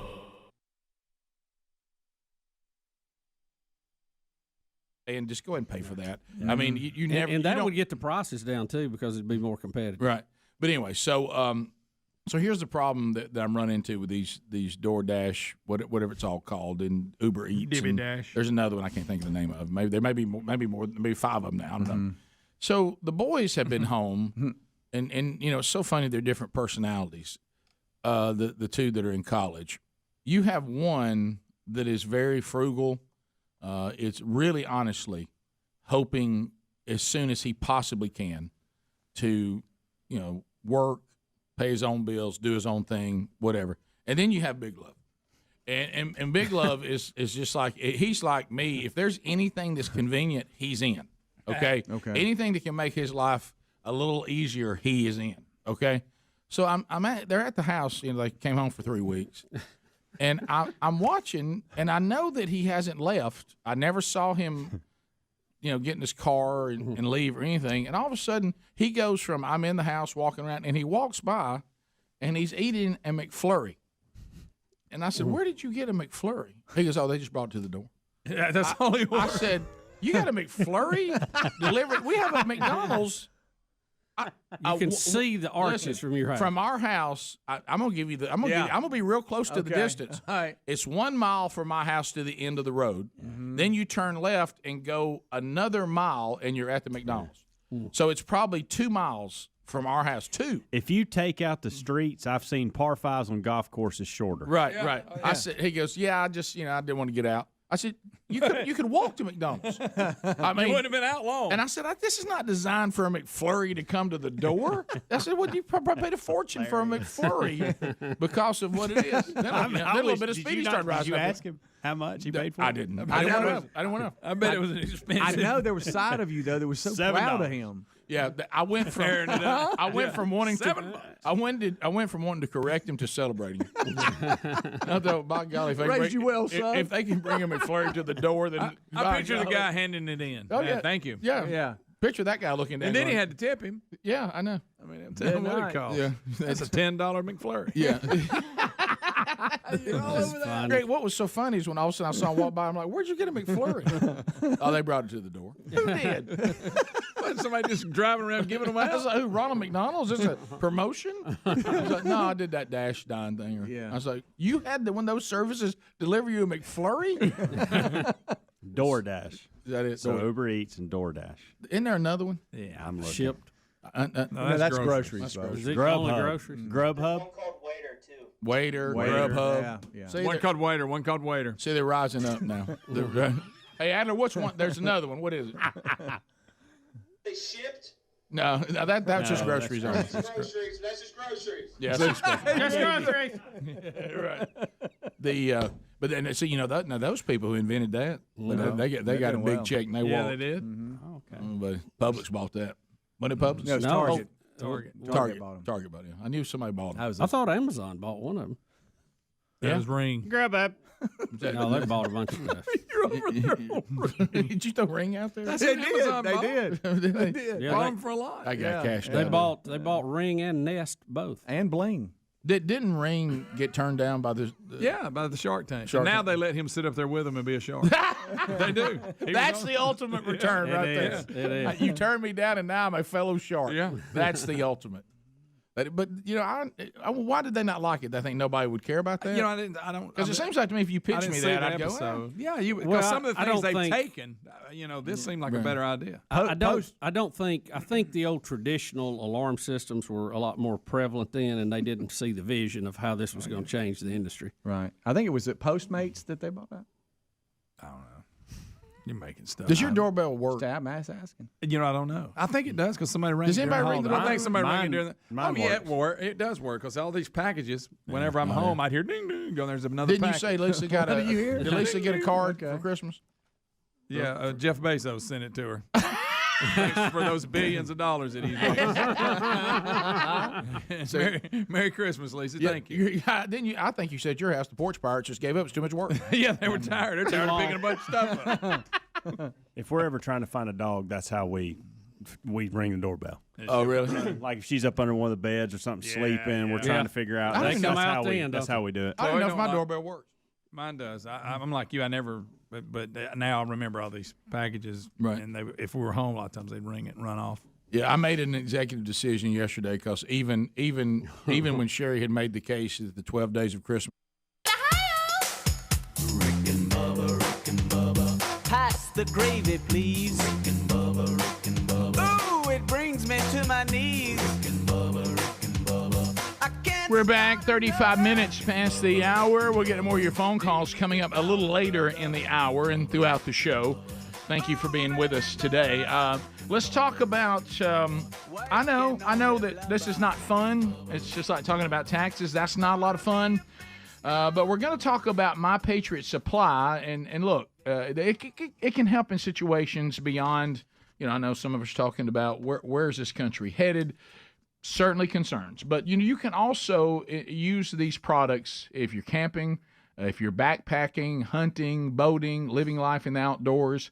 But then they come in handy if, you go through tornado devastation, hurricanes, flooding, the economy collapsing. See there, I got that one in last. But anyway, if you're thinking about, how important it is, more than ever, self-reliance is critical for survival. And that's why we want you to check out My Patriot Supply. And here's the URL we put together so you can remember it. Preparewithbubba.com. preparewithbubba.com. Don't get stuck not being ready for anything, anything that can happen at any moment, event or situation. Too many people have the attitude that everything's going to be fine. Don't worry about it. Never happened to me. And then it does. And you're like, wow, I wish I would have prepared. So go to preparewithbubba.com right now. Listen to this deal. $700 in savings on a 1-year emergency food kit, sealed inside, ultra durable packaging. Their delicious meals last up to 25 years in storage and provide over 2,000 calories daily. That's over 2,000 calories every day for a year at this special price, under $2,000. This deal is only available this week, okay? So go ahead and protect yourself, your family, whatever. Don't get stuck saying, I wish I had listened to Rick on this one. You don't want to be like that. Go to preparewithbubba.com, get your $700 in savings for a 1-year emergency food kit for less than $2,000. Also, the link at rickandbubba.com under the sponsors. Same link. It'll take you right there, okay? So do that. And the food actually is really good, and you can use it for all kinds of stuff. All right, so we got we got the Grammys last night. Did anybody watch it? I know that we talked to Nilla Shake. We had an intern update. Did anybody see the Grammys? I didn't. I did not. I actually got stuck over on the pickleball Grand Slam and was trying to watch a little of that. There you go. I was in and out on it. Yeah. I know a lot of you were shocked by Taylor Swift did really well. Mm-hmm. Yeah. Now, what are they saying? Taylor Swift goes viral for blanketing Celine Dion. Yeah, it's like stage. Celine Dion was. What does this mean? It's like she didn't really Blanking? give her anything. She didn't like. It's like she just took it and turned or something. I don't know. That's what I was saying. See, everybody critiques everything you do. I guess that she didn't talk to her long enough. Is that it? It was a nothing thing. Yeah, they took a picture afterwards backstage to show like, hey, we're not enemies or anything. No. But Celine Dion hadn't been out in a while because she has what's it called? Stiff person syndrome. And it's when you just get stiff. You can't move. Okay, y'all not making fun. No, it's called that. Stiff person syndrome. We talked about it. She's been out of the performing for a few years battling it. Bubba. No, guys, I'm serious. But it's called Bubba. That's what it's called. Hey, can we not just come up with a funny name for it? It's hard to say, like other diseases. Yeah, no. Give it some initials. So we to y'all's point, we picked this moment to just be literal. Stiff makes you pretty stiff. Yeah, nobody has to tell her to sit up. But she made a surprise appearance. Okay, all right, buddy. Do we have it? Let's see. I'm being serious. I'm looking for it right now. Oh, but I thought you had it. she handed her the what's it called? It's called a Grammy, Chris. Yeah. And she didn't like look at her that long or something. So she took it from her, and it was. Yeah, it's like she's like just can't getting it from somebody. It's like, hey, that's Celine Dion. Well, it doesn't. What's she supposed to do? What's she supposed to do? Well, it She's doesn't. just getting an award. It doesn't look good either because what makes it look so bad is the fact that Celine Dion was stiff. And so that made, like it looked like she was sad when really she probably was just stiff. Right. She didn't want to hug her. She didn't want to break her. You talking about body language? Right. See right here? I see somebody else. I've never heard of stiff person disease. I've It's been around real. a lot of stiff people. It's real. Right. Well, maybe. All right, everybody just. Are y'all You can tell let's Celine see, Dion. Are y'all messing with You us? can tell. Mick Mars of Motley. We've talked about this. It's been years. She's Mick had Mars this. of Motley Crue has I think something you are. similar. Same type of thing. Really? Mm-hmm. So we have a clip of Tracy In case y'all Chapman didn't know it. performing with Luke Combs singing Fast Car. Yeah, Luke Combs. Well, you brought this up. And all of us are very uncomfortable yeah. when Luke Combs says that he's going to be a checkout girl. Yeah. I can't get past it. Besides that, it's a really good song. Yeah. This next song took me many places. Go ahead. This was brought up. This was brought up in the hoping kickoff Greg would hour. say it, I and looked I'm at gonna leave it Birthday alone. Boy, and I saw you pause for There's a a lot minute. of growth. Well, it wasn't in the kickoff hour. Well, I know. Oh, really? And the fact that Greg was not saying it made me feel like I shouldn't. What is that? Oh, that's Jelly Roll. It's Jelly Roll, Greg. Is that okay, Greg? Fat people are represented well at the awards. I know. Oh my goodness! Rick, it's Well, this they song. were. I'm gonna say it one time, Speedy. And that's Rude all I'm gonna say. Tourette's. It. Well, you don't Okay? have to. It's an anthem. This You is can say known that. as They the lesbian anthem. And we're Right, he trying said to it. figure out why. I never. This song. I I've don't been know. hearing I, this She's song. with a dude in the car. Right. I know. I tried to research it this morning, but I'm not making that up. Is it That's just- a headline out there. That's what this song is known for. That was in the headline. She does tell the dude to take his fast car and keep on driving. So that's like, out of here, guy. I don't need you, man. But I feel coming on around my shoulder. She feels safe with the I said it 10 times during the kickoff hour. I'm just telling you stopped what at the 10. headline said that day. Felt like Well, we'd you said It get was it. reading announcing that they were going to be performing together. I like the song. I always have. I like felt Luke's like version. at 10 we had said it enough. Right. I mean, I really did. So I thought we'd made our point. Do you think that? Do you you're think? probably Do you think right. some of them that don't know any better, maybe you don't know much about country music, and you see that headline, you look up and you see Luke, and you go, "Well, that's the ugliest woman I've ever seen." That's true. You know, He said he was a checkout girl. That part does kind of. And really embracing the role, has a beard.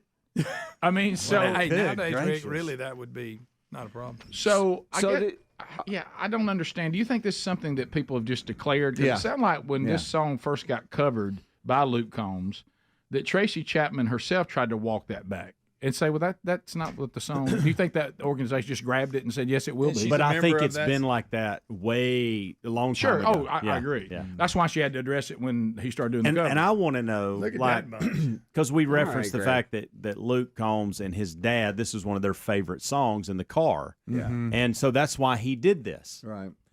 So my thought is, looking back, does he go, wow, could we have not picked another song? Now it's known as. Me and Dad liked other songs. Well, take it back. Though. Like, did he know that when he did this? So picture this, to your point, Helmsy. Picture this, and I'm sure it can be like this in country music. A bunch of country music artists are hanging around. They're in country music, not pop music. Right. Okay. And I know there's been some changes, but it's still country music. Okay. And picture that now being this show. Okay. And one of us decided to cover a song that meant a lot to our dad and us when he was alive. Mm-hmm. And all of a sudden, the first one in here said, that's the lesbian anthem. Don't you? Right. I mean, and you're like, well, that's not why I'm singing it. I just want to be prepared. And so every time you came to work, how many times would you have to hear from everybody, And at some point, he found that out.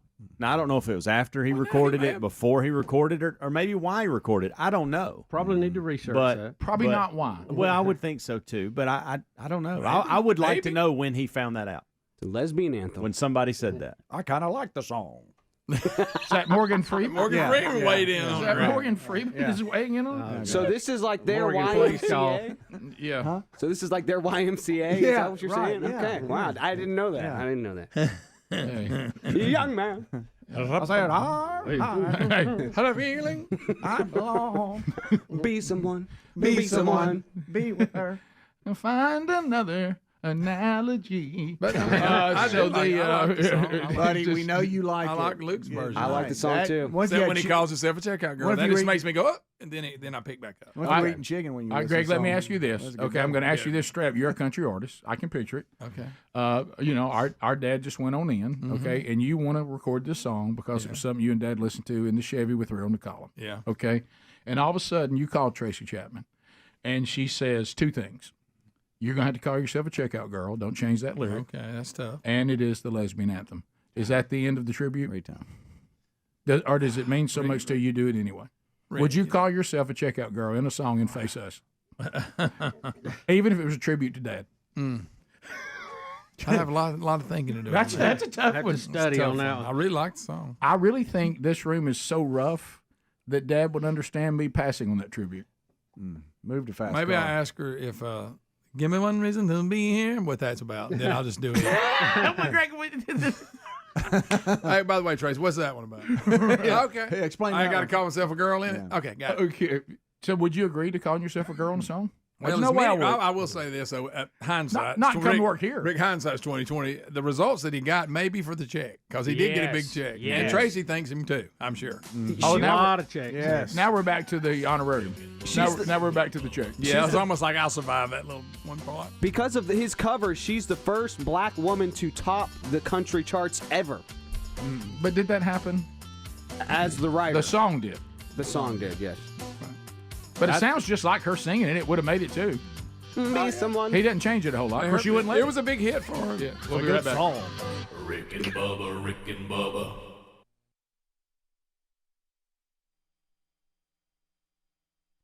Go through January 6th. Got a lot of people who sent me all the details on that too that were aware of that. But even though the lights have not been taken down They're still on there?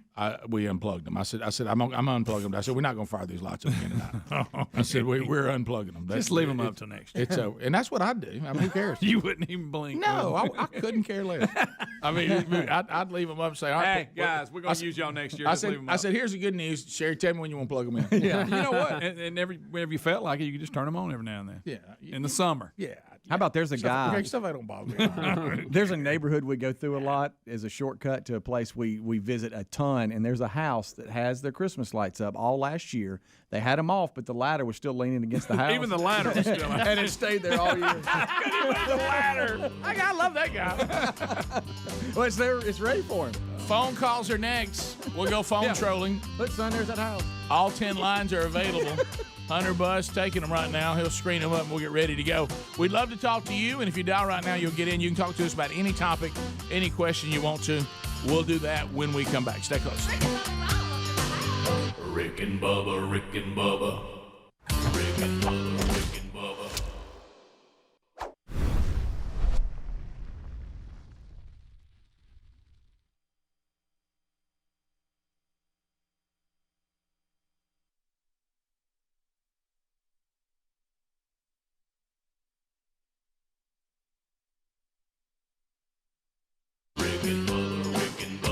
This is the Rick and Bubba Show. Watch more at blazetv.com/Rick and Bubba.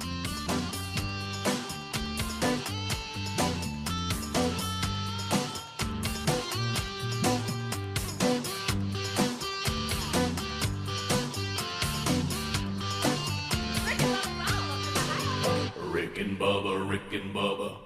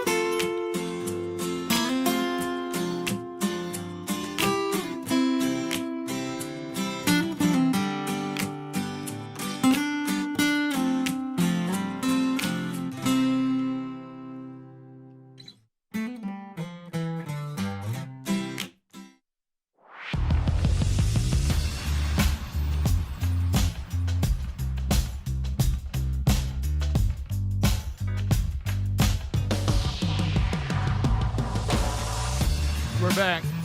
10 minutes to the top of the hour. Greg just told us that if Tracy Chapman had let him sing the song and he'd made as much money as Luke Combs, his man on it, that he would not only be on the Grammys, he would tear Sugar up. Come here, girl. He said you'd kiss her right there on the Grammys. Right on the lip. And come right back to work Monday and not even care. That's right. Yeah. Lunch is on me. Wow. All right, so when we make our way back, Bubba, you know, we got so much going on, and we're trying to post a lot of old stuff, and people are sending us stuff. As a matter of fact, look at this picture I sent Adler. I've seen people that made quilts out of T-shirts and stuff. I don't know that I've ever seen them made a pillow. Look at this pillow that was made out of a T-shirt. Now, this goes all the way back to the Morning Extravaganza when you were a character on the show. You see the Crown air freshener on the dash. We're in that car. I have this actually in my office, this actual T-shirt print. And apparently we had signed the T-shirt for her, and she made a pillow out of it. How cool is that? That's funny. That is so cool. So thanks for that email, and we love getting those, and we're seeing a lot of stuff you guys are sending us, and so it's really been hard to read all of it and get through all of it. We're trying, but we sure do thank you for being so kind. I'm gonna save a lot of those emails. They're really, really nice. So there's been a lot of posting going on. You posted a picture from this past weekend. Because I know at first you were going to try to go do some hunting, and then you went to do the tennis thing on Friday because it was a little warmer than we thought it was going to be. But apparently you got out in the woods because this image just you talk about having it like you like it. Yeah. Oh, wow. We had kind of planned on hunting Saturday afternoon. Season's winding down in our state. Yeah, this is last week. And it was a little warm, and I just, kind of wasn't into it. I wanted to sit in a chair. We've been threatening to make a bonfire all year and hadn't done it. And so I said, we're just going to fire this up because as the sun went down, it ended up getting a little cooler. We got a little fire going. We were sitting around. We got the TV out there and watched some basketball games, and just sit around and had a good time. We had a BYOB. Everybody bring your own bag. And, everybody hit the drive-throughs coming in, and we just sit there and watch basketball and in front of the fire. Man, it was really awesome. And I think we got video of it too. Adler, you got that when it got a little later. Yeah, that is a cool scene. So did you go ahead and stay there the whole night and then go back home the next morning? No, it's a lot of moving parts right now. Sure, Rick. So we didn't stay there, but we have many nights and probably will some more. Look at that! Right making s'mores. Oh, buddy. Is Betty down on the land out in the country? Oh yeah. I got the Betster out. Was that her first time to get down there? No, she's been by before, but she first campfire. Oh yeah. Well, I tell you, campfire and TV outside is number one. Oh yeah. How's that heat coming off that fire? Did you feel it?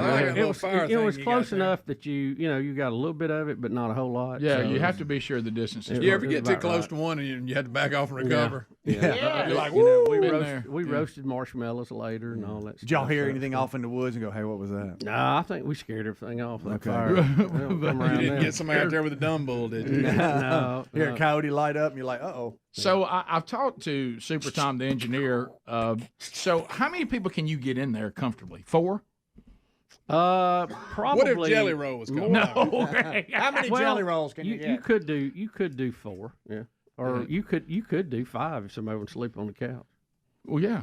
Oh, I could do that. I'll sleep on the couch in a minute, not even blink. I can sleep anywhere. Well, maybe 6. I could sleep maybe on logs. 6. No, Betty, if she was there. I could climb on that pile of logs. Because you can get 2 people in one bed, right? Yeah. You don't really want your dude friend in there, do you? But Betty be fine. Yeah, it's a. Is there a certain point? Because I know, like I can remember, and we even had to do this back in the days of low budget traveling. There was times when we would go to a hotel room and somebody get on one side of the room, somebody get on the other, even in the same bed. But But there comes a point where I'm kind of like, I don't think I can get into bed with one of the dudes. Listen. We'd go work out of town. Right. Like if you were getting there before all the rooms that opened up yet, we'd be piled in there. Oh yeah. Well, sometimes you don't have a choice. My buddy Tim, one time, I guess he was dreaming he was at home. All of a sudden, here come his arm around me, and the old hairy leg was about to come over. I elbowed him, woke him up. He was dreaming he was at home. I said, "Listen, hey." Well, remember I found we're on Don there, Juan right, under Rick? the sheets one time. You remember that? Yeah, I do remember that. Yeah. He said he slept under the sheets. I didn't know it. Yeah. You talking about with his head going the other way? No, I don't know. He's just all buried off in there. Yes. He wanted to cover up because we were always rooming buddies on the road trips. Oh, yeah. We had a good old time together. Yeah. But I was like, hey, what are you doing? Well, you know what? Until I got a CPAP machine, then all of y'all would sleep in one room. Give me I my know. room. It was y'all thought I was going to die in my sleep. I could still hear you I'd through sleep the in wall. the car if that was all that was available. I've never seen or heard anything quite like it. I mean, it was. It was like Darth Vader being in there. My first experience, we were on a hunting trip, and I wasn't even in the room with him. No. I was like almost on the other side of the house, and all of a sudden I woke up to this noise. I thought there was something attacking the house, and it was Bubba in there. I mean, tearing it up. You didn't have CPAP, and he was letting it rip. CPAP could have changed all of our travel plans back in those days. Yeah. But I remember, how everybody used to be bold. And another one you're forgetting about that story, Greg, is when Todd Jones, who, by the way, is speaking this Thursday night at First Baptist Opelika, but Todd Jones, he was one of those people that thought we were exaggerating it. I can handle that. And he said, I can sleep through anything. I said, you can't sleep through this. And he said, yes, I can. And I saw his sleepy head come out of that room. And you go, tried to tell you. I tried to tell you. And he was like, he said, well, that's not possible. I said, no, it's not possible. That's like saying you sleep next to a chainsaw. I bet you can't. You know it. Remember the time you said you just got him sitting there and stared at him, watched his face while it moved and stuff? Well, I was taking notes. I wanted to give him as much feedback as I could because I was wide awake. And I think he fixed to smother me with it. I remember the time we went on a hunting trip. I think it was Dream Ranch or something, and we ended up being in a room with you. And I think I had one of my boys with me, and you had gotten hot, and you slung the sheets off of you, and you and your grippies, and that CPAP. I went, look right there, son. Like a beached whale. Daddy, what's that, Daddy? What's he got on his head? That's Uncle Bubba. Look at him battling right there. Well, it's when Bubba and I, we were in Chicago. We were on the Jenny Jones show. And, for the longest, you wouldn't believe how many AA emails I got because everybody saw us on TV that day after I hadn't slept. They thought I was running with the dogs. That man right there's got a drinking problem. And so I told Bubba, I said, I just, if I hadn't called my reflection in the mirror, y'all heard us tell that story because I was coming over with a pillow to smother you. And I thought, I can't do that. No. I mean, and then that's when I stood there and took notes. I said, buddy, you're struggling. I was like, man, you're fighting. You're in a battle. Right. He ain't getting no rest either. Right. And Bubba was like, I don't know why I'm always tired. I said, I'll take a shot at it. Yeah. You got to have that sleep. That is my biggest thing I fight every day. Well, now you can, though. The CPAP game changer. Yeah, but still, you got to, you need everything else to be right. No, I remember comedian Rick Roberts when we were in Nashville. He tried yours on in the studio, and the air, the amount of air. He couldn't talk. He couldn't talk. He couldn't complete a sentence. Back it up, you got all day. Oh, yeah, we gave him a challenge to read something or something. Well, we're thankful for the technology. Yeah, we are. So, top of the hour, speaking of technology, we got to take an update coming up. If you leave us, don't forget you can catch any part of the show you missed on the daily archives available for you on our YouTube channel or podcast channel, so you never have to miss a minute. And a lot of you have taken advantage of that, so thanks. So if you're staying with us, we got a tech update coming up. Check our website, Rick and Bubba, spell out the word and.com. Go there for all the information about the show. Shop the Rick and Bubba store. They're a little overwhelmed right now with everybody grabbing Rick and Bubba swag, but they can get it to you in about 2 weeks. But you can get that before it's all gone at rickandbubba.com. Rick and Bubba, Rick and Bubba.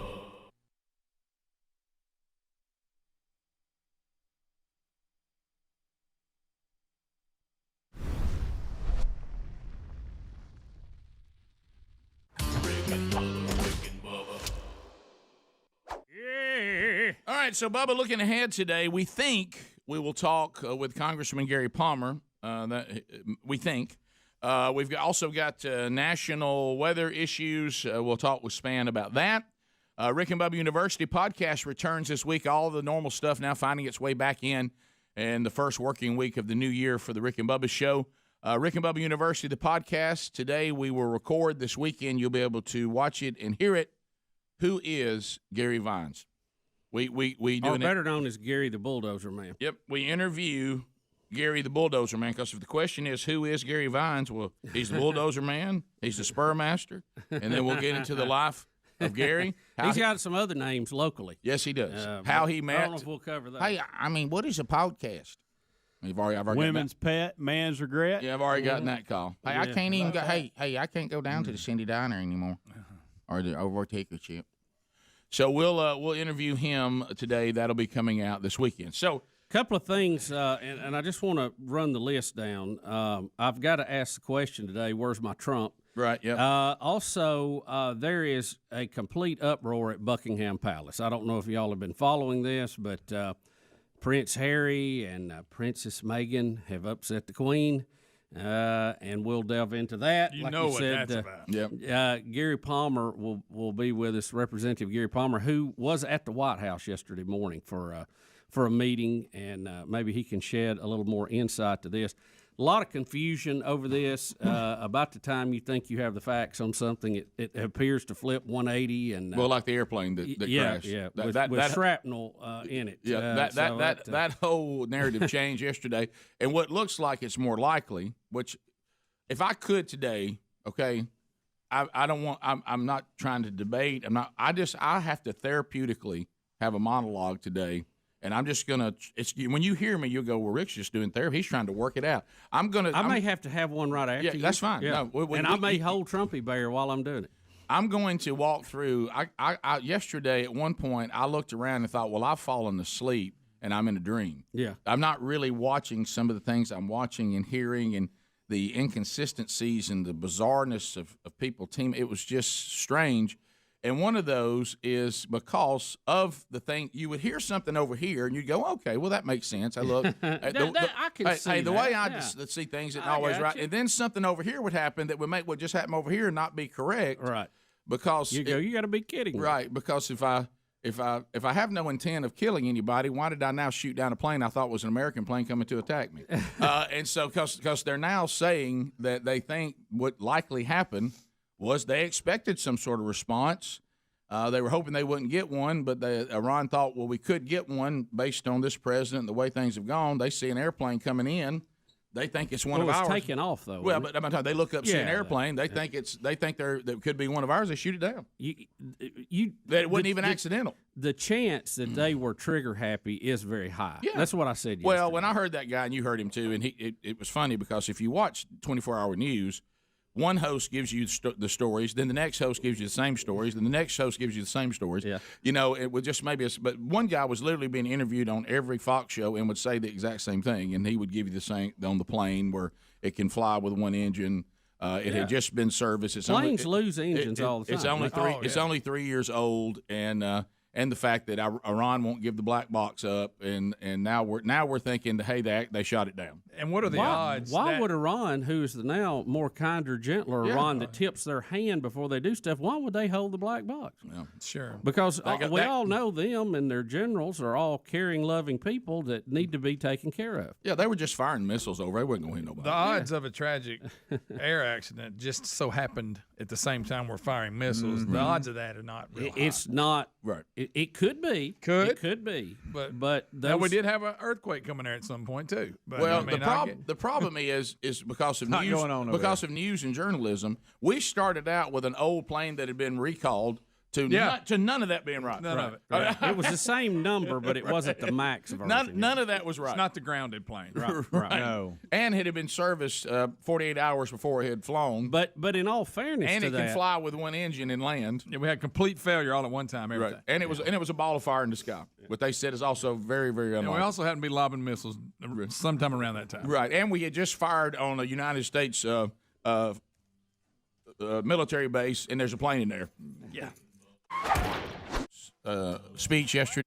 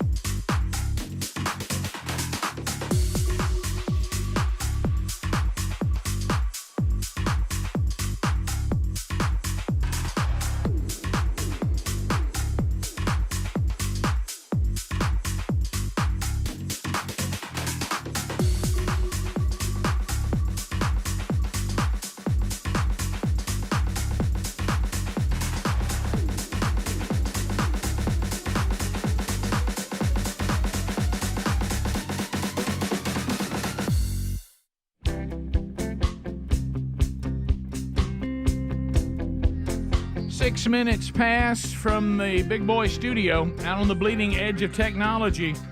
Coming to you from Sweet Home, Alabama to the rest of the world on all sorts of platforms, live and archived. Speedy, the real Greg Burgess, the birthday boy Helmsy, 46 today, and Eddie Van Adler, all here. Welcome back, Bill Bubba Bussey. Rick, glad to be here. Thank all of you for joining us. We only ask for 5 hours each and every day. It seems like a small ask. Yeah, you can get all 5 hours now. You can.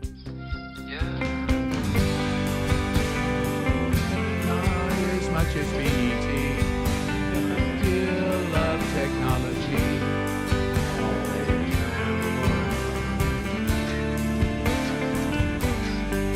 Bubba, it's a high-tech day. Rick, Apple Vision Pro is out, $3,500. They say it is the very latest in augmented reality. Oh, boy. Which means you can see through them some of the time, or some things it's like VR goggles. But you can see through it, and it can add. I've seen one demonstration of this, and I don't know if it's in this that we're going to look at. Adler, does this have audio with it to explain it? I just have a bunch of clips, a bunch of examples. So I was kind of hoping y'all would just narrate because I have not screened audio, just the look of it. Well, you see they're looking around the room, and they have 3 ball games going on in front of them. It looks like so they have the goggles on right now. Yeah, they have social media on the side. They're also looking at ESPN stats over here. So they're watching 1, 2, 3, it looked like 5 ball games at the same time, social media and web surfing, and you see the room behind it. It looks like the TV is just stuck up in the air. So you can is that real food? You can, that's real. You can still do what you're doing, and see all this going on at the same time. And you can move them around, resize them, all that. So the functionality of it, which is what I have to be sold on, is instead of me having to have 5 TVs and all that, I now put your goggles on, watch all 5. Not only the TVs, Rick, but don't miss you can scroll your social media and all these things while you're watching. Without having to have all those. Have your phone right there in your hand. You don't have to have that anymore. You're right here doing it all. All right, this is a multitasker's dream. Yes. Here's another example of gamifying things. They're trying to gamify things. That means that you just turn something into a game. Hey, let's make it fun. Look what they did with vacuuming. They just put coins all over the floor. And the more you vacuum up, the more you store. Boy, that'll have the kids doing housework. Yes. Heck yeah. You're like Sonic the Hedgehog vacuuming the house. That's why they call it augmented reality. You can see through them and see the real world, but they add things to it. Wow. Now, a version of this that I have seen was a more to help technical people work on things. So let's just say you... say you rebuild engines. You put these on. You looked at me just saying. I'm just saying somebody. That's more than augmented. Yeah, I know, not you. Yeah. But you see the engine you're working on, but it will point out the screws you need to take out in the order they need to come out. Oh, it that's will tell cool. you the pieces you need to take off in the order, or if you're troubleshooting, where to look. So it's gonna be almost like a computer and human merging together to work on some of these things, where the human can do the physical activity, but the computer can generate vast amounts of information that put it literally in front of your eyes that you would have to go and research and read and refer to. All right, do they have a version where you put it on and you see what's going on, but on the virtual side, you're now back into Trump's economy? Let's look at this. Do they have that? That's good, Rick. Is this a fake? Okay, so this is a thing where... What's real, what's fake? Well, I think this is all fake, but you see they've laid out a blueprint on the bottom. It's like a 3D blueprint, but then you can walk into the room you've just designed. Zillow and look at it. This is actually an actual tour of an actual house. Zillow is busting this out, so you can walk around. So that's the house that you're in. Here's your couch, whatever. Here's a blueprint of the house you're going to tour, and then whoop, now you're touring the house. Am I touring the house that I'm thinking about buying, or is it totally a made-up house? In this instance, it would be a house tour. Yes. Yeah. Okay. Yeah. So I'm going through and taking a tour and seeing if I like it. You saw the floor plan down there. You click on it, and all of a sudden it's in front of you. You literally can walk through it. And kind of along with that floor plan at the bottom, here is watching F1, and you have a map of where the cars are in front of you while watching Formula One. You have a whole big map showing you where every car is. Imagine watching NASCAR in this setup. That's what I'm talking about. You know, settle too, down. Calm down. And you add to it the That's fact cool. that you've got this over your eyes, so you have all the the control of what you're seeing, and it's so close to you, it looks like a movie theater. Sure. You're that close to it. Sure. Then you add the sound, like what Doug was working on, this immersive sound, where Right. the cars are going to make you feel like you're right there listening to cars go by or whatever. Oh yeah. It's really incredible how it, and we saw a lot of this back at CES when we were there 20 years ago. And it's just now a lot of this coming to market. We had Google Glass, remember when that came out, but this is even more encompassing than that. That's pretty amazing stuff. You know what I just thought about is that since I do have the house designed that we were going to do at the farm, now I can just virtually act like we have it. Yeah, just go and walk but not have to pay for it. Yeah, your your only payment is for the goggles. Right, that's right. And I'm like, oh, this is cool. Let's get in there. And then I'm like, okay, I'm good. Here's an example of real-time captions and translation. Oh, how about that? You can just be sitting Translate there on the, look, Rick, you talking see to a what he's person, saying. and it's just popping up a bubble of what they're saying in whatever language you need it to be in. Let's hear. Can we hear the audio? Helmsy, this would be helpful. I think he's just speaking. Let's see. How was your trip? Het was heel mooi. We vlogen naar Barcelona. It was very en toen hebben beautiful. We de trein We flew to gepakt naar Barcelona. het dorpje. I know what he's saying. I can read it. We zijn er 3 dagen geweest. Oh, okay. I heard Barcelona. We all got Barcelona. But see, we have Google Translate now. But what if you can actually just watch them and see them while the translation? But you got goggles on this whole time. Yeah, you do. Okay. Everybody's going to be wearing goggles. So we all got goggles. So now you do have this thing strapped on your head. Hey, you want to come over and watch Super Bowl with us? Here's your goggles. So See you later. I'm about to move out of a society that's all wearing masks to a society that's all wearing goggles. Yeah. Exactly. Guys, to that point, this is a guy, I used to watch his videos every day. This is Casey Neistat. He's a tech vlogger guy, and he wore these goggles all around New York City for an entire day.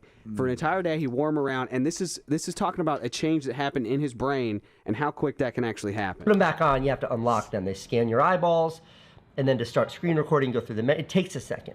So rather than doing that, I just left these on the entire day. The 2.5 hour battery pack you can plug into a fatter battery, so I never ran out of battery power. And after a couple of hours of running around the streets of New York, as in not in a controlled environment, my brain sort of clicked and it just forgot that I was looking through cameras and screens, and it took what it saw as reality. Uh-oh. Who would have thought that'd What's be he bad wearing for on his everybody? head there? Yeah.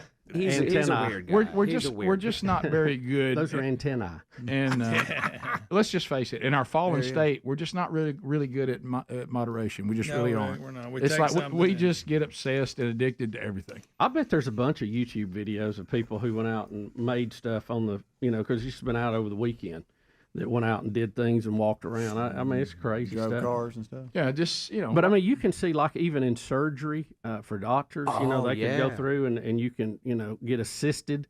And AI, look, people, it's funny sitting on the subway. Yeah, that ain't weird at all. That ain't weird at all.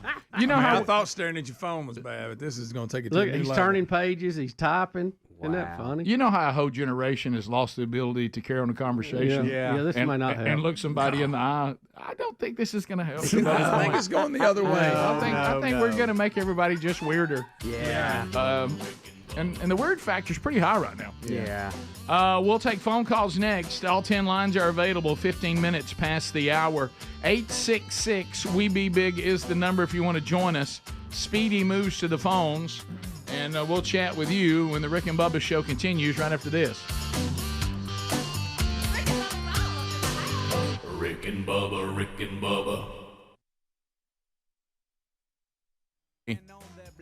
The bizarre world I found myself in last night, politically watching some of the most bizarre things, because we are going to talk with Congressman Gary Palmer. So as opposed to getting started, then stop talking to Span, then get back to that again, we're going to talk about something different here. Then we'll talk to Span next about this weather system, and then we'll go full-blown Iran talk all the way through Palmer. How about that? So, Rick, really, we're talking about something probably more important than all of that. That is the British royalty. Listen, this thing with the British royalty, it is interesting because it is such what a bizarre little world that is. It's And throughout their time, they've had strange things happen. Because if you're going to be a royal, no matter what it means to you, and we've said this, and many agree, it's kind of gotten to the point where really we're talking about expensive mascots. I did see a story this week that says now, though, there's almost been a resurgence of the royal family and being beloved with the younger members, which gets to the story today that people are kind of fired up about. The younger royals that are making their way up, and it's almost like, oh, good. So Charles is about to be overtaken. He's getting old too at the same time. We kind of lost it with that bunch, but we kind of like these siblings, the younger generation, and they're becoming kind of like rock stars again and all that. And they said that really for the people in Great Britain, it would be by dollars. About $1 a year that it costs you as a citizen to support the royal family. Why do you need to support them? They're filthy rich. Well, they have a tax that is for the royal family, but they've got it down to about 82 euros or 88, something like that. Well, here's the thing too. I'm sorry, pounds, because that's England. Rick, I was talking to somebody, and there was a news story about it, and we say mascots, and in reality, that's the way it happens. But when the Queen or the King or whoever it was decided to turn it over to the Parliament and the Prime Minister, they held control of that and still do. The Prime Minister has to go to the Queen and give a report, right. And in theory, she could do away with that if she wanted to. In theory. But they know that that would be how you get drug in the streets, so they don't do it. Yeah, sorry about that. I realize I keep using the wrong currency. Whatever in England is pound. It's a pound. They use the euro, don't they? Well, it's not a pound because it would be less than a pound. It's 88 whatever's below a pound. Right. Whatever we say cents. Right. Whatever their version of cents is. Yeah. I don't know. But to us in dollars, it'd be about $1. So here. Pence. That's it. Pence. Yeah, that's it. Mike Pence. Yeah. How many is a Mike? Yeah.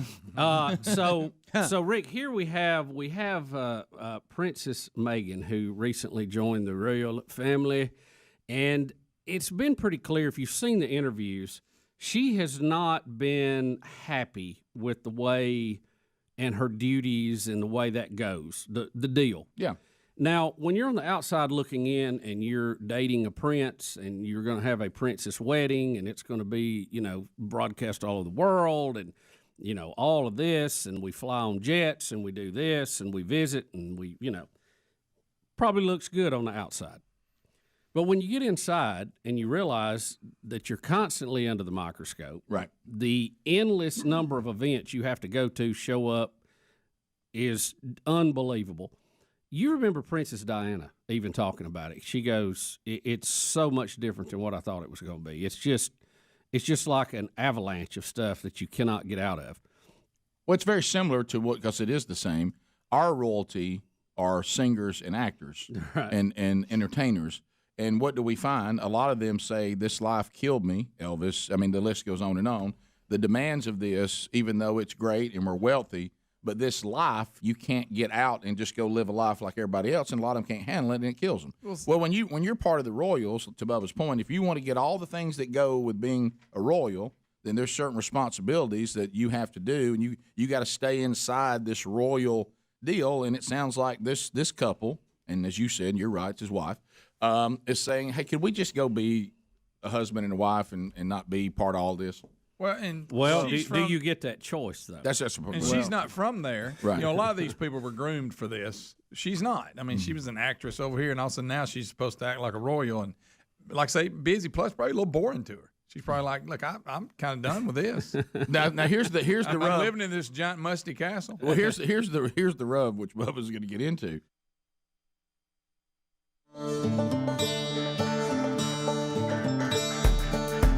Phone troll music, here we go. 20 minutes past 866 We Be Big is our number. If you want to join us, here we go. Largest number of people, shortest amount of time. Grab those lines right now while they're open.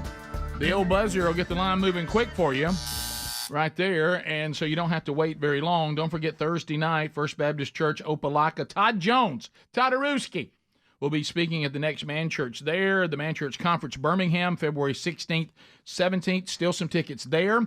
If you want to be part of that, the Wright Center in Sanford, that is coming now less than 2 weeks. And then on the 24th of February, Boone's Chapel Baptist Church, Prattville, Alabama. Lee Moore will be speaking at their Man Church. The 25th, way down near Tampa, at First Baptist Church, Webster, Florida, Blake Prime time, be speaking there.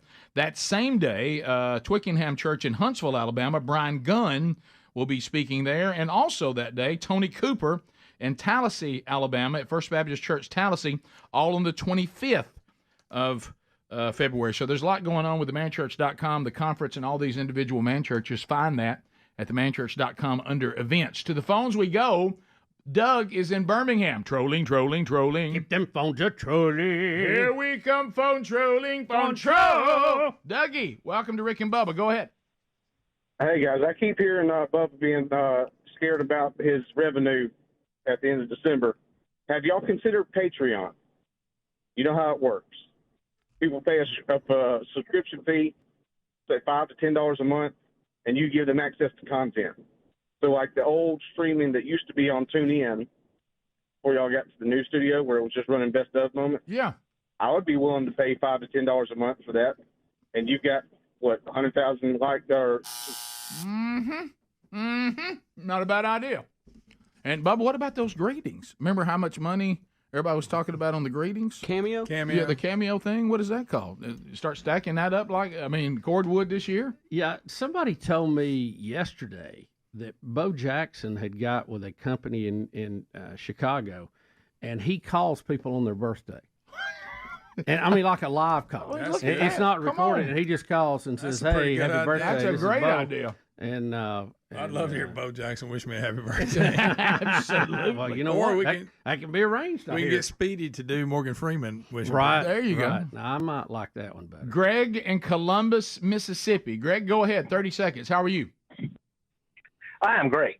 Hey, I saw a rumor on some of the ESPN, backdoor apps that Speedy is actually considering taking a job with Beth Mowins, and all he's got to do is just stand in the corner and just blow Mama a kiss about 3 times a game. I got Calvin Speedy Wilburn back here throwing Mama kisses. Keep me focused on the game and yards. I mean, they've met.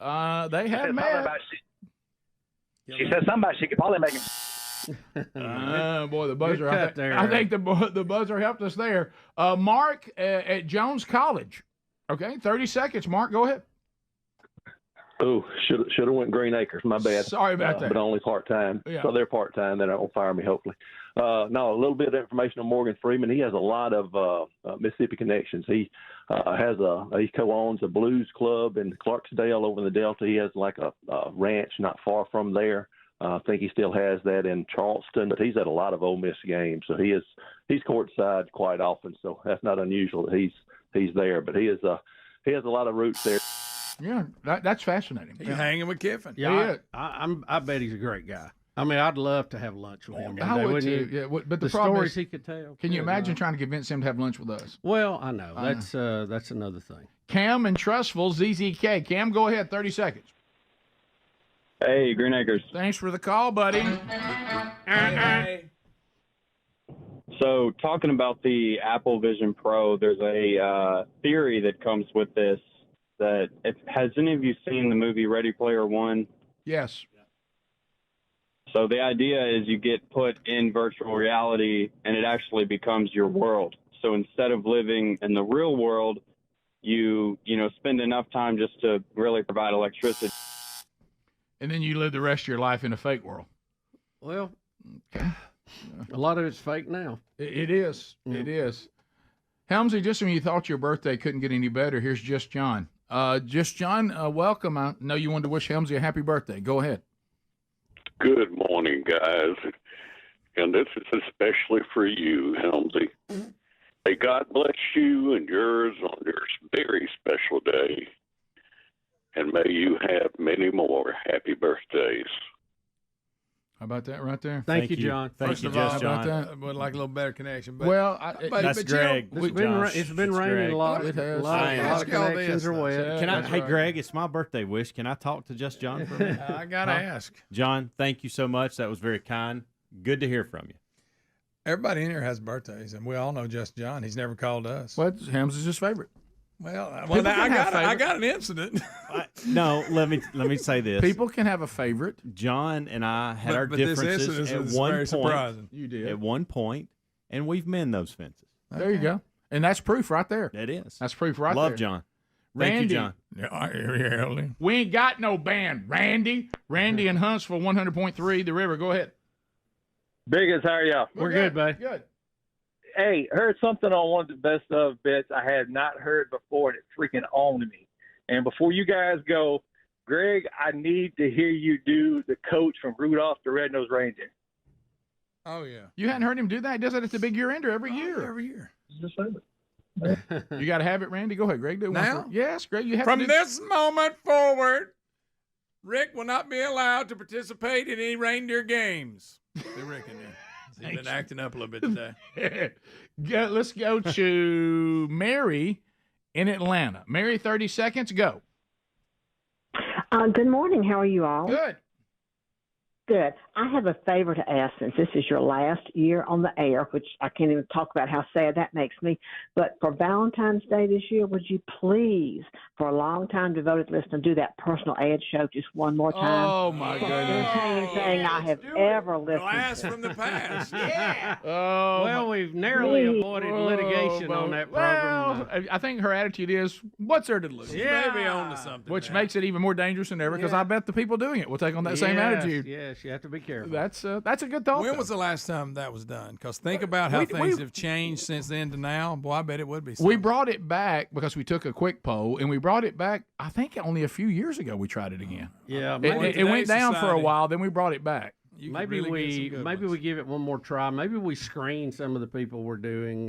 Yeah. You know, we have to be clear. You have to be legally available. Yeah. Right. That was where we kept running into trouble. I left my old man is not a legal status. Okay, we need to be clear. So that don't cover it. No, gotta have the paperwork.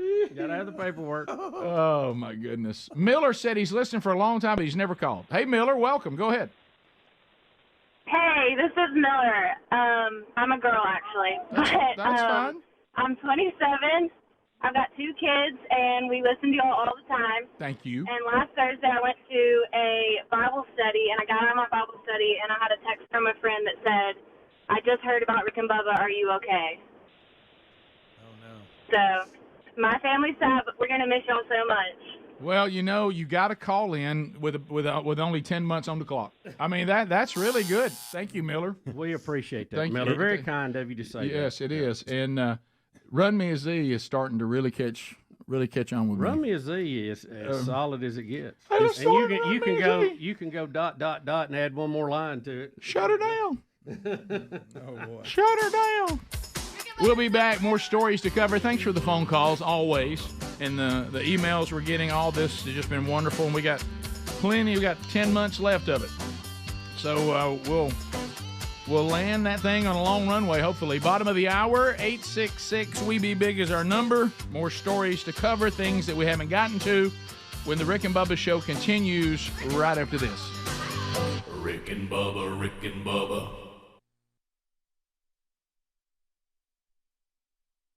If you remember back, and I don't know the royal history. I know it enough to sound like an idiot talking about it. Yeah, we know just enough But to you get know, it wrong. way back when we got the Stuttering King, there was an heir to the throne who was told, you cannot marry this woman and be the king. Yeah. And he chose the woman over being a king. That was King George's brother. Right. That was Elizabeth's uncle. The one that's in play today. Well, there you go. That was the uncle. But what I've always noticed, and it also coined the phrasing, "Hey, it's undefeated." Right. But here's the thing that gets you: even though that person was ostracized, and the family was so, they still find a way because of their blood to live somewhere in a really nice place, and they still get money. Yeah. I mean, they're given something to go away. It's not like they tell them, you go out in the world and find you a job. over, somewhere, you're out. They even negotiate what they get to leave. Well, now they've said they're still going to support her and do some Okay, certain yeah, things. yeah, That's let me limited. give That's what you- that's about. That's what that's about. Yeah. Let me give you their official statement. Okay. But the problem was, I think they put this out before they told the Queen. That's where the rub happened here, okay? After many months of reflection and internal discussions, we have chosen to make a transition this year in starting to carve out a progressive new role within this institution. We intend to step back as senior members of the royal family and work to become financially independent while continuing to fully support Her Majesty the Queen. It is with your encouragement, particularly over the past few years, that we feel prepared to make this adjustment. We will now plan to balance our time between the United Kingdom and North America, continuing to honor our duty to the Queen, the Commonwealth, and our patronage, is whatever that is. This geographic balance will enable us to raise our son with an appreciation, and that's all I have of this. The appreciation of the royal tradition into which he was born, while also providing our family with a space to focus on the next chapter, including the launch of our new charitable entity. Hey, how about this? You look at the weather situation. There's a front that is coming and going to affect a lot of people. James Spann going to try to help us unpack that. The man with the Mayweather plan. He's the mighty James Spann. He's a mighty good weatherman. He's the man Rick and Bubba's biggest fan. He's the main weatherman. He's the mighty All right, James Spann. James Spann, welcome back to Rick and Bubba. How are you, buddy? I'm delighted to be here. How are you fine gentlemen on this January 9th? We are just glad to be doing here, good, James, and we're glad you're here and on the show, and looks like we got some excitement coming up weather-wise. Hey, I want to say this. We ain't talked to James since last year. So anyway, so let's talk about, James, now. You give us the deal with the nation, and we've got some SPFs, selfish personal forecast, we want to ask you about as well. But go ahead and lay out about this front. Tell us what's going on. All right. Well, it's going to be the southern United States. We've got a pretty dynamic weather system that will affect the southern states beginning tomorrow.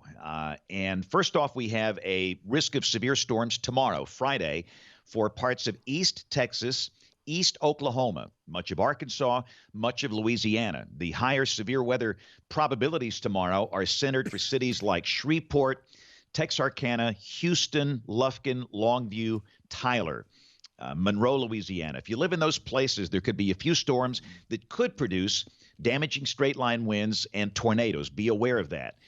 And so that's tomorrow. And then during the day, Saturday, the risk shifts to the east. This will include a large chunk of Mississippi and Alabama. And there's an enhanced risk for a pretty good chunk of those two states.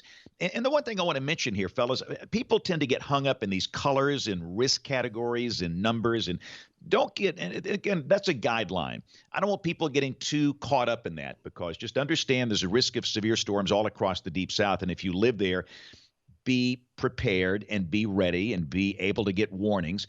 In terms of the probabilities on Saturday, the higher chance of a stronger tornado would be across the southern two-thirds of Mississippi and Alabama, but there's a damaging straight-line wind threat basically for all of those two states.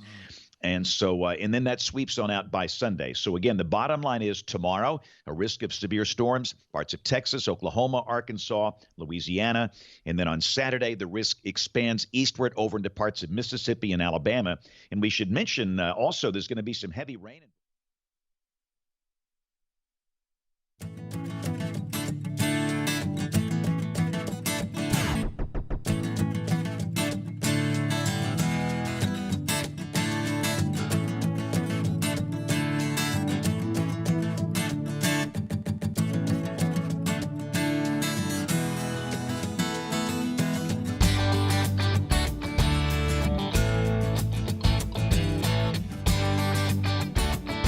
35 minutes now, past the hour. Here we go. All right, so we got a lot to cover. I want to tell you about HelloFresh.com/Bubba. What a great product this is. We love it. And, just like where we were over the past, where we live, I know a lot of you have different weather going on, but where we live, it was a rainy, cold, dreary Sunday, and the last thing you want to try to do is go, you know what, I don't know if I feel like trying to get out of everything and cook something, but I don't want to go out either, and nobody wants to deliver anything to you, plus it costs a lot. Or they'll drop it on the driveway. Yes, like Bubba had his, your food is not all that great when it's rain-soaked, but knowing that we had HelloFresh meals ready to go, and, I mean, these things are so easy, these cards, you first of all, it helps you. Let's say that you love to cook and none of this is a problem to you, but you also admit, hey, the menu getting a little stale.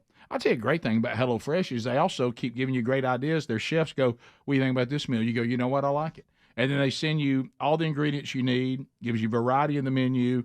The measurements are already done for you, and all you have to do is prepare these meals. If you're somebody trying to do a little better and you want to stay inside calories, they can do that for you.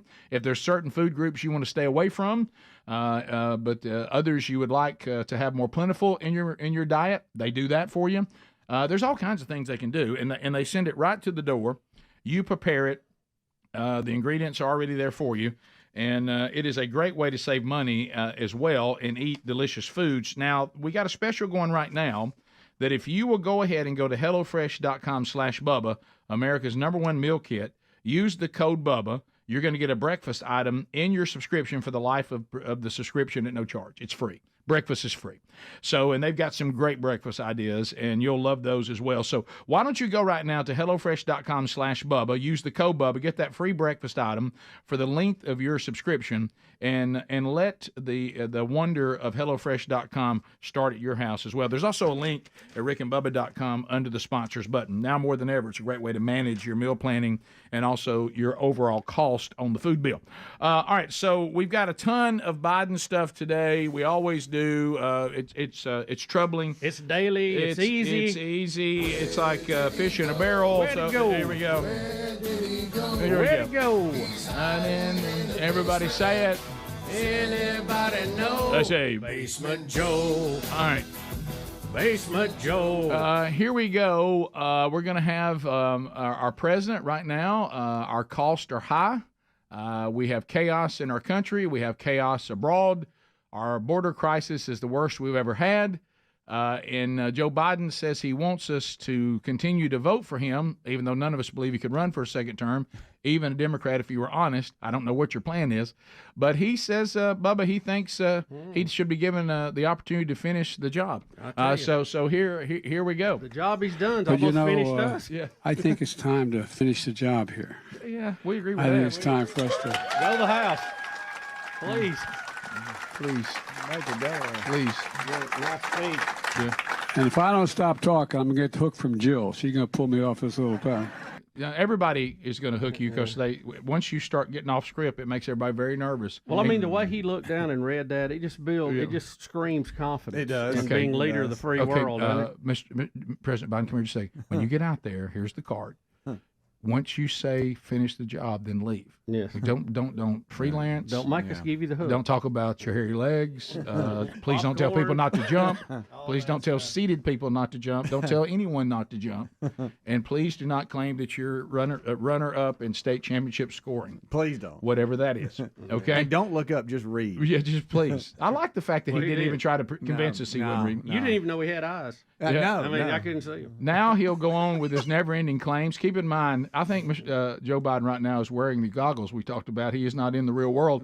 He's about to tell us that student debt cancellation is free. So here we go. All right, here we go. I don't know why the audio on this is it's very far away, but anyways, Okay. you guys might have to do a little translation. Okay. Sorry about that. Notices right now, you're going to get another student cut. And this time you're not going to download what said to you. It's got my name on the Bible. Talking about debt relief. Let me just skip forward to the end. Here we go.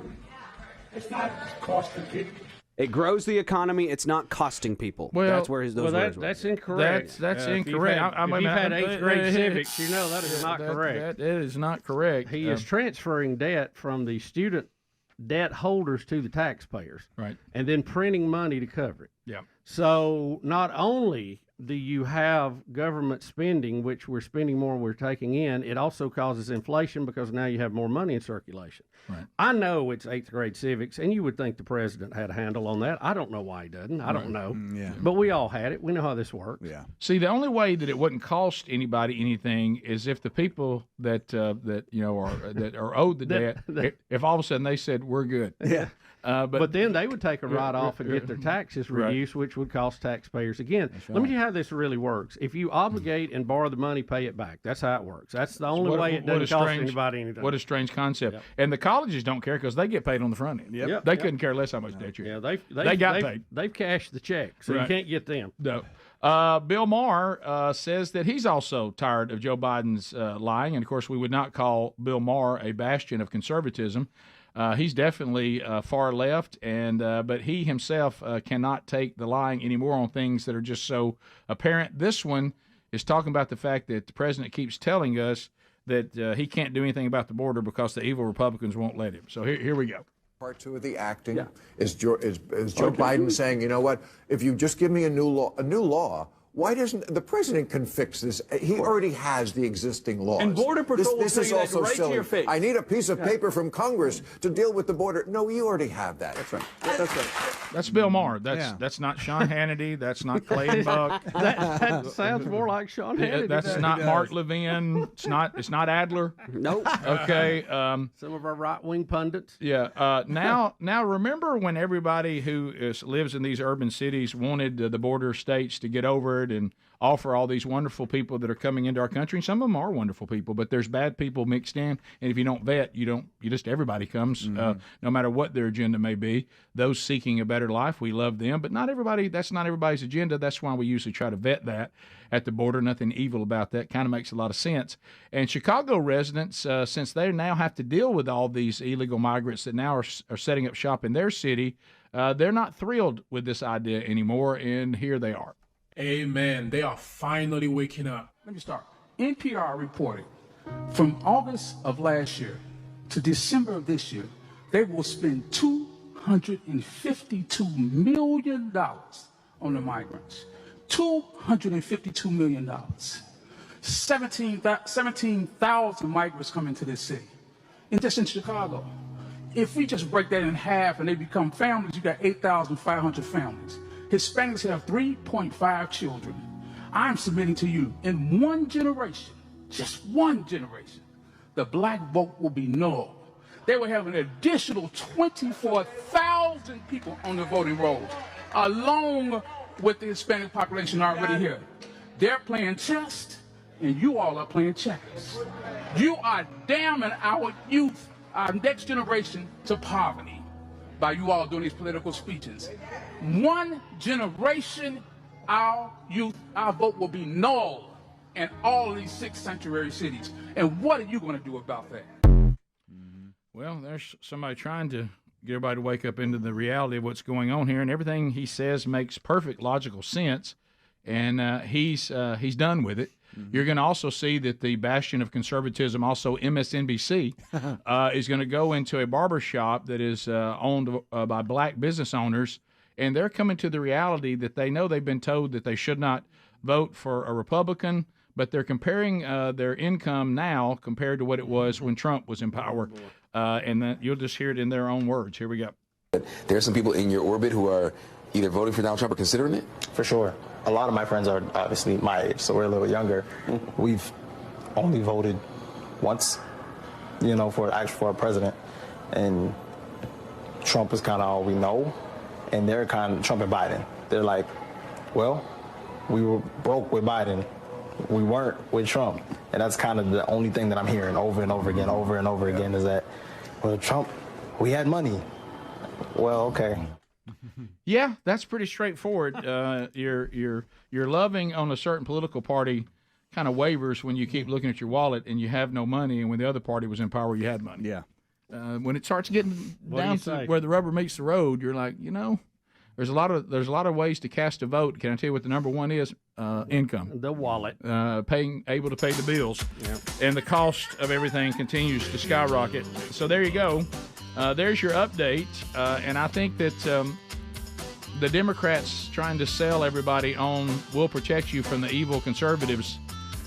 I think that's getting to be a tougher song to get everybody to sing. As That third verse is kind of tough. It is. We'll be back, wrapping up the hour right after this. Rick and Bubba, Rick and Bubba.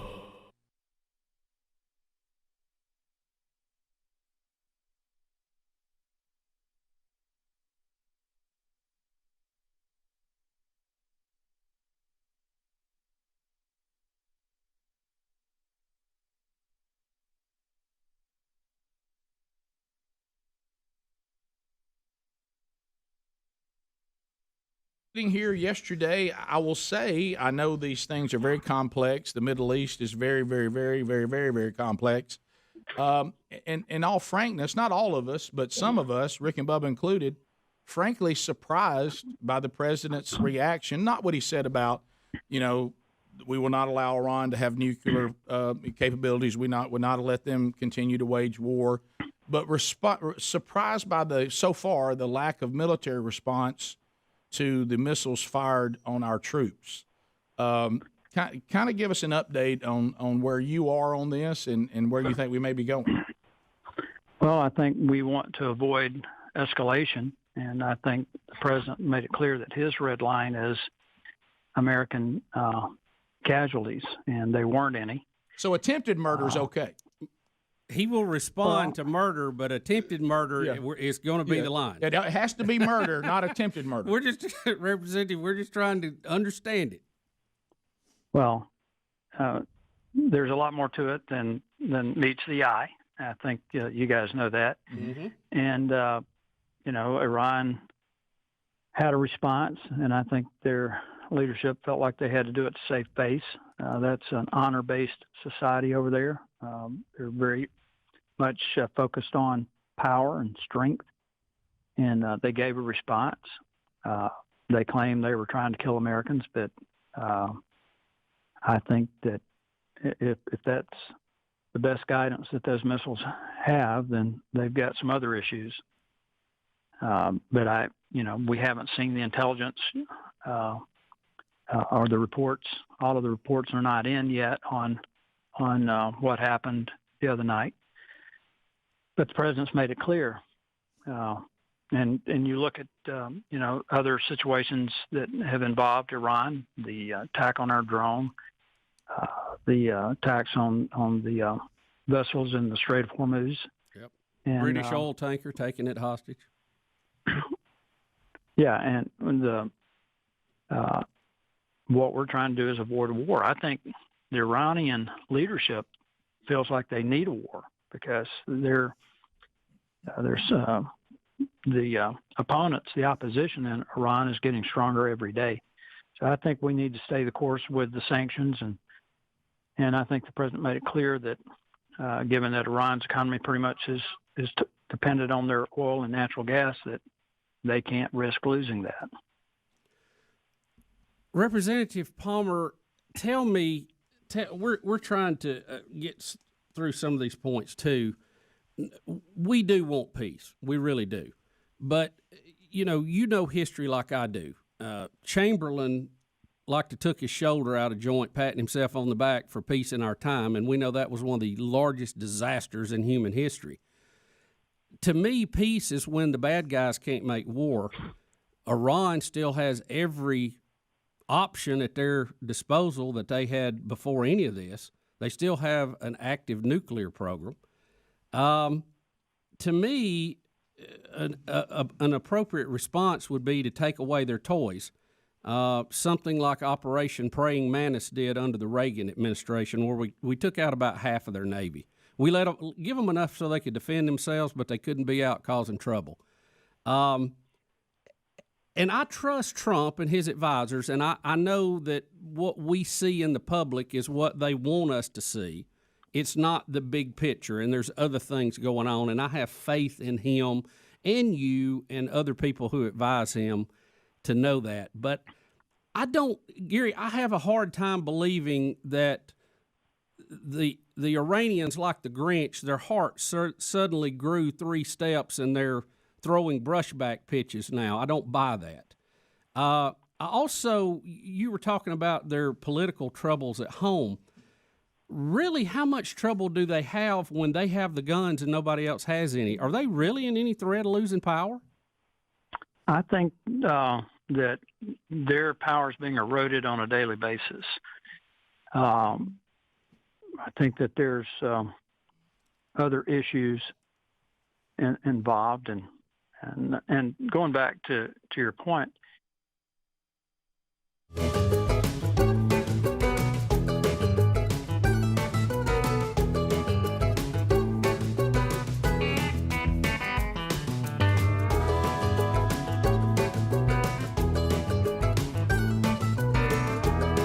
Minutes to the top of the hour, the Rick and Bubba Show. Thanks for being with us. Phone calls coming in at 866. We Be Big. We'll chat with you. Find out what is on your mind. So we'll get started with Addison out of Tuscaloosa, Alabama. If you want to join us, Helmsy's on the phones right now. There's room for you. Addison, thank you for your patience and welcome to Rick and Bubba. How are you?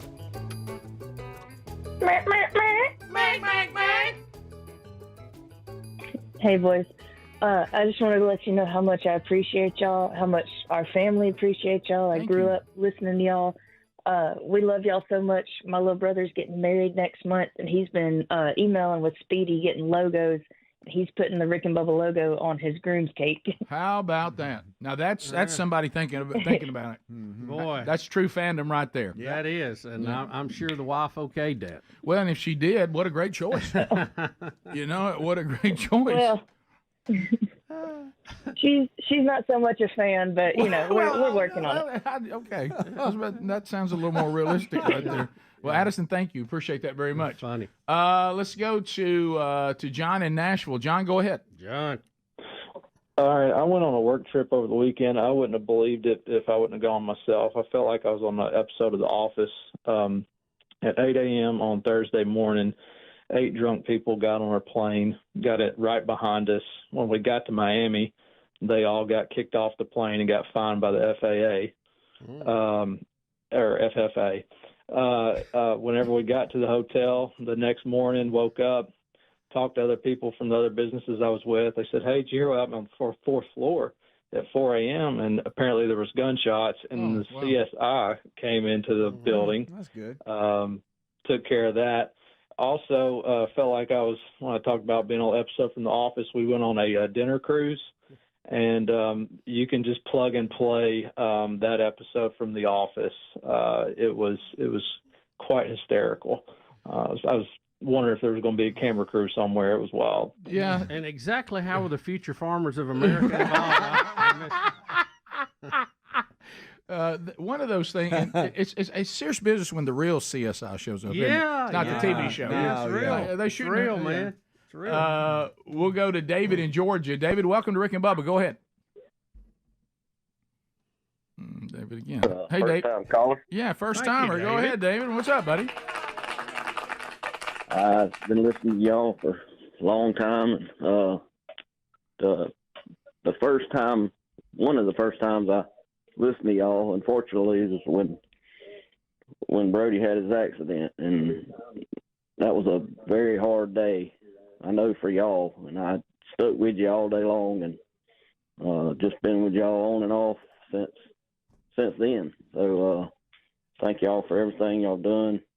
Thank you. Enjoyed listening all these years, and whatever y'all have in store next, I hope the best for you. Thank you. Yeah, it's actually Bronner, but you're not Brody. Bronner. Yeah, sorry. that's Bronner, all right. That's a lot of B names, but I appreciate that. Thank you very much. Yeah, when I first saw what he was saying, I thought he was saying he just started listening, and I thought he was going to do a Can't Have Nothing. Yeah. But thank you for that, sir. It's very We've kind. had a few of those. Yeah. Continue. Did you get the email from the guy that only been listening about a month? Yes. Yes, I did. And you were telling him where to find the best of I CDs. said, yeah, man, you got 30 years to catch up on. By the way, there's 30 years worth of CDs out there streaming now. Mm-hmm. Kurt, never been more valuable than right now. Curtis in Columbus, Mississippi. Listen on 96.1. Go ahead. Hey, appreciate y'all guys a lot. I heard on 48 Hours, which they done got so liberal, it's not even funny, but there was a guy thinking Arizona. He got here illegally, had his own land, lead makers. He was from Guatemala, Anyway, Chinese illegals was coming through a gap in the fence and said that he'd count anywhere from 500 to 600. And he called the authorities. There was garbage and tents all over his land. Said he got his gun out and shot it up in the air. He wasn't going to shoot nobody, just trying to scare him off his land. Authorities come out, took his gun, and told him that he couldn't be doing that no more. They put him in jail. That's just crazy on his own land. Yeah, I mean, that's not surprising. It's the thing that I don't think this government is understanding, and you just gave an example of it, and you saw that on the 48 hours thing, is if the government is supposed to give us a secure border and they won't do it. You see what's happening with Texas. You see what happens with individuals, the story you just told. People are not just going to sit there and take this. And if they start getting in danger because of the drug cartel at the border, people coming in with all sorts of intent, like say not all of them are seeking a better life, that we need to vet out and find those that are just seeking a better life. Vetting the border is so logical. And they're not just going to sit there and let it happen. And so they're going to start defending themselves. States are going to start defending themselves, and it's just going to lead to chaos like we have right now. Yeah. They're just not going to sit there and take it. And I don't think they should be asked to sit there and take it, because the one thing the federal government has been given the power to do and given the charge to do is to give us a secure border. That's in the Constitution. And when they don't do it, they're derelict. Yes. And so the people just go, well, I'm not going to sit here and let them pick me off and and steal from me. I think that border will become probably the largest issue in the presidential election. That and the economy is going to be the two issues. And Trump has already said he will lock it down day one and start deporting people and rounding people up. Yep. So, that's caused the liberals to scream bloody murder. But I don't know what you're going to do. I mean, you could not put an army together and invade us any better than we have been invaded already. Right. And, you can't, we're the great mixing bowl. We've talked about that, the soup. But you can't have chili on the stove and pour in 40 bags of corn. It has to all work together, and it's just totally out of control. You said we got too much corn. Yeah, way too much corn. Yeah. Mm-hmm. I like corn, but it's too much corn. Clarissa checking in. Clarissa, go ahead. Hi, I wanted to call and congratulate Bubba, because obviously he has now paid off his mortgage. Yeah, Bubba, congratulations. Well, that's an assumption. Right. It was the ongoing theme of people calling up going, how much longer y'all going to do this? And I would give this heartfelt speech, and Bubba would go, well, apparently as soon as I pay my mortgage off. yeah, about 15 years. Right. Congratulations, buddy. Yeah, thank you. We continue, 866 We Be Big. Ann in Birmingham, listen to ZZK. Ann, go ahead. Hey, this is Ann, and I just wanted y'all to know I've been listening almost the whole time. And Thursday was my 70th birthday. And y'all, thank you. Y'all announced y'all were ending. Saban quits, then I retire from work, and Rick and Bubba's going to be gone. What is going on?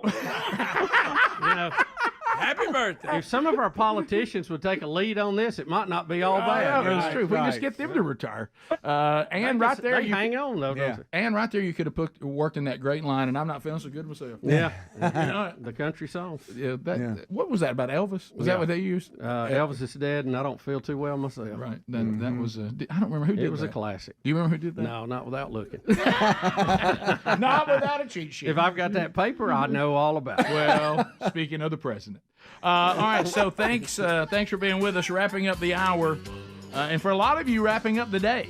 Don't forget, you can get archives of the show, audio and video, on your own time, either on the YouTube channel or the podcast channel if you miss any part of the Rick and Bubba show. If you're leaving us, have a great day. Lord willing, we'll be back tomorrow.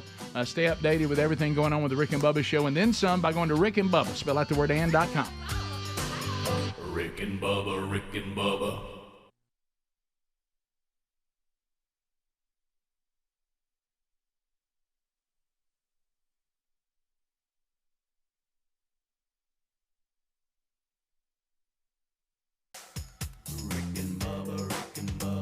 Pass the gravy, please. Rick and Bubba, Rick and Bubba. Ooh, it brings me to my knees. Rick and Bubba, Rick and Bubba.